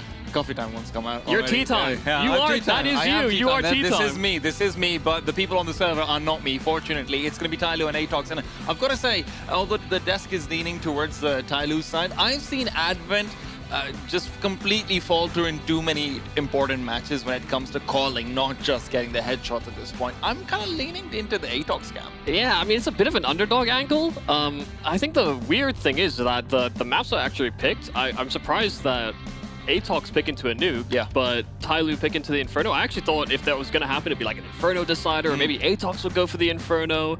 But in that same vein, you know, this is a map that Tyloo have looked very hot and cold on, especially on their CT sides. Like, sometimes Tyloo have incredible CT, and since they've added Omen, it's actually been reinforced since they've come through with this roster move.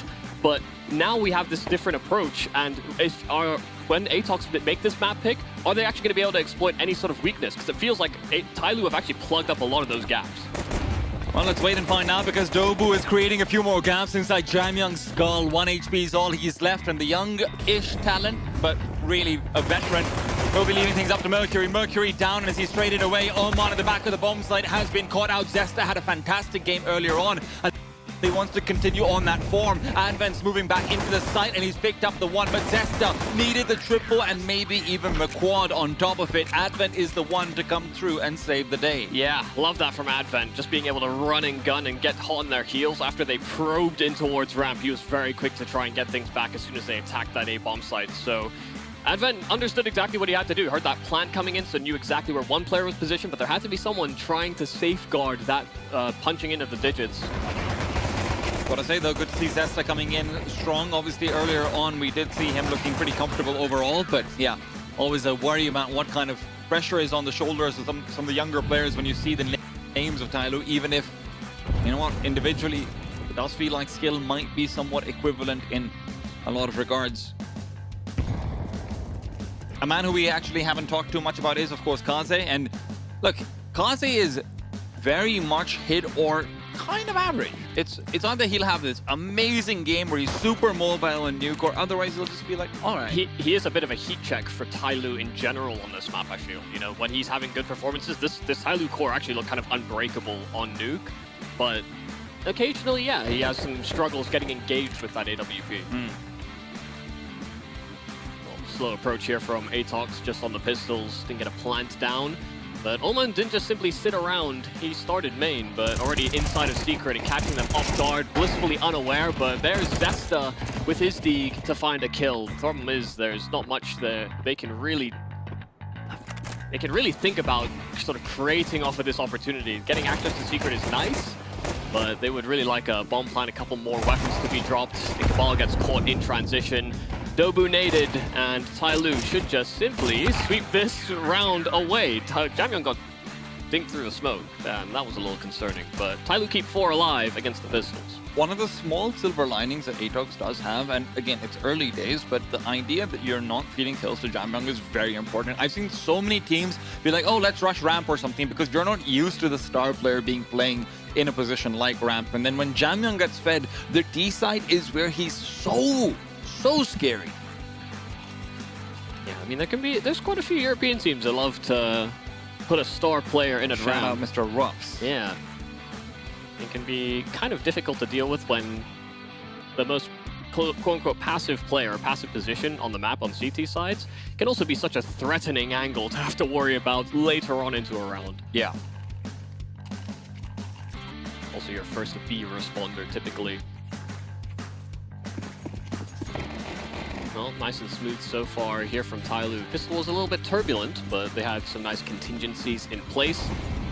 Only 3 flashes purchased by Atox over here. If this isn't a very specific plan, you're going to run into circumstances where you just need to hit the shot, and considering that Kaze has prioritized the AWP earlier on in the first gun round, that's going to become a little bit risky. I don't know if Atox is fully ready for this, as Zesta is ready for Mercury. Head is chopped off. Yeah, Kaze already holding a deep line on lobby. We saw this a lot from Tyloo last they played Nuke, and there's Atox getting punished for peeking right into it. They did have that forward push. They wanted to crunch in, but using this round as a bit of a bonus to take that risk.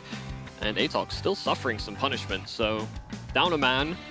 They do have a player that can activate from outside, but it's about linking up with these players. Still conditioned for lobby. Cabal, that is a critical kill to breach in. Zesta's got call about the Heaven play, but he doesn't know that Oman's trying to move inside hub. This is such a good play from him. He gets the backstab. Zesta's gone, and now Heaven can activate. But before it does, Oman is forced to challenge. A challenge he wins. 3 for Tyloo, and what a set of rounds he's been. Yeah, I have to say, you know, when Oman first came into this team, I think a lot of public criticism was kind of levied because Mosea Mercury felt like a nice little dynamic duo for this team. But since Oman has joined this roster, especially on Nuke, it feels like he is so good at like floating between the bomb sites. He always finds himself in great positions, and he's got, I think, a much more measured approach than some of the other sort of Tyloo pieces. It actually allows everybody to be a little bit more sort of risk-taking. So by having him, he's a safe pair of hands for some of these late and mid-round moments. And Oman once again positioning himself perfectly for that play. And considering that one of the biggest criticisms of Tyloo was actually on their CT side, not just for Nuke, but for Inferno, for a lot of different maps, that, hey, these guys just turtle up and they hope that they're getting the right call. Oman seems to have brought in to be that secondary voice to make sure, hey, if we freeze, I'll be the heat that sort of starts us melting, and then maybe everyone else can get on the Bunsen burner with me afterwards. Yeah, it's a cool little dynamic shift for Tyloo. It feels like they're playing much more complete Counter-Strike. Yeah, we don't talk about it. That's not his fault, but a little mismanagement on the flash. Doesn't actually matter. Oman still gets his kill. Jamyang as well, locking things down at ramp. And Cabal empty-handed on the Deeg. It's going to be a flawless round here for Tyloo versus the investment into pistols. It's looking increasingly likely. Big angle, locked in, and not hitting the instant headshot.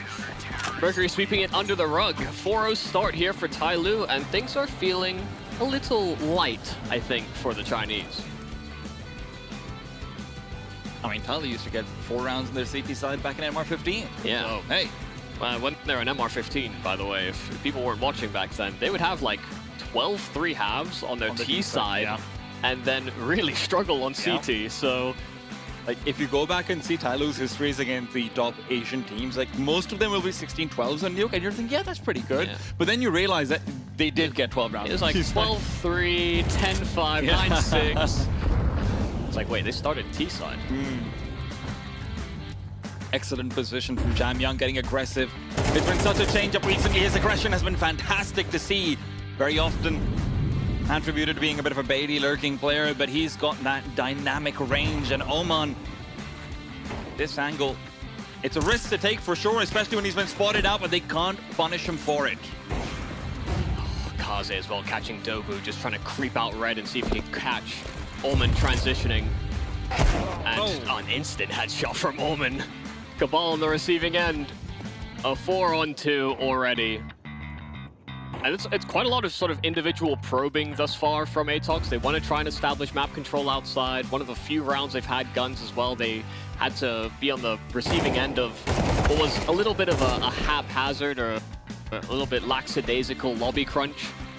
But Mick finding this kill on the A bomb site does give them a possibility of reaching in. Omen blissfully unaware that Mick was there to greet him with open arms. Question is, can Accuracy get out and get that bomb punched in? Kaze just trying to serve as distraction as Mercury cuts off the possibility of event dive. Oh, fantastic from Mick. He's going to be able to spot out Mercury, and now Mercury's fully trapped, even trying to navigate away from the risk of Heaven. But now that his player has gone into Hut, Mick has to be very careful. Kaze, long range with the dualies, could also finish this off, but now Accuracy spotted him out. Mick takes the swing out, and now it's a 1v2 for Kaze. Not an easy shot to be taking vertically downwards, and he's dropping into the arms of Accuracy. It's a second man dying before he's even hit the ground. A 2-on-4 for Accuracy and Mick to pull through. Not only finding that first kill via Mick, but then also never making steps, just crawling his way onto the bomb site. It just was, these were free kills effectively. And despite the fact that Dobu has been struggling, this is one thing to keep in mind. Mick is not a player we'll mention very often, but he will at times enter a flow state. Exciting player to watch. Like 1 game out of 4, you'll see him turn into what the legend of Zipnik sort of was. Right place, right time, no mistakes. Zipex for the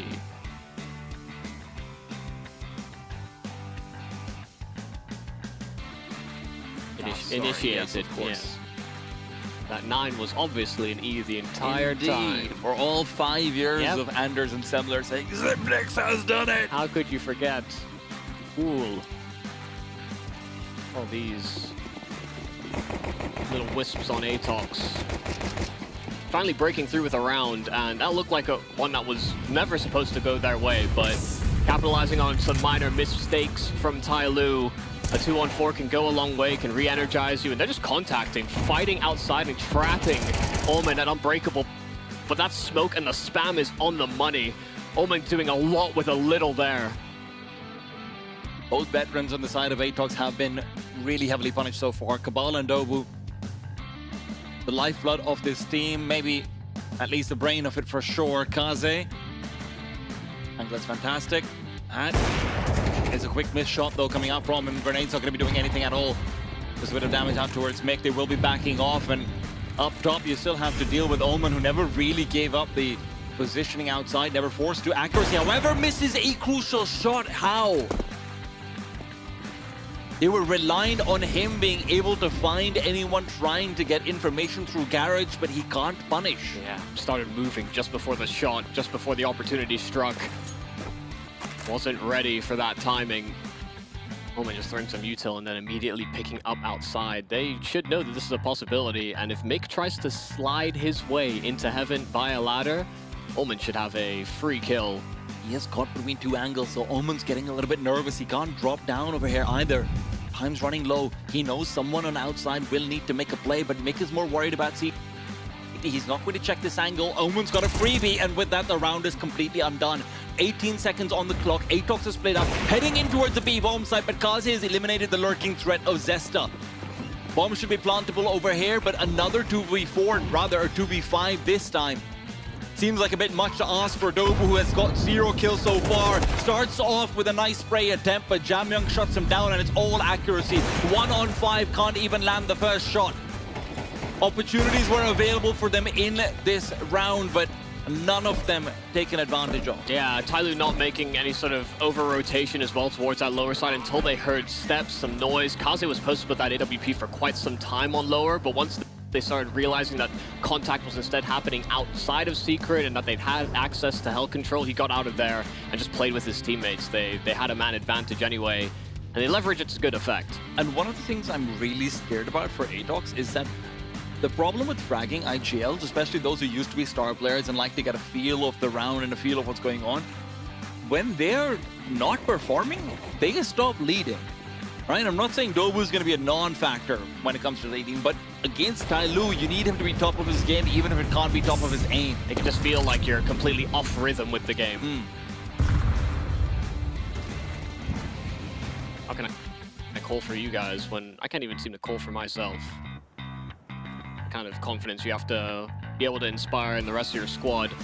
The gap in the outside smokes is not ideal. Kaze had a nice line with that AWP, knows that nobody could have crossed towards Secret, even though Dobu serves as a lurking element here for Atox.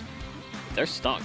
They've used quite a bit of that util on that outside presence, and now they have no smokes for when they actually do breach a bomb site. But getting there first will be quite difficult. It looks like the only real plan would be to see if they can target Jam Young, but he's a tough nut to crack.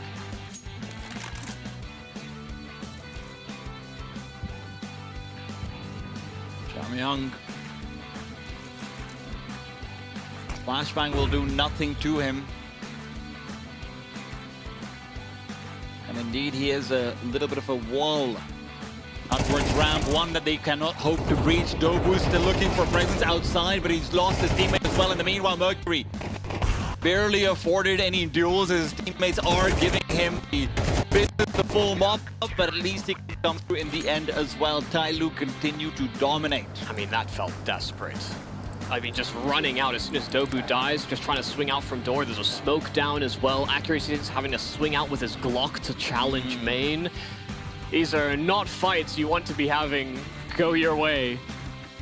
Or you don't even want to be in those types of positions, but they had no outside presence after Dobu died.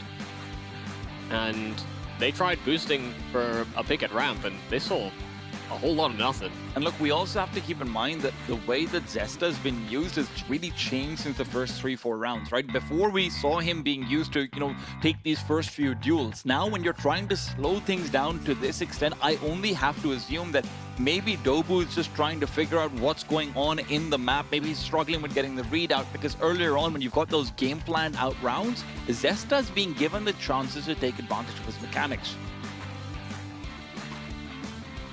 Now it feels like you're waiting for the veterans to come through with anything and then work off of that instead. And against Tyloo, who are just comfortably playing default, letting Oman manipulate outside,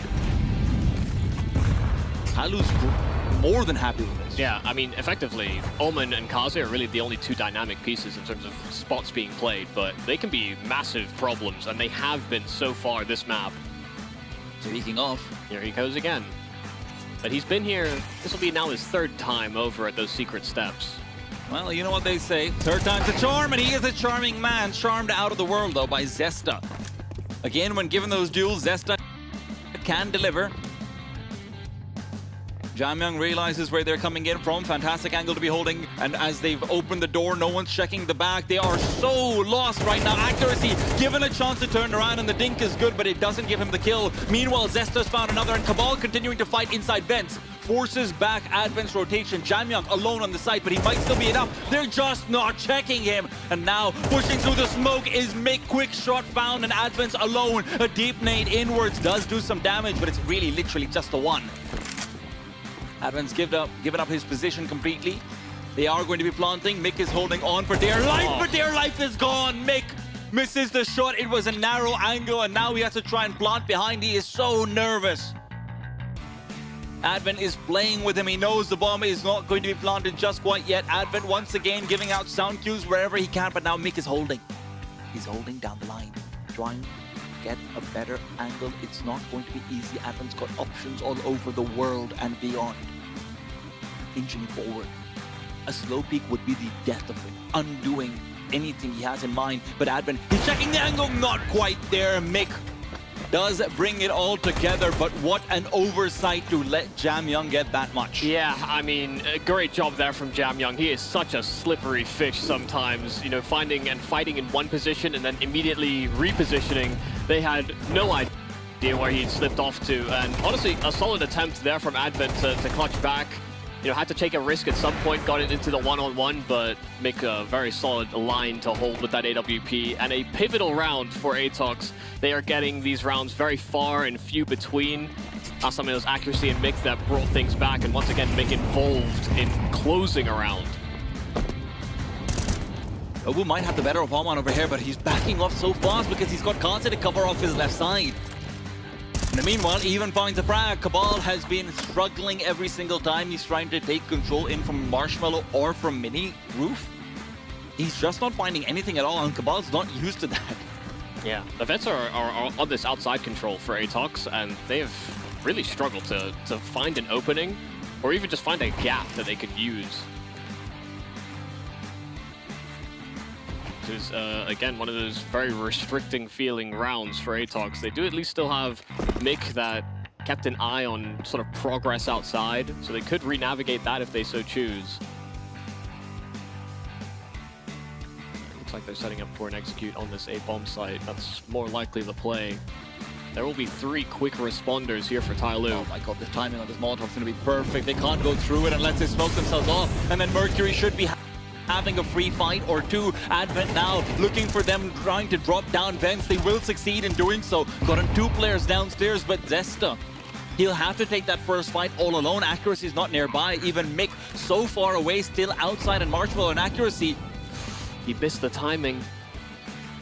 This is where Zesta has to come alive, but no, Zesta's fallen. He can't cover off Decon, and Accuracy is going to be as irrelevant to this round as Mick will be. No! Leg spotted out, gives them the single kill. Mick is trying to chase down from Decon. There is an off-scoping out. He is spraying down. Now peeking forward! He might have done it, but Kaze has recovered the round with a quick shot through a feed, kept the spray going. Mick, that could have been it. It was so close.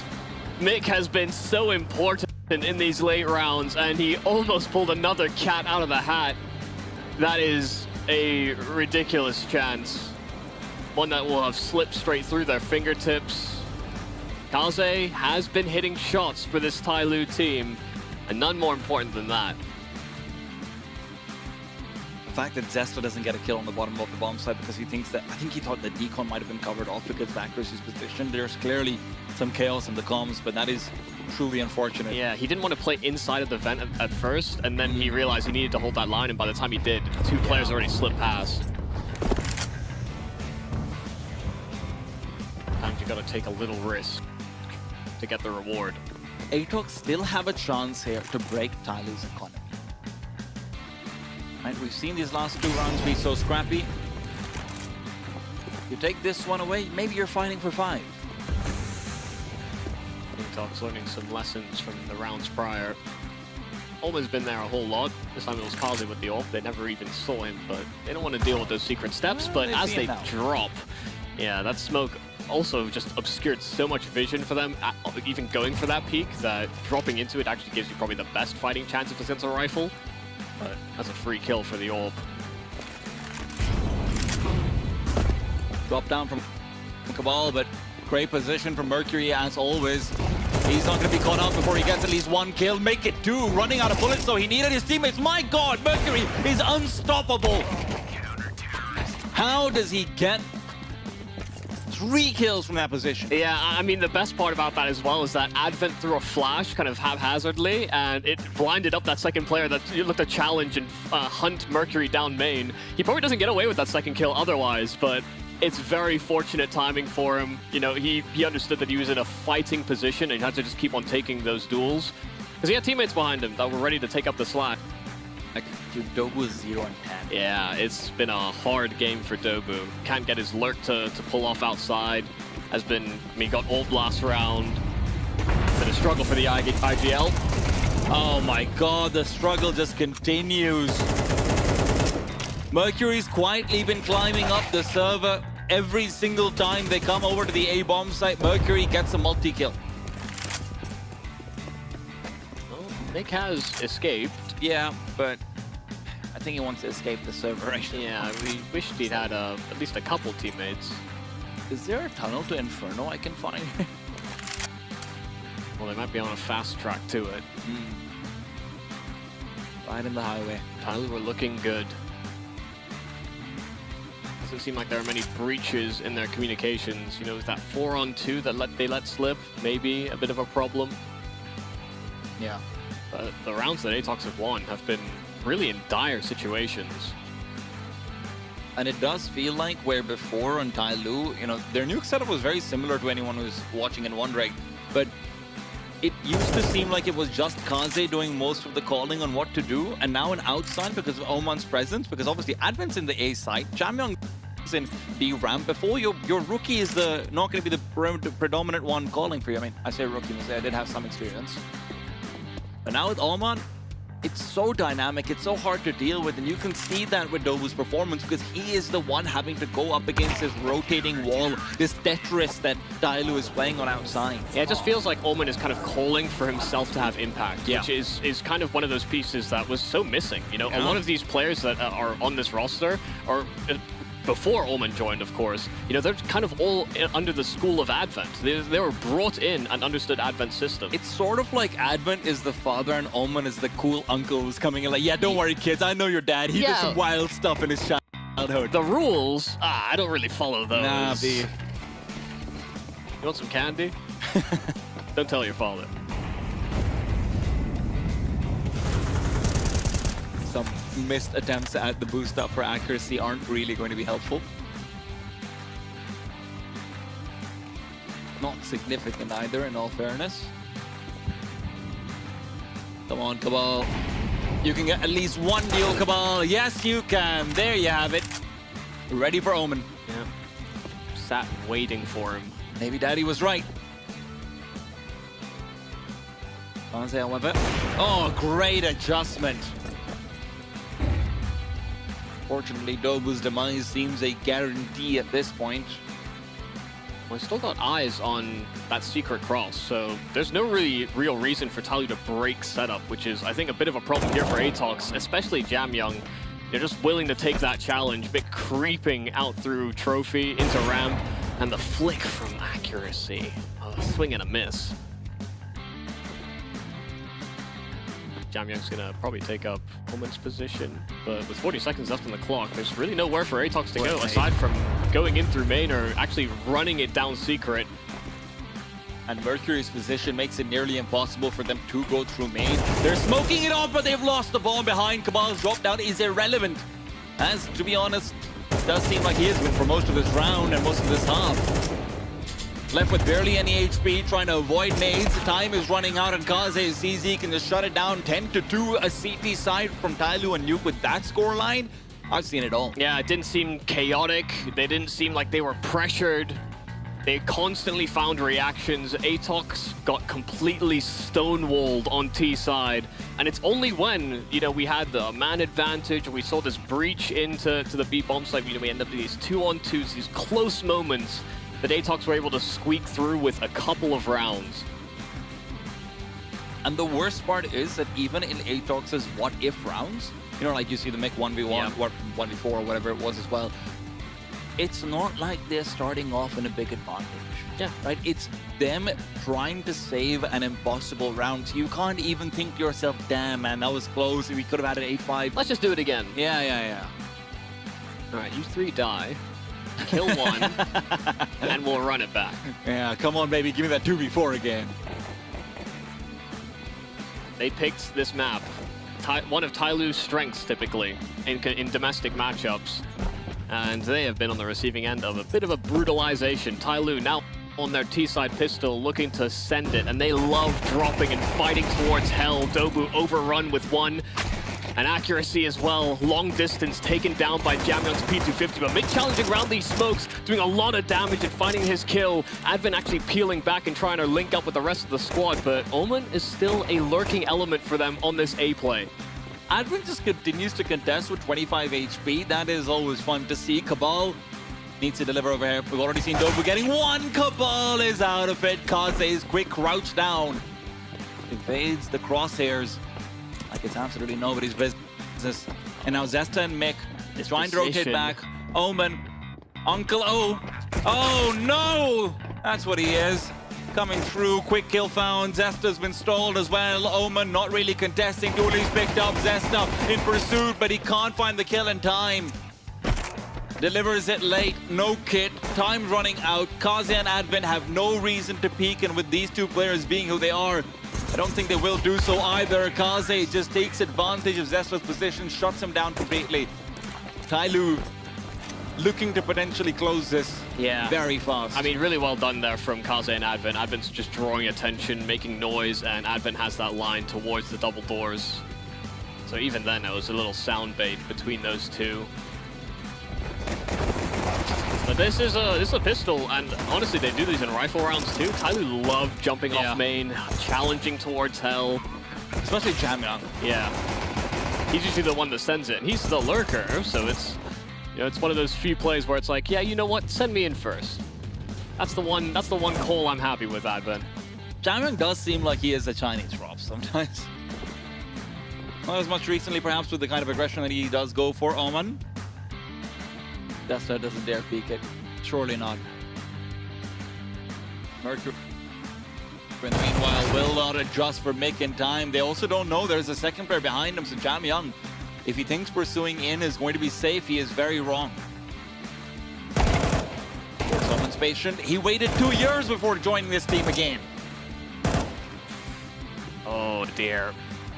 As soon as they bring that man back, though, it's much more complete looking. Tyloo, a 3-on-2. Dobu did find that trade towards the top site, but Jamyang is still keeping eyes on re-aggression and knows that Cabal is nearby. Actually felled by Cabal, spamming the edge of that corner.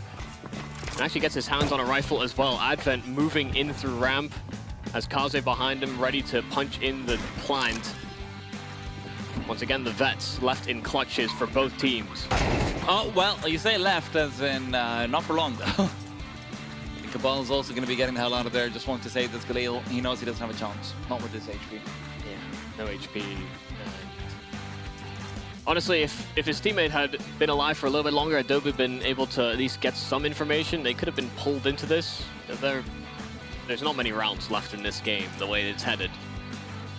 You want to be able to take a risk here or there, but this game has been quite one-sided. There have been quite a few close rounds for Atox, but close doesn't quite cut it. And it's not close like the Greyhound game where we're still saying, oh, hey, you know what? They're doing a pretty good job. Yeah, they're finding entries, they're getting man advantages, they're getting post plants. Yeah, but Inns is just too good. No. Right now, it's quite literally the opposite of that. Yeah. In the meanwhile, Tyloo, I've got no fingers to point at all. Yeah. Yeah, sometimes it does feel like there's one player maybe taking a little too much risk, or you know, could have taken a timing, but never does. Now Tyloo are playing the perfect game, pretty much free-flowing Counter-Strike, and it feels right.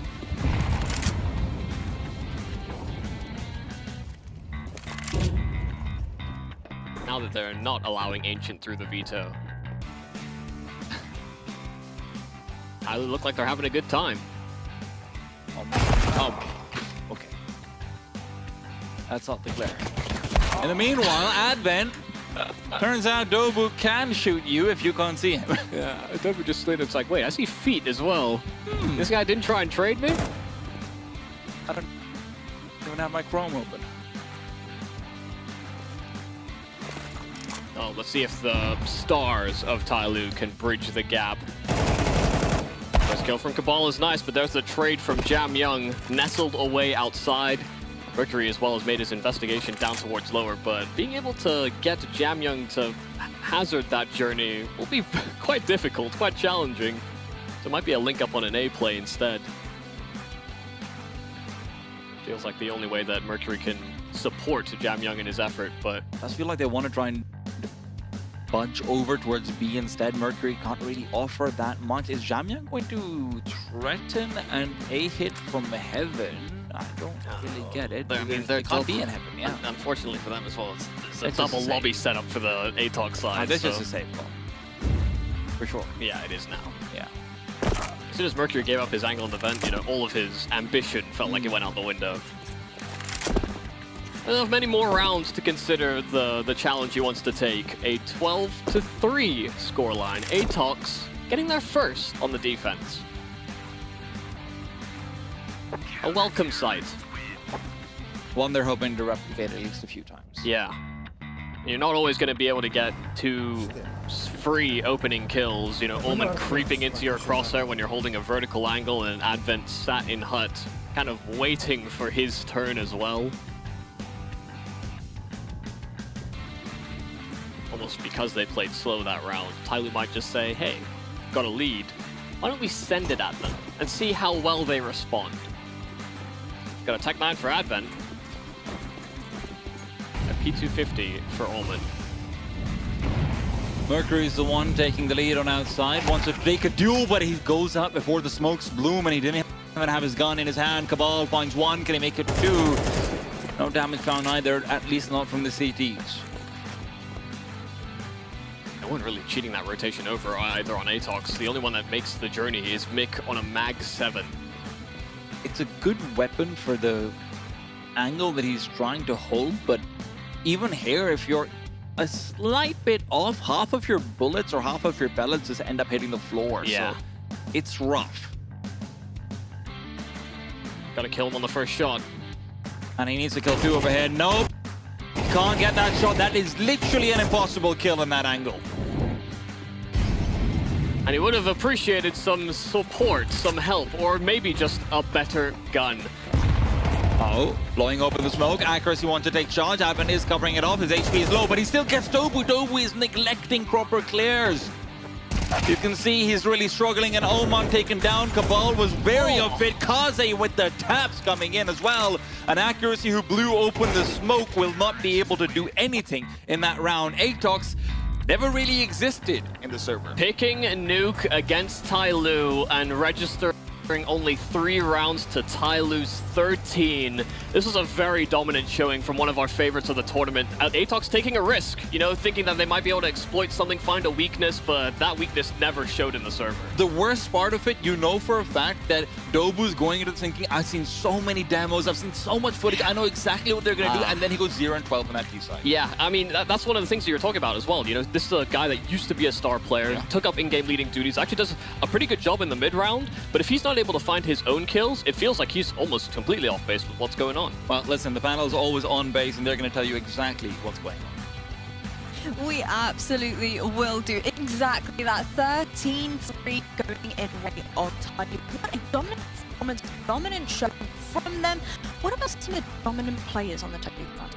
Listen, if Advent's outfrag Young winning this convincingly, yeah, things are going fantastically for the side of Tyloo. I feel like, you know, the pick coming from Atox, we did have our questions. I'm wondering whether, you know, Nuke are really going to go for this. Maybe it's them probably finding a few holes in the Tyloo attack and the defense we saw yesterday against GG How, but they just went up against a brick wall. And it really helped, especially for Tyloo today. You know, there was a world where, you know, it's the first game of the day for them while Atox already warmed up from their early best of 3 in the day, and but there was a world where Tyloo maybe start off slow. A player like Mercury, for example, who's been having, we had a very rough day 1, if you ask me. And you're talking about, you know, can Jam Young continue his form? Is Kaze going to be hitting his shots? It's kind of hit or miss. But then everyone, all the core players, Kaze basically being unkillable towards outside. You had freaking Mercury towards upper bombs, and every time they went up to him, just double kills coming in. And again, as I pointed out, Jam Young not really having to do much, which is great for him. Yeah, I mean, he kind of just did his job, held ramp when he was required. He usually was able to get the frag, make the rotations that he was needed on. They only had to do 2 retakes the entire first half. I mean, they won the half 10-2, and again, 8 of those 10 rounds were just decided before the bomb was ever planted. All in all, a very dominant performance. Obviously, when you win pistol to start off the second half on your T side, that doesn't leave much work left to do to put the finishing touches on that one. And as you can see from Tyloo, I mean, just a good frag distribution from top to bottom. I mean, Alban tops the charts, I guess, when it comes to the overall at the ADR, but I mean, you still had 3 players near that 95 ADR range, and again, the fragging was good across the board. Meanwhile, it's kind of the same story we've been talking about. You know, you want these young guys like Zesta and Accuracy to kind of be that addition to Atox that helps them get over the hump to beat some of these top Asia teams, and it just doesn't seem to quite come together. Yeah, I think taking a look at the game that we've just seen, you wouldn't really think that it was actually Atox's map pick or whatsoever. Well, our next map is going to be Inferno. Now, Blair, you mentioned the fact that, you know what, I would have thought, expected, hoped maybe, that Atox are feeling a little bit warmed up heading into this one. Could exhaustion also be a factor as we start to head into the second map? Do you think maybe they'll ease into it? I don't think you can really factor in exhaustion here. It was a pretty convincing win they had early in the day, right? All things considered, and it was a couple of hours ago. They had a bit of a break as well, and they should be ready for it, right, to face off. But yeah, this dropping was a bit painful considering it is their map pick coming in. King Kaze again topping the board there with the AWP. Love to see it. I want to give a shout out to Alman as well. I feel like even yesterday, even the loss they had as well, he was one guy who was just consistently delivering, you know, all things considered. And once again here, you know, towards that outside yard, towards mini, he was just basically everywhere, you know, rotating in, being kind of the fill player, so to speak. So yeah, just convincing stuff from Tyler. Absolutely. I mean, it makes everything easier whenever you have Alman, who's not even supposed to be one of the star players of the team, being able to deliver like that. It kind of, you know, eases the burden on everyone else to just feel a little bit more comfortable. And coming to Inferno, I worry for Atox because they've only played this map twice with this 5. Meanwhile, Tyler has a lot more experience. I think they're a lot more explosive and decisive in their executes.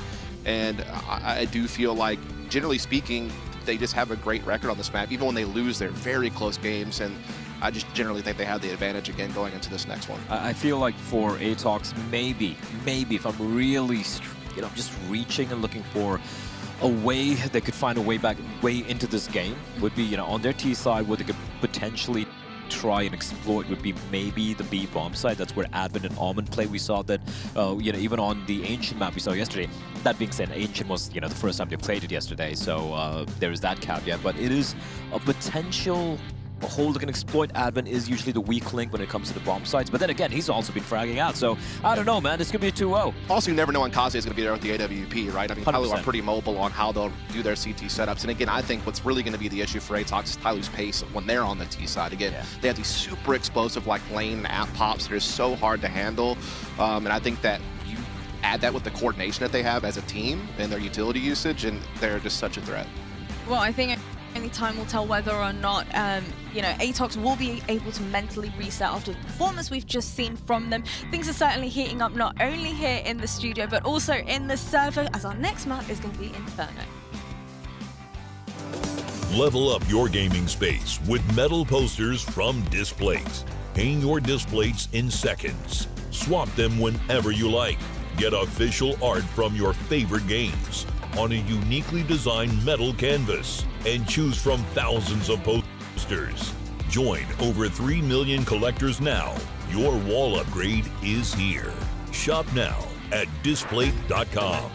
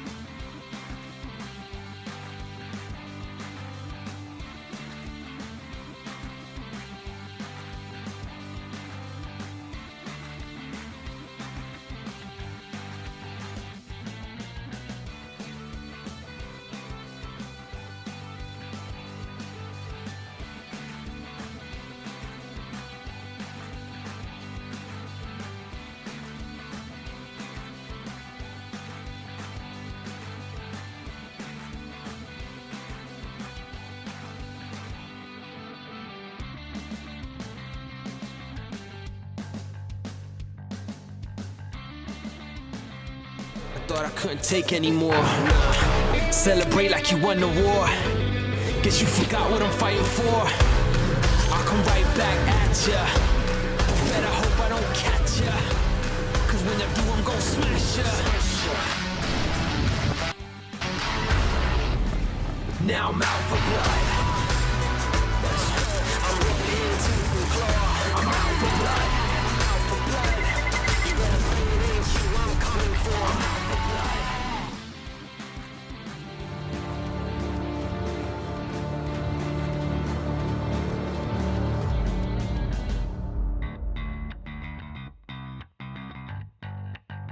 Welcome back to the Asian RMR. Tyloo reliving their glory days as they come through looking like the best nuke team in the region. Now, I've got to say, it's been a while since I've said that, but it's also been a while since I've said they're good on Inferno, and they did pick that, Michael. Yeah, and listen, that's a map that they clearly have put a lot of work into, adapting with Omen, bringing him in, and it's a map that I'm honestly still surprised that Atox picks into them, given that that is the kind of performance that we kind of want to see out of Tyloo if we want to see them as a real contender out of the region and to make it out of this RMR, for example. But yeah, moving into Inferno, it's a little hairy, I think, even for Atox, because for them, they've got limited runtime on this map, and when they have, they played against some of these Mongolian teams, you know, the Huns, the Mongols themselves, and they're really, really tight score lines. One loss against the Mongols in an overtime, and then one win. You know, it's not exactly the most confident map, I would say, for Atox, which, you know, they're in a deficit. They need this map back. And to any of the traumatized Tyloo fans back at home, yes, Elfish Guy, I am talking about you,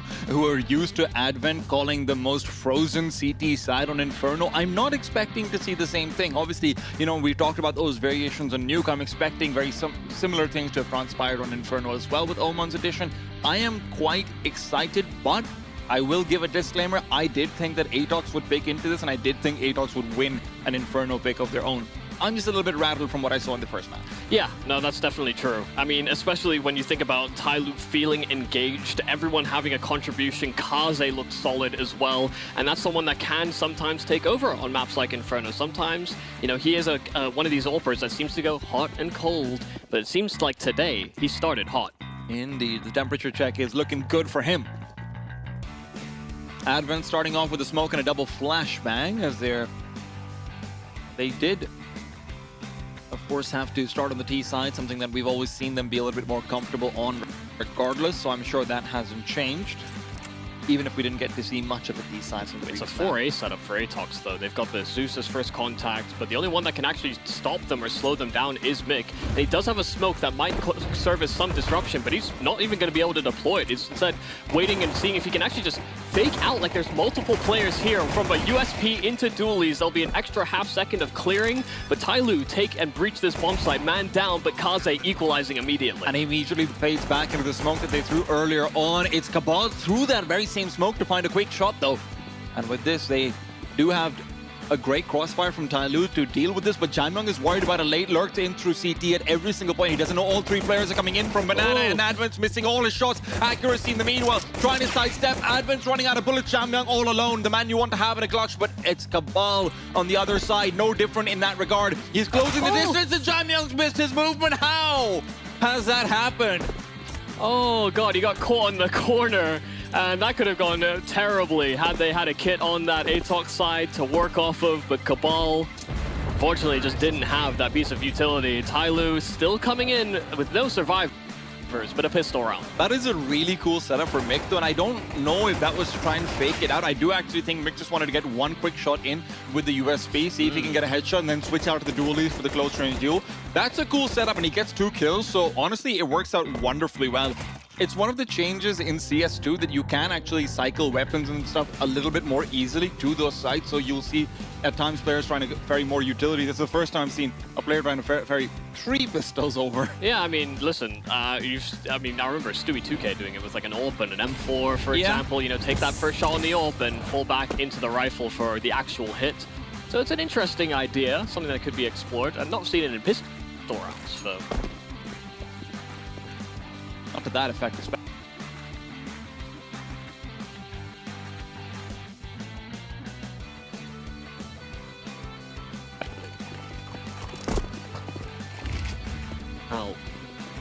already off to a jump start here for Tyloo. Atox forcing into this round.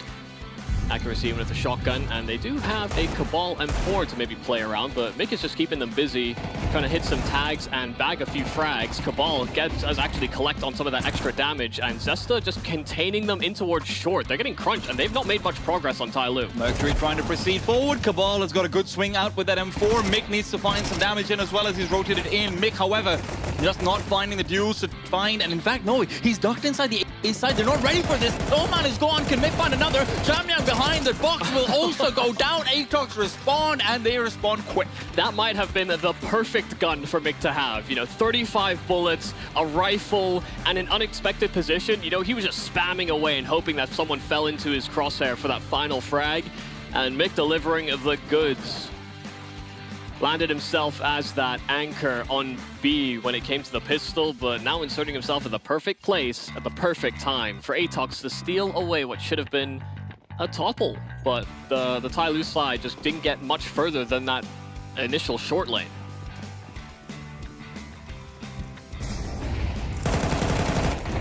Dobu. Oh my god. Desperate days continue for Dobu.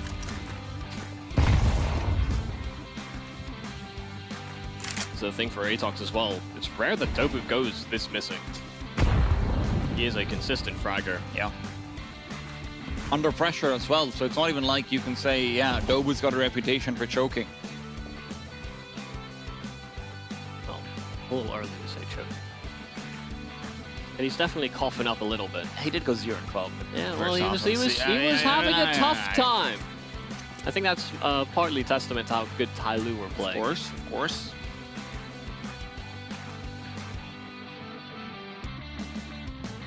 Tyloo've got more than enough smokes to be able to rush past Accuracy's Molotov, but especially when it goes that deep. That's not going to be too conducive, but Mercury does actually end up moving outwards, taking the solo duel that Mick wins. And now with Accuracy's position known, a flashbang overhead, great combination. Oman is gone, but Mick does peek out too far wide. The flash from Tyloo is good, but Cabal is actually the one to find the frag. Spraying through the smoke, Accuracy looking for another duel with the MP9, but that's all he gets. Cabal, and meanwhile, sprayed right back through. He's going to be relying on Zesta, but no, Cabal is still fighting. This M4's done so much without seeing a single player. Kaz is the only one left. 1-on-2, Cabal is low. MP9 closing the distance, closing the gap, and closing Kaze's lifeline. Damn. I mean, what a performance there from Cabal. Got those 2 kills through smoke, swapped out his weapon with Zesta as well, just to make sure that that high HP player still had a rifle to trade some damage. And Cabal overperforms by a healthy metric. Kept his backside player alive for a little bit longer as well by finding that first kill. Really well done.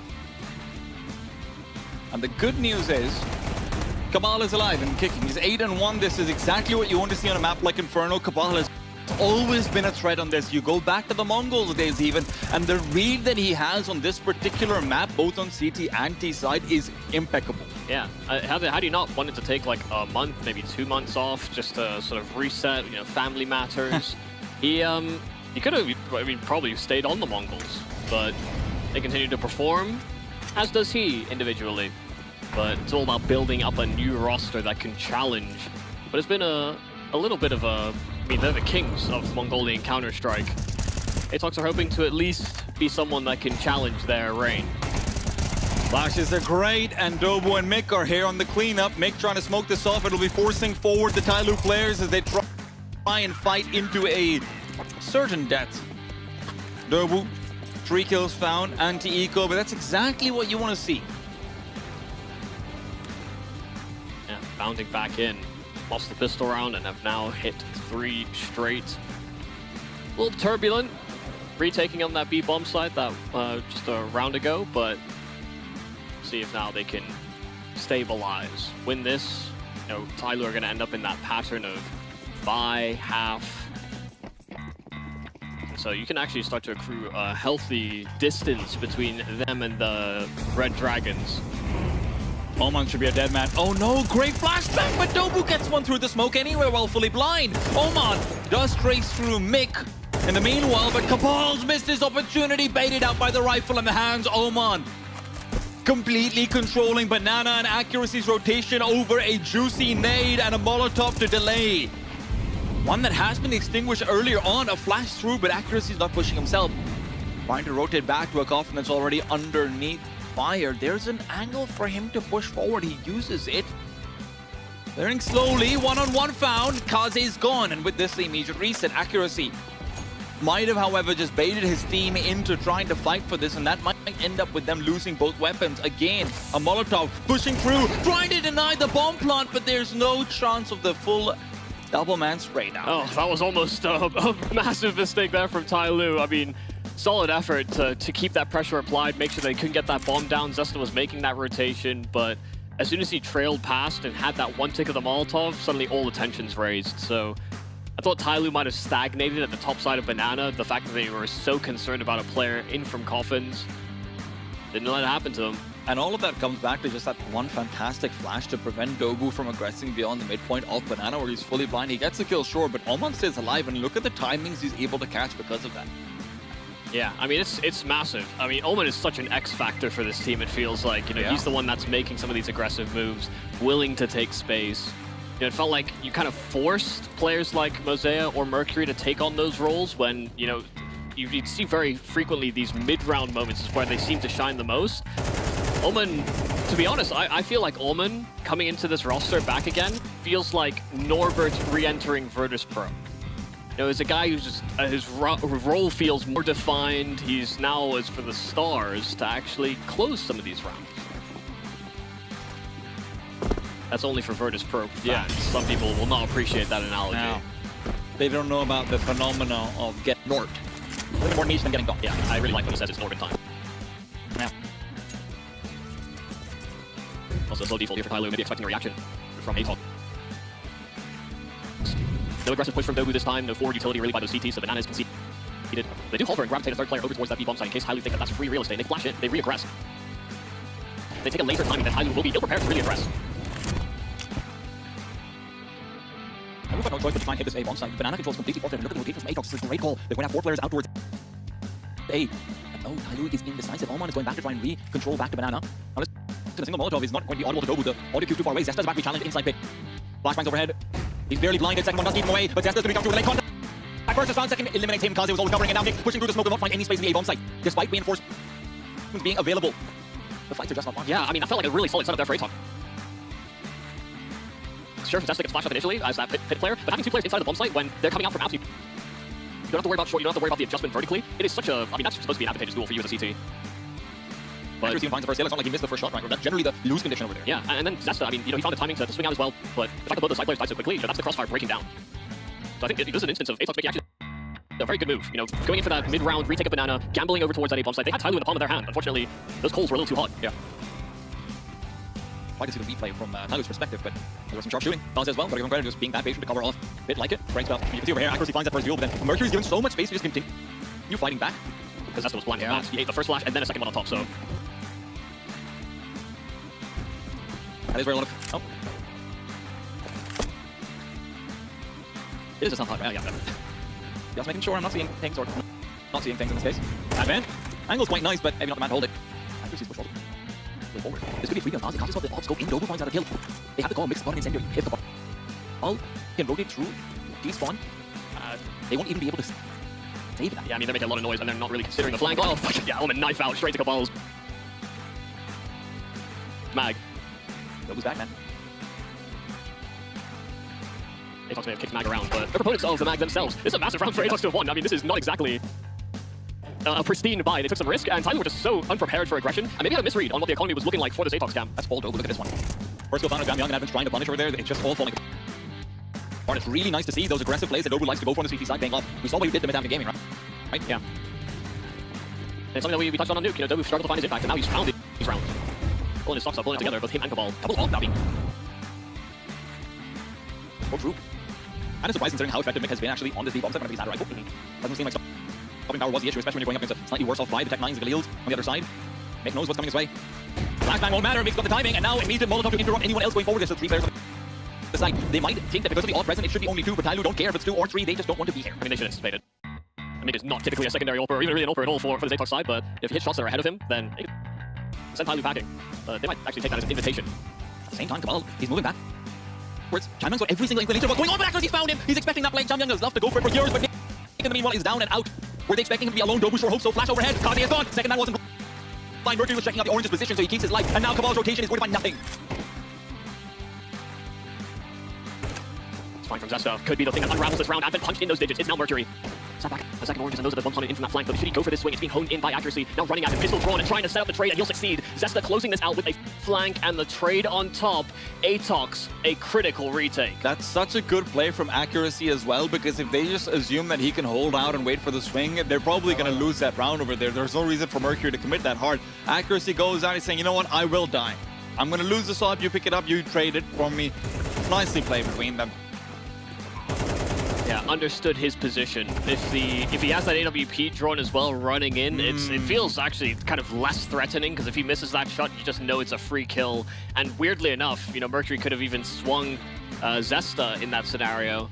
You also see the rifle barrel from a little bit further away, so it does feel like you can quickly like AD tap it as well. Mercury gets a much better deal. So Yeah, really nicely played. extra 50 milliseconds during the act. And that's all you need, man. I think you might need a little more.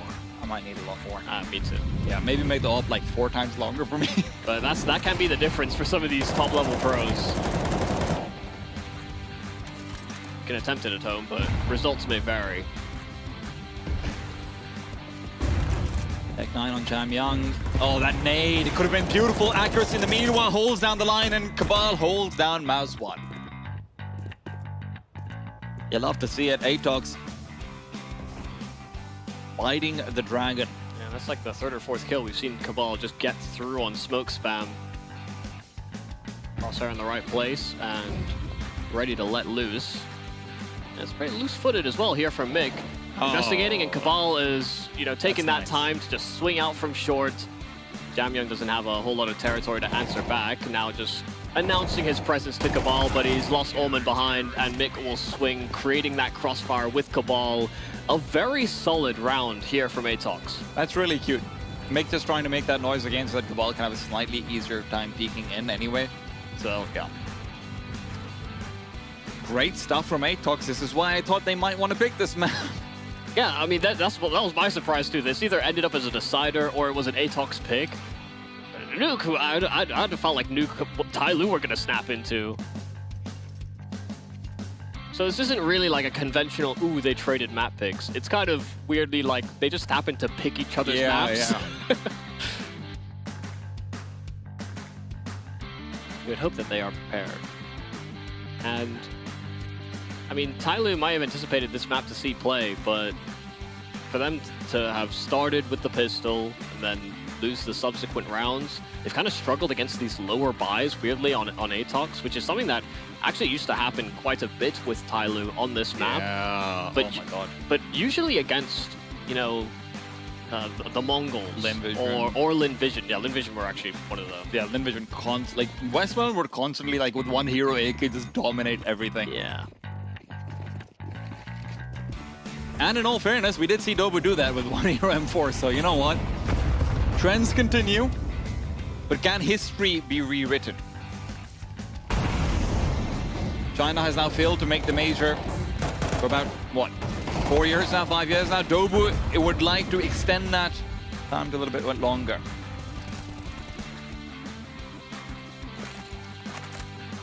It's a healthy start once again here for Atox. An opening pick, Omen once again trying to be that X Factor, but he got a triple entry on Banana, and he has not had a kill since. They have not been able to take that same real estate, that same territory that they're able to leverage into B-side hits. Dobu's called his teammates to stack in for that A play, leaving him alone at the top side of Banana, but a fresh smoke will keep Tyloo busy a little longer. And once that smoke fades, Dobu should have reinforcements coming his way because it's been dead silent everywhere else. Accuracy also has a full belt of util over here, so if you want to send over more than just the one, it wouldn't be the worst thing in the world. Tyloo has to go for a very fast play out towards A, rather towards B. And there's zero util available for the CT side players who are here on this bomb site. Dobu, that's a tough angle to actually play in from U-Box. Probably the most commonly mollied position on the B side, but maybe this late into the round, he's relying on them not doing so, and they haven't. They haven't so far. Mick is going to get some freebies over here. Dobu is down. Mick only gets one, and that's not enough. In the meanwhile, Accuracy was the player who rotated over, and with the AWP, he's not going to be particularly relevant to this retake too early unless Tyloo massively overstepped. And with a re-smoke back out of Coffin, Accuracy is completely irrelevant. Yeah, I mean, they only have flashes as well for this retake, but it's going to be so hard to actually breach in from the mouth of B.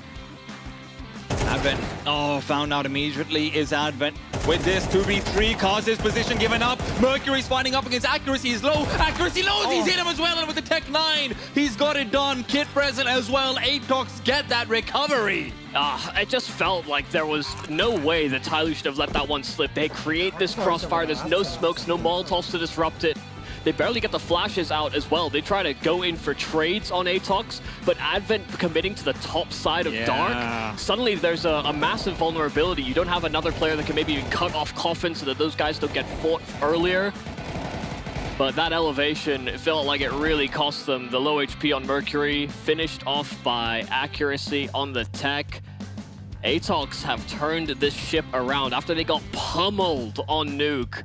They've sent it right back to Tyloo. And I mean, Tyloo also had like a really small, cool little thing that they added, which was a delayed new box molly, so that Dobu had no chance of rotating out. So that looked like a perfectly played and perfectly called round from them. Turns around at the very last minute. Now remember, Atox money is going to be slightly precarious. If a hair flash is so good. Zesta might be even better. Doesn't matter if he's blind this time. He dodges a second. Cabal makes him irrelevant. Picks up the kill he would have liked to have, and Accuracy continues to perform. This man is the future of Mongolian AWPing, and he is showing us why. Might not be the flashiest player on the server, but he is so consistent. He is smooth with his AWPing.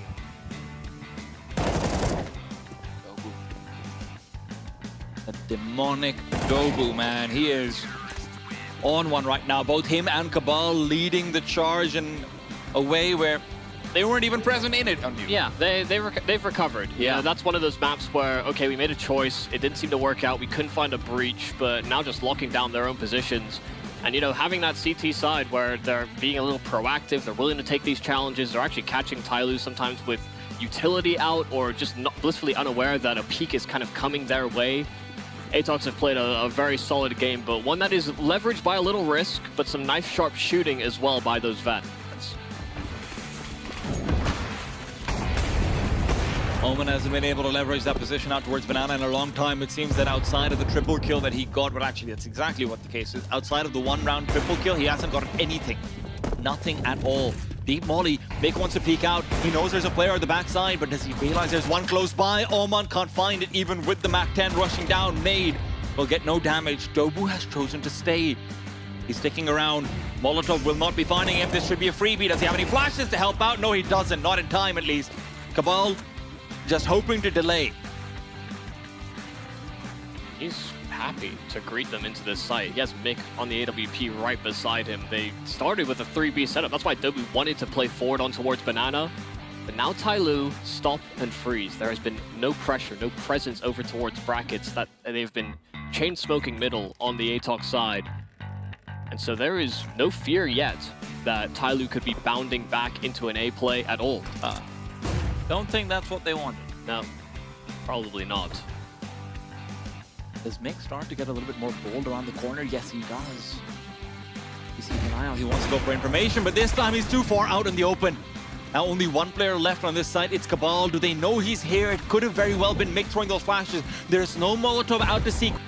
Cabal is hidden away. The bombs are going to be planted by the AWP. Cabal good for one. Make it two. Still alive at the back of the bomb site. Still being contested. Flash won't matter. Advent closes the distance. But the round is being closed out. Time is ticking down low. Advent will be living for a little while longer. Accuracy shot has been missed. They cannot get it down in time. The shot missed again. Does he push through? Yes, he does. Zesta, what's going on? Won't be able to stop the bomb from being planted, but he at least gets the frags. And it wouldn't matter. It's the last round anyhow. Atox find 9 in some confusion. Yeah, there was a little bit hectic there. Weren't sure if there was somebody over towards Banana. May have seen a corpse. That might be looked a little bit different on his screen. But as soon as he came around that corner, still able to adjust. No problems. Little scare maybe if you were spectating your teammates just bounding through that smoke and shooting ghosts. But Atox are going to be happy with how that panned out. Winning some of these low buy rounds as soon as Tyloo starts to try and build some momentum. And then having these shutouts on the gun versus gun. Cabal did so much in that half. Dobu trying to be an instigator, but Cabal so consistent. And he was all over the shop. He was contesting them on A plays. He was locking them down at B. And when it came to some of these retakes, that young Zesta that we want to see actually have performances is actually delivering on the goods.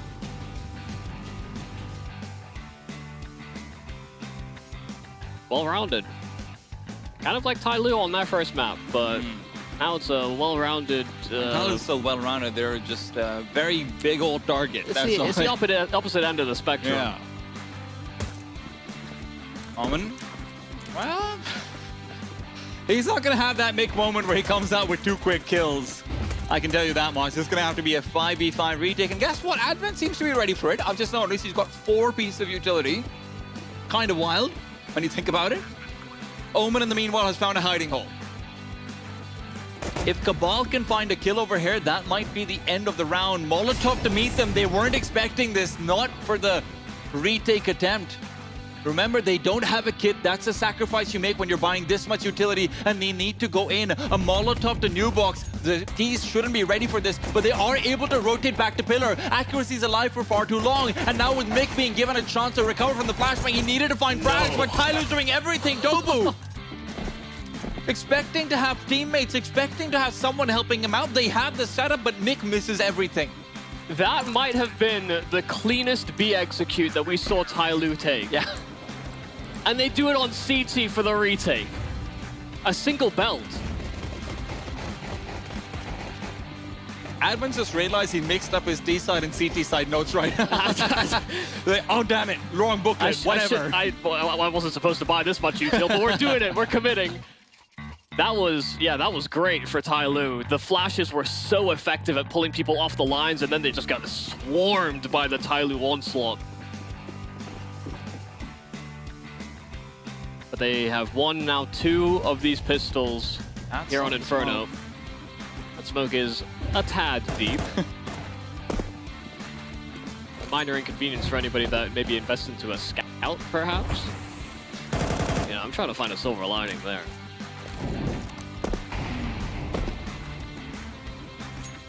But lineup's not well rehearsed. Tyloo needs to prevent a toppling round here from Atox. They are bleeding. They're going to try and bleed this stone dry. This is all about contacts. Tyloo don't have any flashes left except for an Oman, and he isn't going to be relevant. Atox have 1 flash that they realistically don't want to use without getting at least 1 kill. If Mercury sticks around too long to try and get a nade out, that might be his undoing. In fact, indeed it is. Cabal catches the timing.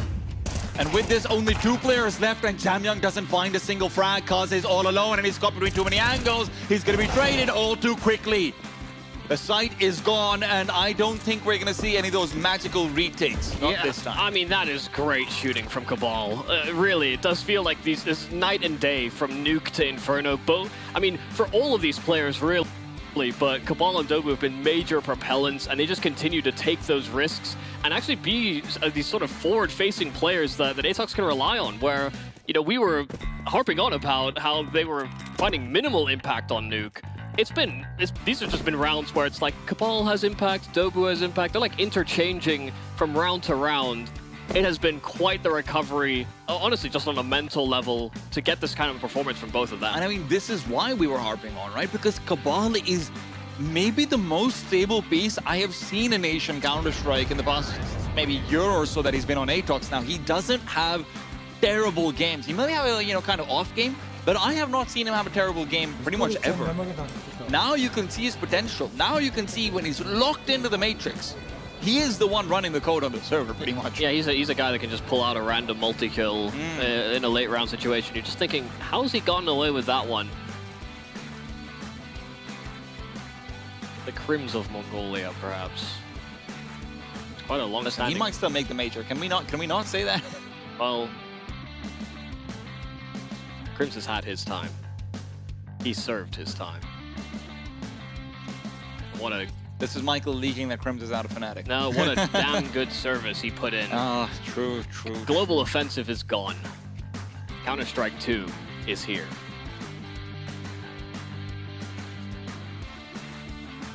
Of course, Tyloo's last major in 2021 Stockholm. Unthinkable to think that we haven't had China at a major since then. Yeah.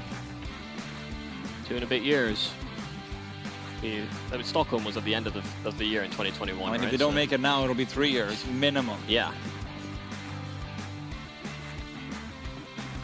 And at the time, that old Tyloo roster weren't even really the top team in China, but they weaseled it in.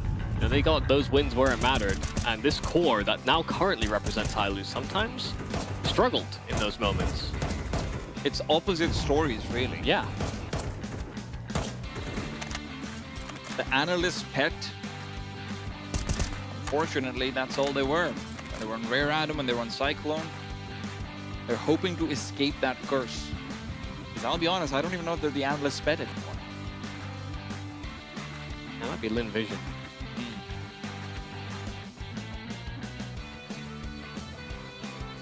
Well, this has been a bit of a struggling second map. They really like find a force by win. Advent is traded far too quick. Dobu's got to be so upset with that. He turned from the flash as well. He wasn't really caught by it, but by the time he turned around, there's Orman greeting him with a 5-7 bullet straight to the face. Yeah, sorry, Advent. It's okay. Easy to get them confused. Uncle and daddy, you know.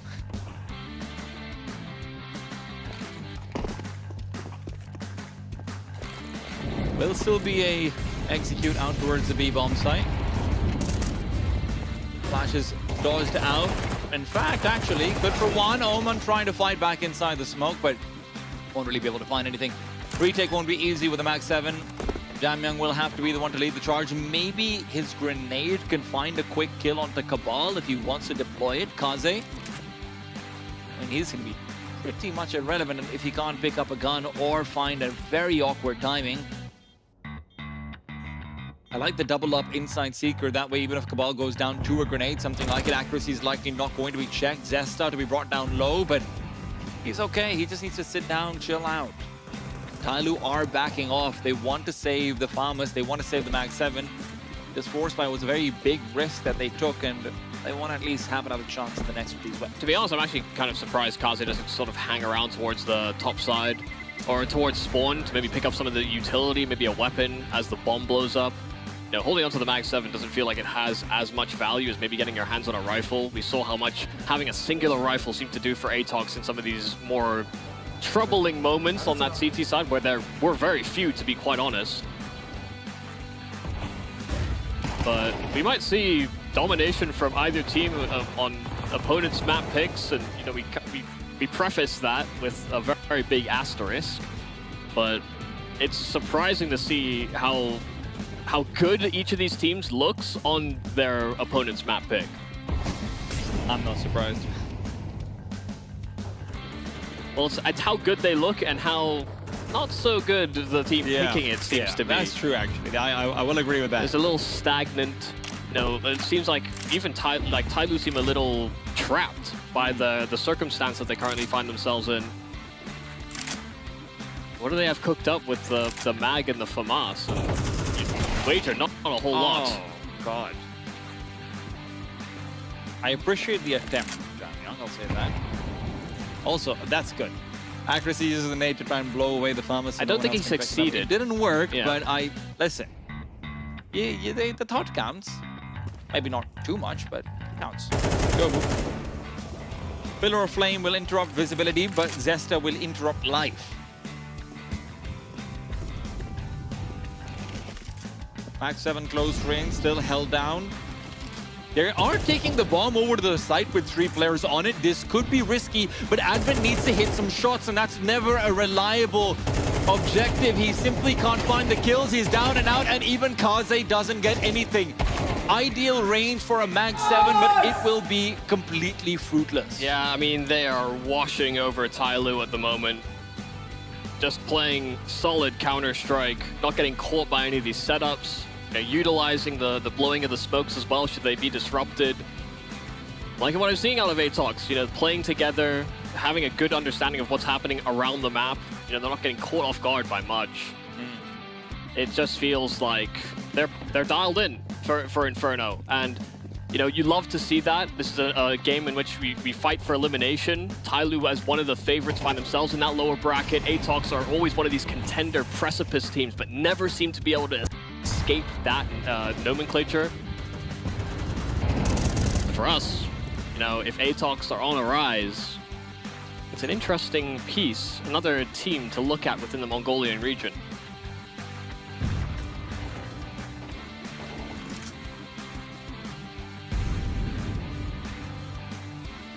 Holding down. Flashbang overhead. Kaze's caught out. He was looking away. And sure, Mercuracy will connect with accuracy. Mercuracy, dear God, I got it all wrong, but Mick is getting it all right. Cabal, Beersu, it's a 2v2. Maybe Tyloo's best bet and a retake since the pistol round. And as Omen will be taking charge forward, there have been only 2 rounds where he has gotten killed so far in the game. A triple and a single. Now he needs to be effective. They're still dealing with 2 of the most dangerous players on this team. Hard to say that anyone has been really lagging behind too hard, but Zesta likely going to look for first contact. No, it's actually Cabal. Cabal will hear the steps, missing out. It's a rare miss, and Zesta's nearby on the bomb site. Playing this perfectly, Oman is gone! Atox recover, it's back to a 1-1. A massive comeback really here for Atox. Not on this map, but bouncing back from being at a deficit, losing out so handily on Nuke, and then answering with a very emphatic Inferno as well. I loved what I saw out of Atox, and you can see that they are absolutely jazzed. It means we have to go to an Anubis as a decider. And this is especially concerning for Tyloo because you think back to everything that you attributed to Tyloo overall, right? It's that Advent can struggle sometimes, and Oman is supposed to be the one who closes that. Now we're seeing Oman struggling. Now we're seeing Advent maybe put into a place where he has to hold his nerve in Anubis. This is scary stuff to let, Atox have all of this momentum. Yeah, and I think the thing is, Tyloo started the game, they win pistol, they get disrupted. It feels like that didn't happen on Nuke. That flow got broken very quickly. Well, we're going to break our flow so that the panel can have theirs. Take it away, Jasmine. Thank you very much for that, boys. It seems like we are once again back to the 13-4 scorelines as Atox have made a little bit of a comeback heading into the second map and ultimately taking us into third. But how instrumental was Cabal in particular for the side of Atox? Yeah, I think Cabal really stepped up in Dobu as well, kind of shaking off what was a terrible map 1 right there. But what really surprises me is just Tyloo being completely, absolutely missing on their map pick, right? We were prefacing this particular map saying how we for the side of Tyloo on the T side, we're going to see Advent and a lot of cool stuff coming on the T side. But honestly, this is a flat stuff. The spacing was off. The utility usage was just minimal. There was one round where I think Dobu would have saved them for a 1, and they just fed him, right? Like when the rest of the players were eco as well. Post-plan situation just falling apart. I don't know what happened. Like, this is your map pick. You look so clinical, so very sharp, so in control on Nuke. And I don't want to take anything away from the Atox. I think it was a pretty damn solid CT side. But just the way Tyloo completely fell off a cliff is what some might say classic Tyloo. It is the drug that keeps on giving Tyloo CS. Even with new players, they still can't manage to defeat the brand identity of a team that just is a Dr. Jekyll and Mr. Hyde situation. I mean, you have games where, I've watched some of their recent Inferno games, and they're very decisive, very explosive, really good trading efficiency, really good utility usage. And you come into a game like this where they look lost on the T side at times. It just seemed like they were lacking that decisiveness, lacking that go-getter attitude, and kind of just getting lulled into late rounds where they're getting picked apart by Atox, who were playing really well across the board. I mean, yeah, sure, Cabal's going to be the one who leaps off the page, but it wasn't as if really anyone struggled on the team. I mean, Accuracy had a couple of iffy moments, but all in all, a great performance from Atox and a bold statement to beat Tyloo that severely. I don't know that they've ever had that big of a win. If you look at like the cores of each roster, to beat them that one-sided is just not something we've seen before. And again, like, Kabal had a great game and all of that, but also listen, when you have an advent with the highest ADR on your team, you know, something's gone really wrong. It's kind of funny you say that because in the previous game I said, you know, Advent top fragging and you're having a great time, that's good for Tyloo, but on the flip side, you know, Advent's performing and everyone kind of went missing, right? Kaze was really nowhere to be found. That being said, I don't think he really had his hands on the AWP much as well. Almond as well, very, very quiet overall, and the individuals really fell flat. They won, but by the way, it's a 13-4 scoreline with them winning the pistols, both the pistols, right? And they won just like 4 opening duels all to start off. And considering, you know, they're starting on the T side, I just feel like there wasn't enough like utility setup being done to try and get some map control. And also from Atox, what I really liked was how decisive they were in getting the banana control. They weren't really allowing Tyloo much room to work with, and even when they did, they forced him to expend a lot of utility, to hemorrhage quite a few players. So great work from Atox. And for Tyloo, is this going to be it? Is this a question, right? Because they are clearly should be on paper the favorites, but that was so shaky. My key takeaway from this play is the fact that you can predict the future. You mentioned the fact that maybe Atox have warmed into this one now, especially considering the scoreline that we have just seen. Third map, though, is going to be Anubis. So talk to me, Dust. What is the approach for the final map? I'd like to just see Tyloo get back to what we know them for. You know, we didn't see it on Inferno, but what we hope to see, I think, on Anubis, at least to get to see Tyloo at their best, is to see that explosive play style they're oh so well known for. Particularly on Anubis, they really love the early mid attacks, like getting control of middle, using that to set up site splits. Whereas, you know, on the opposing side, Atox a little bit more slower pace, more default oriented, kind of work themselves in the rounds very patiently. So it should be a clash of styles, but we didn't see that on Inferno. Tyloo looked so lost. Like, they need to be able to gather themselves very quickly in order to, you know, kind of keep their edge over a team that they usually defeat, right? This, again, was the storyline we talked about, where can Atox finally get over the hump and beat one of the top teams in their region? They might very well do it here.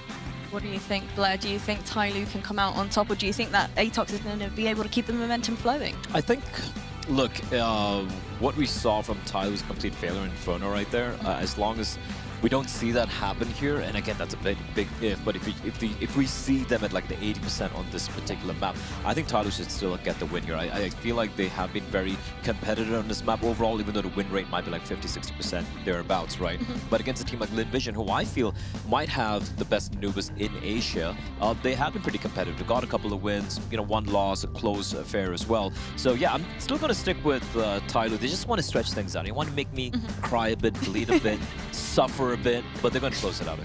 I will say the trend is that Tyloo has lost their last 3 games in a row on Anubis. I will say that. So if you're looking at trends, like, that is a little bit of a tough trajectory, but it's not a map that we've seen Atox play a whole heck of a lot with this current 5. Like, their core 3 have a little bit of a history on it, but this particular 5 has only played the map 5 times, 2-3 record. Not something that's super impressive that leaps off the page. But what I will say is they at least have the structure to be capable of doing good things on this map. It's just, can it come together as it did on Inferno?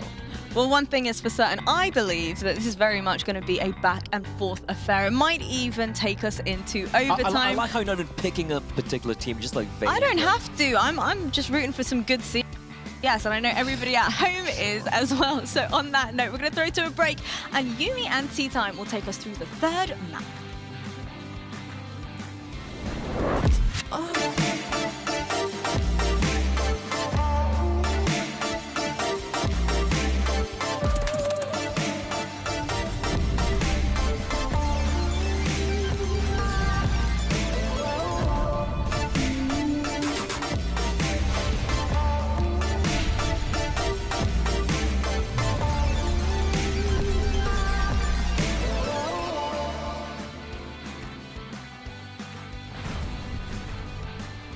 We are proud to announce new additions to the XL series.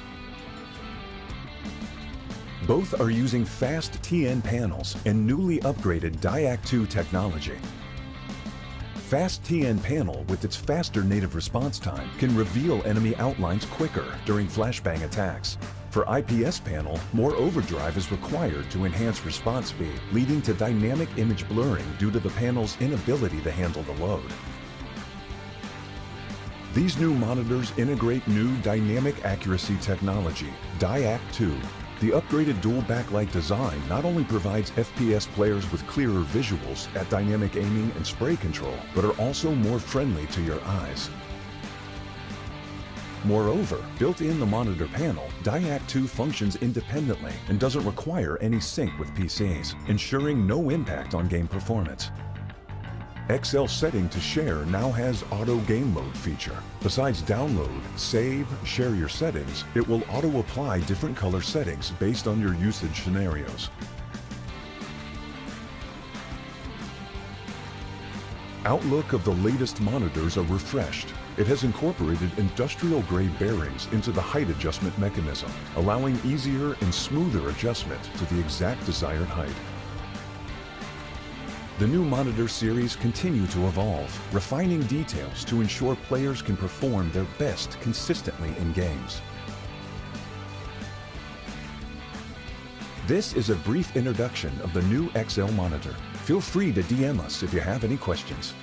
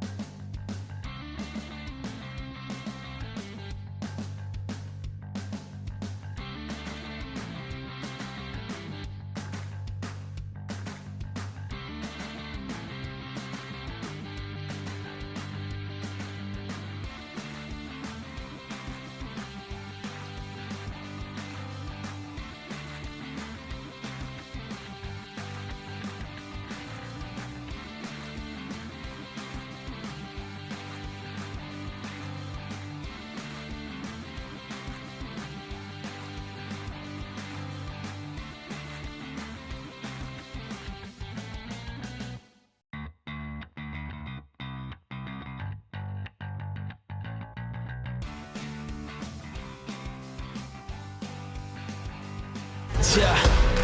Better hope I don't catch ya. Cause when I do, I'm gon' smash ya. Now I'm out for blood.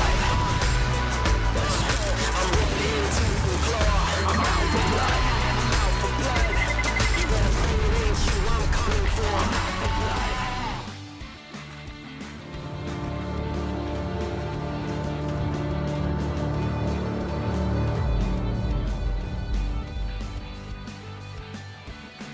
Welcome back to the RMR. It's time to find out who actually gets eliminated over here. It's 1-1 between Atox and Tyloo. The only potential advantage is one of momentum. Yeah, and it seemed that completely swung from map to map. You know, for us to look back at the nuke performance, to see everybody firing on all cylinders for Tyloo, then for them to go in, win pistol rounds on Inferno, but basically nothing else afterwards. Yeah, won both pistols, ended up with 4 rounds. That was a very, very stark contrast to what we saw out of the first map. So I kind of don't know what to expect moving into an Anubis in terms of player form, because this is, I mean, these teams are fine to play Anubis. They've played it a decent amount. I think Atox have only really played it against an East Russian team as of late, which is maybe not the most compelling in terms of dealing with someone like Tyloo, because Tyloo, they're playing the Mongols, Lin Vision, who, you know, those teams both have very solid Anubises, and they make them pretty competitive. But here's the thing, I actually think that Atox, when it gets down to it, accuracy in particular generally seems to have a very good piece out on Anubis, because there's so many common angles that CTs need to push through on. So accuracy in particular feels like he's a very strong piece on this map. And I think he could be the X factor when it comes to performing. And as far as X factors are concerned, we talked so much about how Oman has been this X factor. He's been this person. He got kills in 3 rounds total in the previous game, right? He clearly had a very rough game. But I don't know if he has that same ability to pick it up again the way, you know, we saw from Dobu and Cabal in that second map. He is a veteran, but is he that kind of veteran? Yeah, I mean, hasn't really had to be in one of these types of roles as well in terms of like being a space taker or someone that's being a risk taker. He seems to have slotted in well on some maps, but others maybe a little bit absent. Final map of our lower bracket, Tyloo and Atox fighting for their lives to continue in this Asia RMR for a spot at PGL Copenhagen. It's still further and further away. That'll be day 3 when teams qualify, but both teams will want to be there.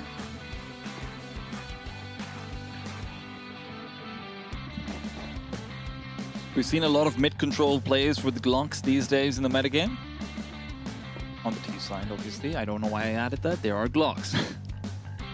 Mercury closing the distance. Mick with dualies, we know how deadly he can be with these. Flash or not, it's Zesta right next to him. Mick's got the one. Zesta needs to make it 2. 2 more players coming around the corner, but Dobu's push from A is what actually ends up punishing. Still, no one on this site, and the B site will be taken over. Dobu looking to close the distance, looking to find the player nearby, and he has. Advent is gone. He knows it's a default plant as well. Cabal is slowly inching forward. He's found the ninja player, and Oman's all alone. Dobu rounding the corner. He doesn't have time to play with, but he wants to accelerate. And it's all down in Oman's court. Oman trying to find the one shot. It's just one close range, but Dobu with the P2K has got that extra running accuracy as well. Will shut it down. Yeah, he got tagged, so he was at a snail's pace in his pursuit of Oman, but still able to track him down towards the end. A very uncomfortable post plant, even though Tyloo had that little bit of a man advantage. Advent getting hard cleared there from Dobu. It's once again those two that seem to pull through for Atox. I mean, great stuff from Zesta as well, being able to find that extra damage. In fact, I think he might have hit the headshot through the body of Jam Young on the second player. Yeah, it didn't feel like it did full damage, but you still heard that very audible. Yeah, you'll have to see that. Get those dentures out. I mean, they're pumped. I think those are real teeth, by the way. Aren't they still called dentures? I think they're still called dentures. Maybe, but I don't think you'd refer to. I might be wrong. Yeah. Yeah. And they've shown real teeth in this game. Zesta's looking to bare his fangs once again with a flashbang. Oman is gone, and Jamyang needs to hold down the line. Generally so good on this angle. Will find one, but it's the flames that get him in the end. They'll be burdened by the fact that they're down that extra man and they've lost that space towards B.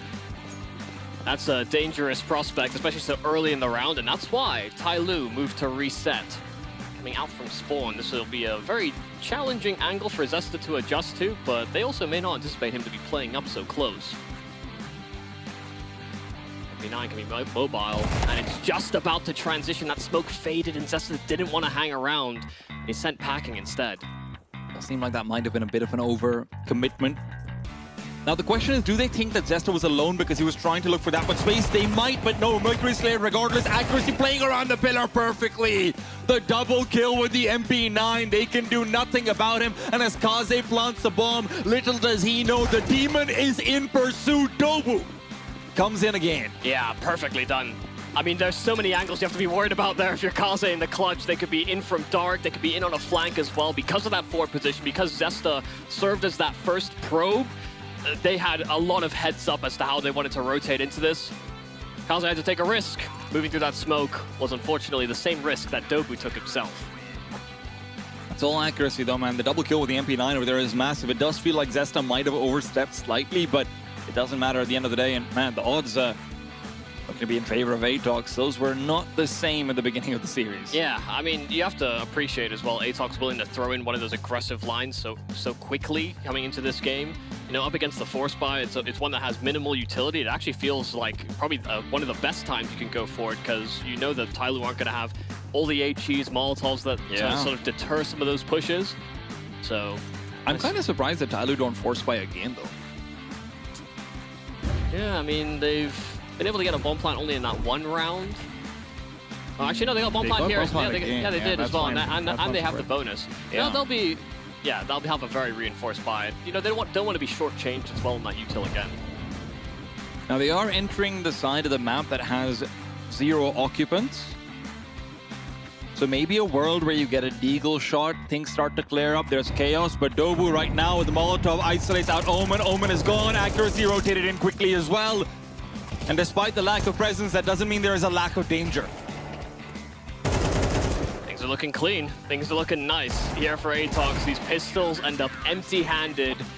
Not a single one of these rifles fall victim to the half-buy of Tyloo. Atox in good spirits moving into Anubis. Tyloo iced out of the first 3 rounds. That is a great start for Atox on the CT side. Especially considering that the second aspect to consider is that one of the biggest hurdles for Tyloo when they do move to their CT side will be forcing themselves to make plays, forcing themselves to be aggressive. You know, you talked about how Omen is a great addition as a playmaker. That means they didn't have that much of those playmakers before, perhaps. They were still somehow winning games sometimes. Yeah. So, testament to how good their 5 was. And still is, really. Yeah, and how patient they can be. They will honestly sometimes bore you to death. That's the way that Tyloo made their name as one of these emerging Chinese rosters, now one of the top 2 within the scene. But Atox under a little bit of pressure at the start of this round. It's another investment here from Tyloo, and they've already taken space towards middle, and they've still got a very wide spread of presence. So they're keeping tabs on whether Atox choose to go for one of those aggressive lines again. This is all to potentially set up Jamyang for a late midler. It's an old specialty of his, very often from other maps, but he's in fact given it up. The threat is all they wanted to establish, and that threat does mean that accuracy will be fully occupied and cannot help on this B bomb site when the execute comes. But when that execute comes, it's not coming with the full 5.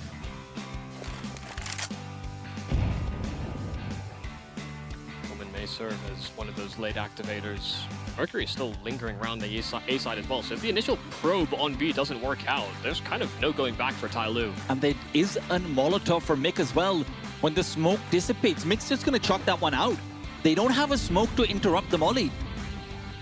What's going on? Mick ends up dying to a flash. Jamyang. Advent still trying to close the distance, but Cabal finds kills on the flank. Accuracy fully out wide, traded, but does that matter? Kaze and Mercury still separated. Kaze trying to plant inside, but with 10 seconds, he won't be able to do easily. He's going to be spotted. The bomb is sticking out, and it is taken out as well. Zesta taking a round back, even if it is very close. This was always going to be one of the risks you wagered if you were Tyloo. That initial probe, that initial core of players, 3 outside of B main, they wanted to be able to link up with Omen later on into the round. They wanted Mercury to be able to transition as well, but that double push being spotted, they kept Mercury busy. And then it's Kaze basically in a one-on-one on the bomb site, and he has basically no coverage, no help in terms of getting that bomb plant down, and that smoke did not last long enough for him to punch in those digits.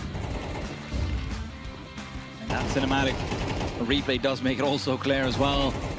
Beautifully done. Yeah, I mean, you can understand as well the thought process there from Kaza. If I have no coverage, I need to use the smoke.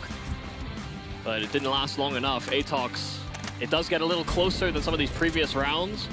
They make a lot of the right decisions once again. Mick's gonna have to fight this one out, and with the Molotov underneath the feet of the T side, he is happy to take the duel. Jamyoung in the meanwhile, though, pushing into him. Mick holds down the line. This is so well done. Dobu as well picks up a quick double. Mick will not move. He will not budge an inch, but in the meanwhile, Oman's completely fluffed it. Did he not know he didn't have ammo? Wasn't going to be able to get that reload in on time. Mercury has to be sent the other way, and the good news for him is that that bomb is achievable, but it has to beat past Cabal first, and he'll succeed. Took a lot of damage in that fight, though.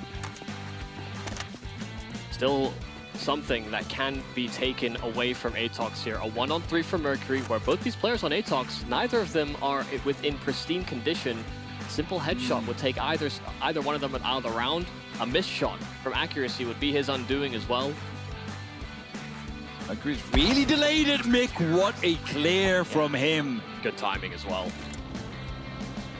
And sure, some of that is fortuitous, but God, Mick's having a game. Yeah, just good heads up, you know, understanding what he's exposed to and making the adjustments, you know. Never taking a moment to think, oh, I can pull my knife out, I can just chill out. Mercury's not made a step, not made any noise. Ready to scrap. And this is the thing, we haven't had a close game on any of the maps so far. So if that trend continues, Atox they're making Tyloo look a little silly, a little sleep at the wheel. They want that potential rematch with Greyhound. They want it bad. Yeah, and maybe they kicked their feet up after the nuke was so one-sided. Tyloo got to sit up straight.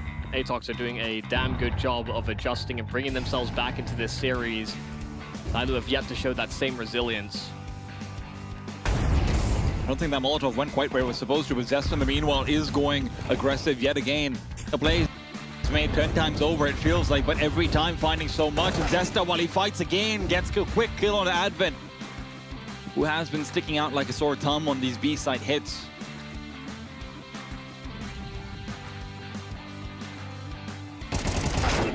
A good fight there for Jamyoung. A lot of those bullets being tanked by the wall for Cabal. But the fact he's low HP, they actually don't decide to commit off of that. Don't want to go traded. That bomb was not in a position to actually pounce with them and transition into the site, but they'll see if they can keep Atox guessing. Someone has to be kept in charge and make sure that that A player can't simply get swarmed. But Atox are fine to double up. Actually rotated an extra player at Deep CT. They're really concerned about this potential for an A play. Tyloo have picked the right site. And Mick has got no utility to help himself out either. Smoke's going down, flashes from Jamyoung. If Mick can dodge the initial flashes, keep himself alive, job is well done. There's no smoke next to him. Jamyoung is low, he's the one holding down the bomb. Mick needed to find that kill, instead he'll settle for a double in dark. Not done yet though, Jamyoung finally puts him down, but he's got to close that distance and do it quick. Zesta in the meanwhile, pushing through the smoke. He knows time is on his side! He knows it! There's nothing you can do about that. Down in members, worried about flanks, worried about canals, and Zesta makes the right play again. One of the players that served as spoiler so many times already here on Anubis, whether he's taking first fights or whether he's closing rounds when Tyloo have that clock against him. This is the Zesta and Mick show all over the B-bomb site. And Zesta, this player that, you know, sometimes we look at this team in online play, he is someone that can sometimes struggle to find his moments, his impact. He'll get some of these tertiary frags when the round is almost certainly opened up by somebody else. But these are moments where, should he miss, should he falter, Tyloo are right back in it. And he has not gone missing. It is silence for the Tyloo camp. These rounds are burning up.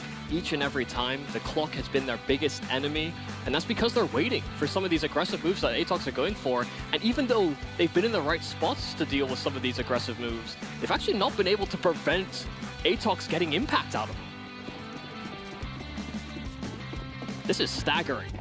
Tyloo, a legendary organization within the Asia region for making it to the majors first. You know, when we had these qualifications, a Chinese team represented at majors was ridiculous. We met quarterfinals for Tyloo. Different roster, of course, but the organization itself, they made a statement by picking up the best team they could in the Chinese region that were constantly threatening at these RMRs. And it feels like this organization has gone from being a guarantee to being a curse instead. They've gone international. They've gone for additions of Indonesian players. They've gone for whatever they can. They've now gone and bought their biggest rivals, and they still look like they are on the precipice of another RMR demise. Yeah, it's in a weird way, them admitting defeat to some of their rivals. You can't beat them. Make them join us. I don't think that's an option for Atox. They can't buy him out. Especially not right now. They can't just change the flags up top.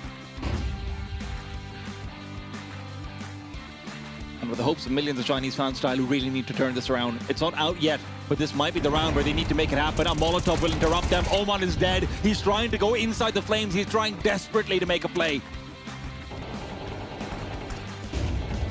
But now Cabal and Dobu will continue to lay down the defense, where it was Mick and Zesta on the B-bomb site.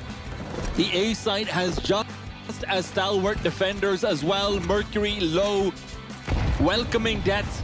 And it will be received. These pistols get chewed up and spit out by Atox. Such a solid hold. Crunched them as they were moving in through camera. Not a single kill being found onto an Atox defender. And who's gonna voice up, find that opener here for Tyloo, because you know, we're cutting to these cameras, we're hearing Atox screaming, yelling. They just keep on riding the wave of excitement. They know that they have massively overcome a hurdle here against Tyloo, and this is a phenomenal start on the decider map. Tyloo, in the meanwhile, they've gone from surfing the wave to now being right underneath it, drowning, hoping for anything. These are veterans. A lifeline. These are veterans on Tyloo. Expected to make it to the finals or one of the qualifying spots of this Asia RMR. Zesta continuing to dominate, continuing to always be good for one, continuing to threaten for more, and that's exactly what he's looking for. Will collect as well. By the time the Molotov goes out in dark, Mercury will have to take a fair fight, one that's never fair with hands like Zesta's. I just can't believe how well they are picking Tyloo apart. Kaze, that last man standing. First kill onto Accuracy, who held that line with the AWP, but Dobu's looking to try and collect on the trade. That smoke working against Kaze. This Malaysian AWPer that could. 40 seconds to really chew through this, but the bomb is in their possession. Atox sit on top of that like a nest egg. And Kaze, he's giving up. 30 seconds. A number of angles to clear. He's trying to retreat with this AWP. Atox are in Tyloo's heads. They are meeting them at the gates, and they're battling them off. They're about to be in Tyloo's spot as well, up against potentially Greyhound, of course. I mean, with the way things are going, we don't really know even if they're going to be making it to the lower bracket consolidation final. Yeah. And oh my God, Kaze might die. Kaze might die. Cabal's going to be turning the corner. Kaze misses! It is disaster! Going from bad to worse. The death of the dragon has been prophesied. And I think it's coming true. This is heartbreaking. First major for these Chinese turncoats under that new organization. First RMR and a chance to go to the major round. And Atox, this is exactly what you needed. You needed to taste the victory over the hump. Of course, that's not something they've gotten yet. They cannot ease down. No.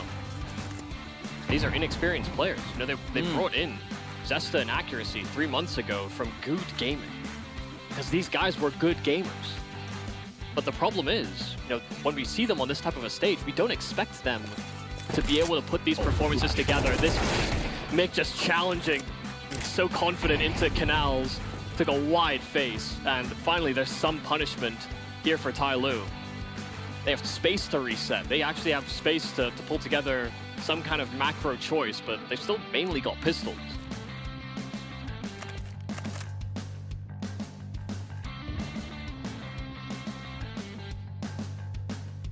Feels like they need to get every single round now on this D side, and you still have to go through a lot of utility on this A side. Dobu's got a nade, he's got a Molotov. That, oh my god, nade flies through. Definitely pushes them off the angle they wanted to try and take. To look and hunt for that opener. Dobu, Molotov right behind it. The spam just so close, but not quite hitting the money. And there's Cabal to make sure that Dobu doesn't get overrun from his spot. It just fizzles up. A glimmer of hope. A light at the end of the tunnel of that round. And they realize it's shuttered. Atox are making the veterans look like retirees. The biggest organization in China. And I have to just add to this, Atox as well as an org, right? You know, picking up the Eruption core, taking it forward, making these additions, really committing to it. Losing Yami, the best prospect in Mongolia, the best player, the most likely candidate to make it to the Mongols, even more than Senzu. They lose him, and they're coming out. Not just strong, they're making a statement. They got destroyed in that first map. They got destroyed against Greyhound too. Yeah. We saw potential in that Greyhound matchup because they found advantages, but this time they're getting the advantages and never relinquishing that to any of these stars. These so-called top-level players within the Chinese region. Right now, Tyloo are not showing that form. Molly timing is great from Dobu. Mercury's found Cabal as well. Mercury wants to keep it going, wants to prove his place over here, wants to show that he's the future, but right now he's got no future. Not in this RMR, not like this. Mick making his way over, accuracy as well, keeps the threat going. They cannot plant this bomb, not like this. The trade is there, Zest is ready, of course he is, and Oman struggling, floundering, drowning. As soon as they feel like they have a small gap, there is always another head to this Hydra. They just keep on cutting limbs, and to emerge, it's actually unfathomable that Atox have yet to concede a singular round. Hell, I mean, if we dismiss pistols, what's their track record from Inferno?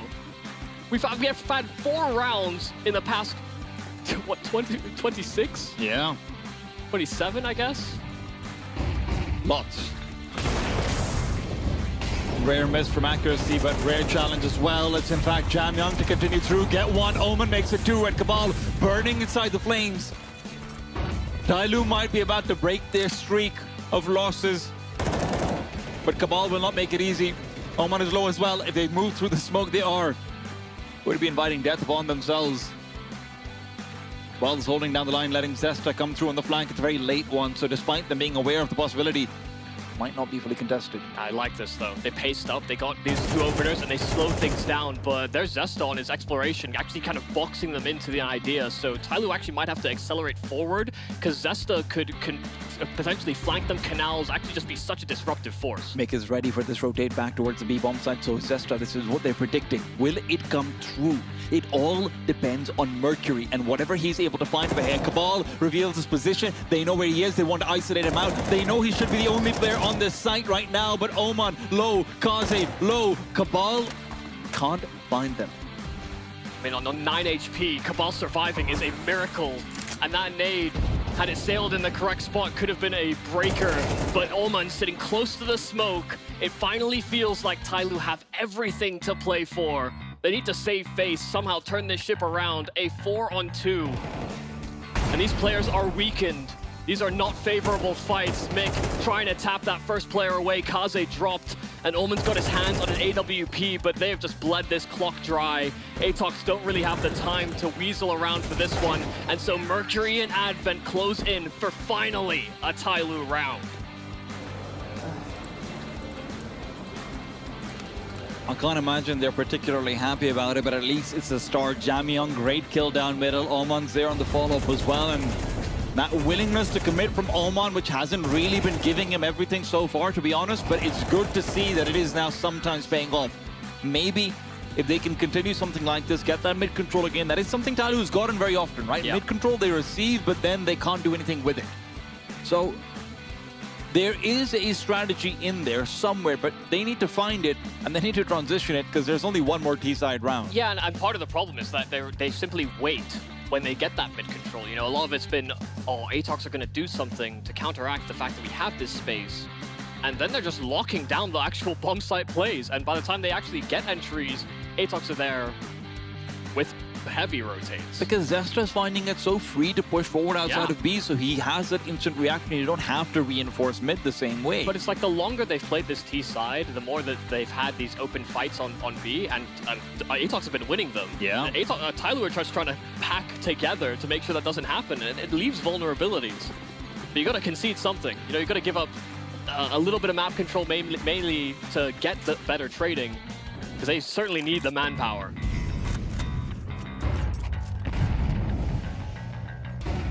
Kaze's holding down for a push. He's really hoping that something is given to him. Anything at all except for a bullet.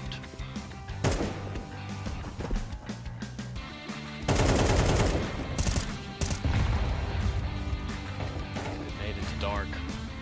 Catches Mercury, does a lot of damage. Had to worry about Mick peeking behind it as well, but there's a deep smoke. Throw by T's as well. Accuracy. Bit of a one and done position, but actually had Jamyang locked in, but misses his shot, and Jamyang and Kaze have found the openers they may need. Mercury spotted out Zesta through the gap in the smoke made by the grenade, and Jamyang continues forward, so Tyloo will be able to pick up at least two. Oman to guarantee it. Kaze to be the one to be getting the kill as well. Well, it's not pretty. It certainly isn't, and that was their best looking round for sure. Just being able to get opening kills through smoke, capturing these Atox players, trying to keep challenging around the sides of the utility. But you can hardly feel happy about how that T-side has gone. T-side on Anubis is favored. One of the few maps in the pool that is currently the case. And you know, we've started to see it stabilize, it's equalizing a little bit. But you need more than two if you're Tyloo. Atox can take some risks, but they have played with such focus this game that this Chinese squad, this legendary organization within the region, could be eliminated in the first day where we have to send home these teams. And the worst part about it would be, if this is how it finishes, it wasn't even close.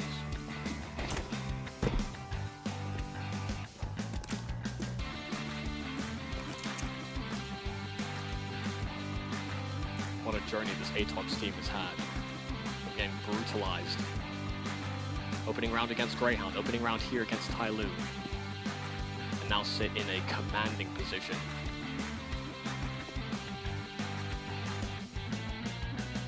Resilience is something that cannot be doubted in them. You need to take it across the finish line. Can't consider this a done deal. Been too many turnarounds, too many broken hearts at the RMRs.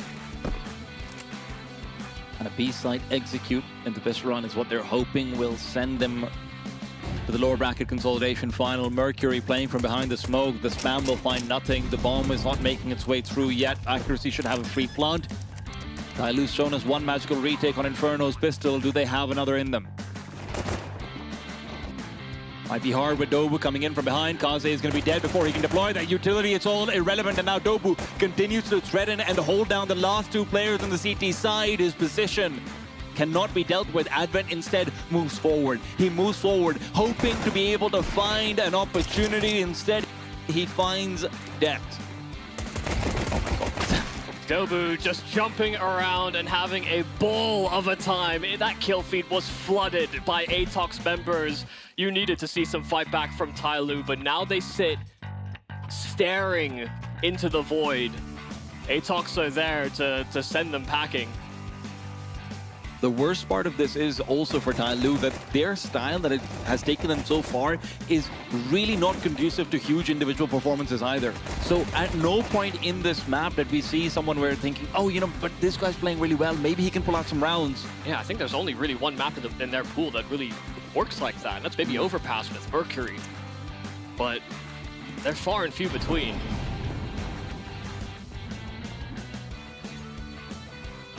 They banned that map, so yeah. Don't know if they would agree with you. They had some struggles in some lanes, but would it have been better than this? We'll never know. Eco from Tyloo. They want to be in the jaws of death before they try and defy it, but sometimes death just bites. Yeah, the jaws of this dragon, unfortunately. Maybe they needed those sensors. It'll take more than a dentist appointment to fix what's going on in their head, though. There's just no fire behind this Tyloo play at the moment, and on pistols, you can't exactly be the most persuaded that this is a round they'll make too convincing. Nice long-ranged kill there on the P2K. And Atox punching those digits. They guard the gun. They're ready to play out this post plan. They are not overstepping. They're playing within the sights together. And there are no problems here for Atox locking in that bomb. A 12-2 scoreline. They have 10 swings to push Tyloo out of this tournament right here, right now. A team of Mongolian players that haven't had the same opportunities, that aren't really considered in that same conversation in terms of making it to the Mongols. We don't have these hot young prospects that Blitz is like, oh yeah, you know, I can make that guy work. This is a newer in-game leader, somebody else that's serving to be a brain within the Mongolian scene, working with pieces that have always been solid. And I can tell you right now, Zesta and Accuracy were not rated highly before joining this team, not in the local community. Just consistent. Yeah. They were seen as consistent. They were all right. Zesta's not just all right now. He's the main punching power in Anubis. And they've powered up massively throughout this best of 3. No more chances. Tyloo could be out. Tyloo should be out. There's no shoulds. There are only certainties, and it's a certainty that Atox wants to realize. Atox wants to go at least one step further than their last adventure in the RMR, eliminated at 5th place in Paris's qualification process. They lost to a team that they should have won to, and now they might be beating a team that they should have lost against.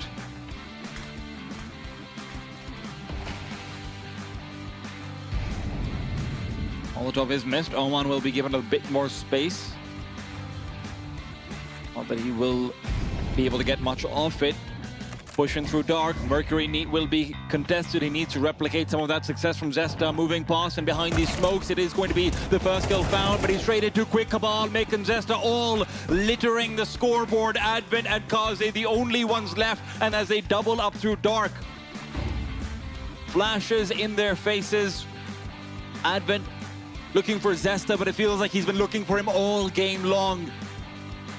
The approach to be the last breaths he's taking, it will be elimination. Tyloo to fall. The curse of the dragon is very real. Atox playing well above their weight. They destroy, absolutely decimate Tyloo. A team that we have pinned as favorites. They want to be the ones that make the RMR. They struggled in the past few years, the organization and this core. But together, this weight, this burden is too much to carry. And for the most part, I think if you ask players to be named from this team, people say Dobu, Cabal, sure, we know them. Beyond that, though, these are relative unknowns. Mick had his time on renewal. Zesta and Accuracy picked out of ESEA open. And now they're a guaranteed top 4. Now they're continuing contention for a major slot. Now they have proven that they can beat some of the best in Asia. Yeah, I honestly can't quite believe it. You know, the fact that we had a destruction by Tyloo on that first map, the fact that they got destroyed by Greyhound as well, for them, like the fact they had these massive losses, It's like they just reserved that energy for the right here and right now. And listen, that energy, it came out explosively, right? We see everyone having their moments. We see Mick having his time. We see Zesta looking goddamn insane. And then obviously Dobu and Cabal, I don't need to talk anything about what they did in Inferno, right? Like even just a mental turnaround to have all of this stuff. But man, I mean, I can't even process anything more. I hope that the panel can. We absolutely can over here on the desk. I gotta say, boys, I feel like watching Tyloo in that match is the very reason why I might have trust issues. A significant lack of teamwork on their part, Blair. What on earth happened? They're crumbling. That was just terrible.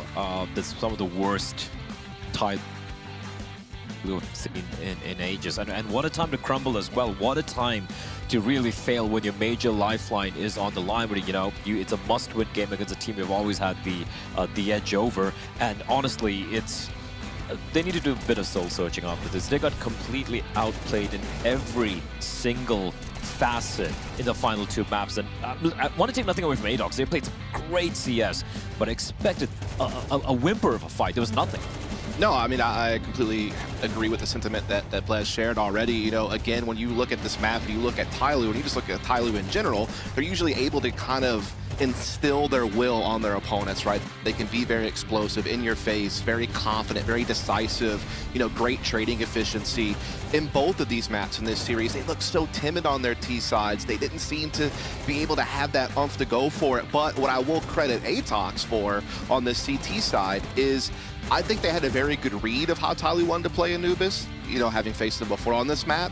And while Tyloo are very prone to taking that early mid control, Atox used really good counter utility to not let them do much with it. Once they pushed doors and they started threatening site splits through that location, they held it down just fine. Mick was an absolute monster holding down any type of beacon pressure that came through water. So I do credit Atox for how they countered Tyloo's mid control style, and just our overall utility usage on the CT side was fantastic.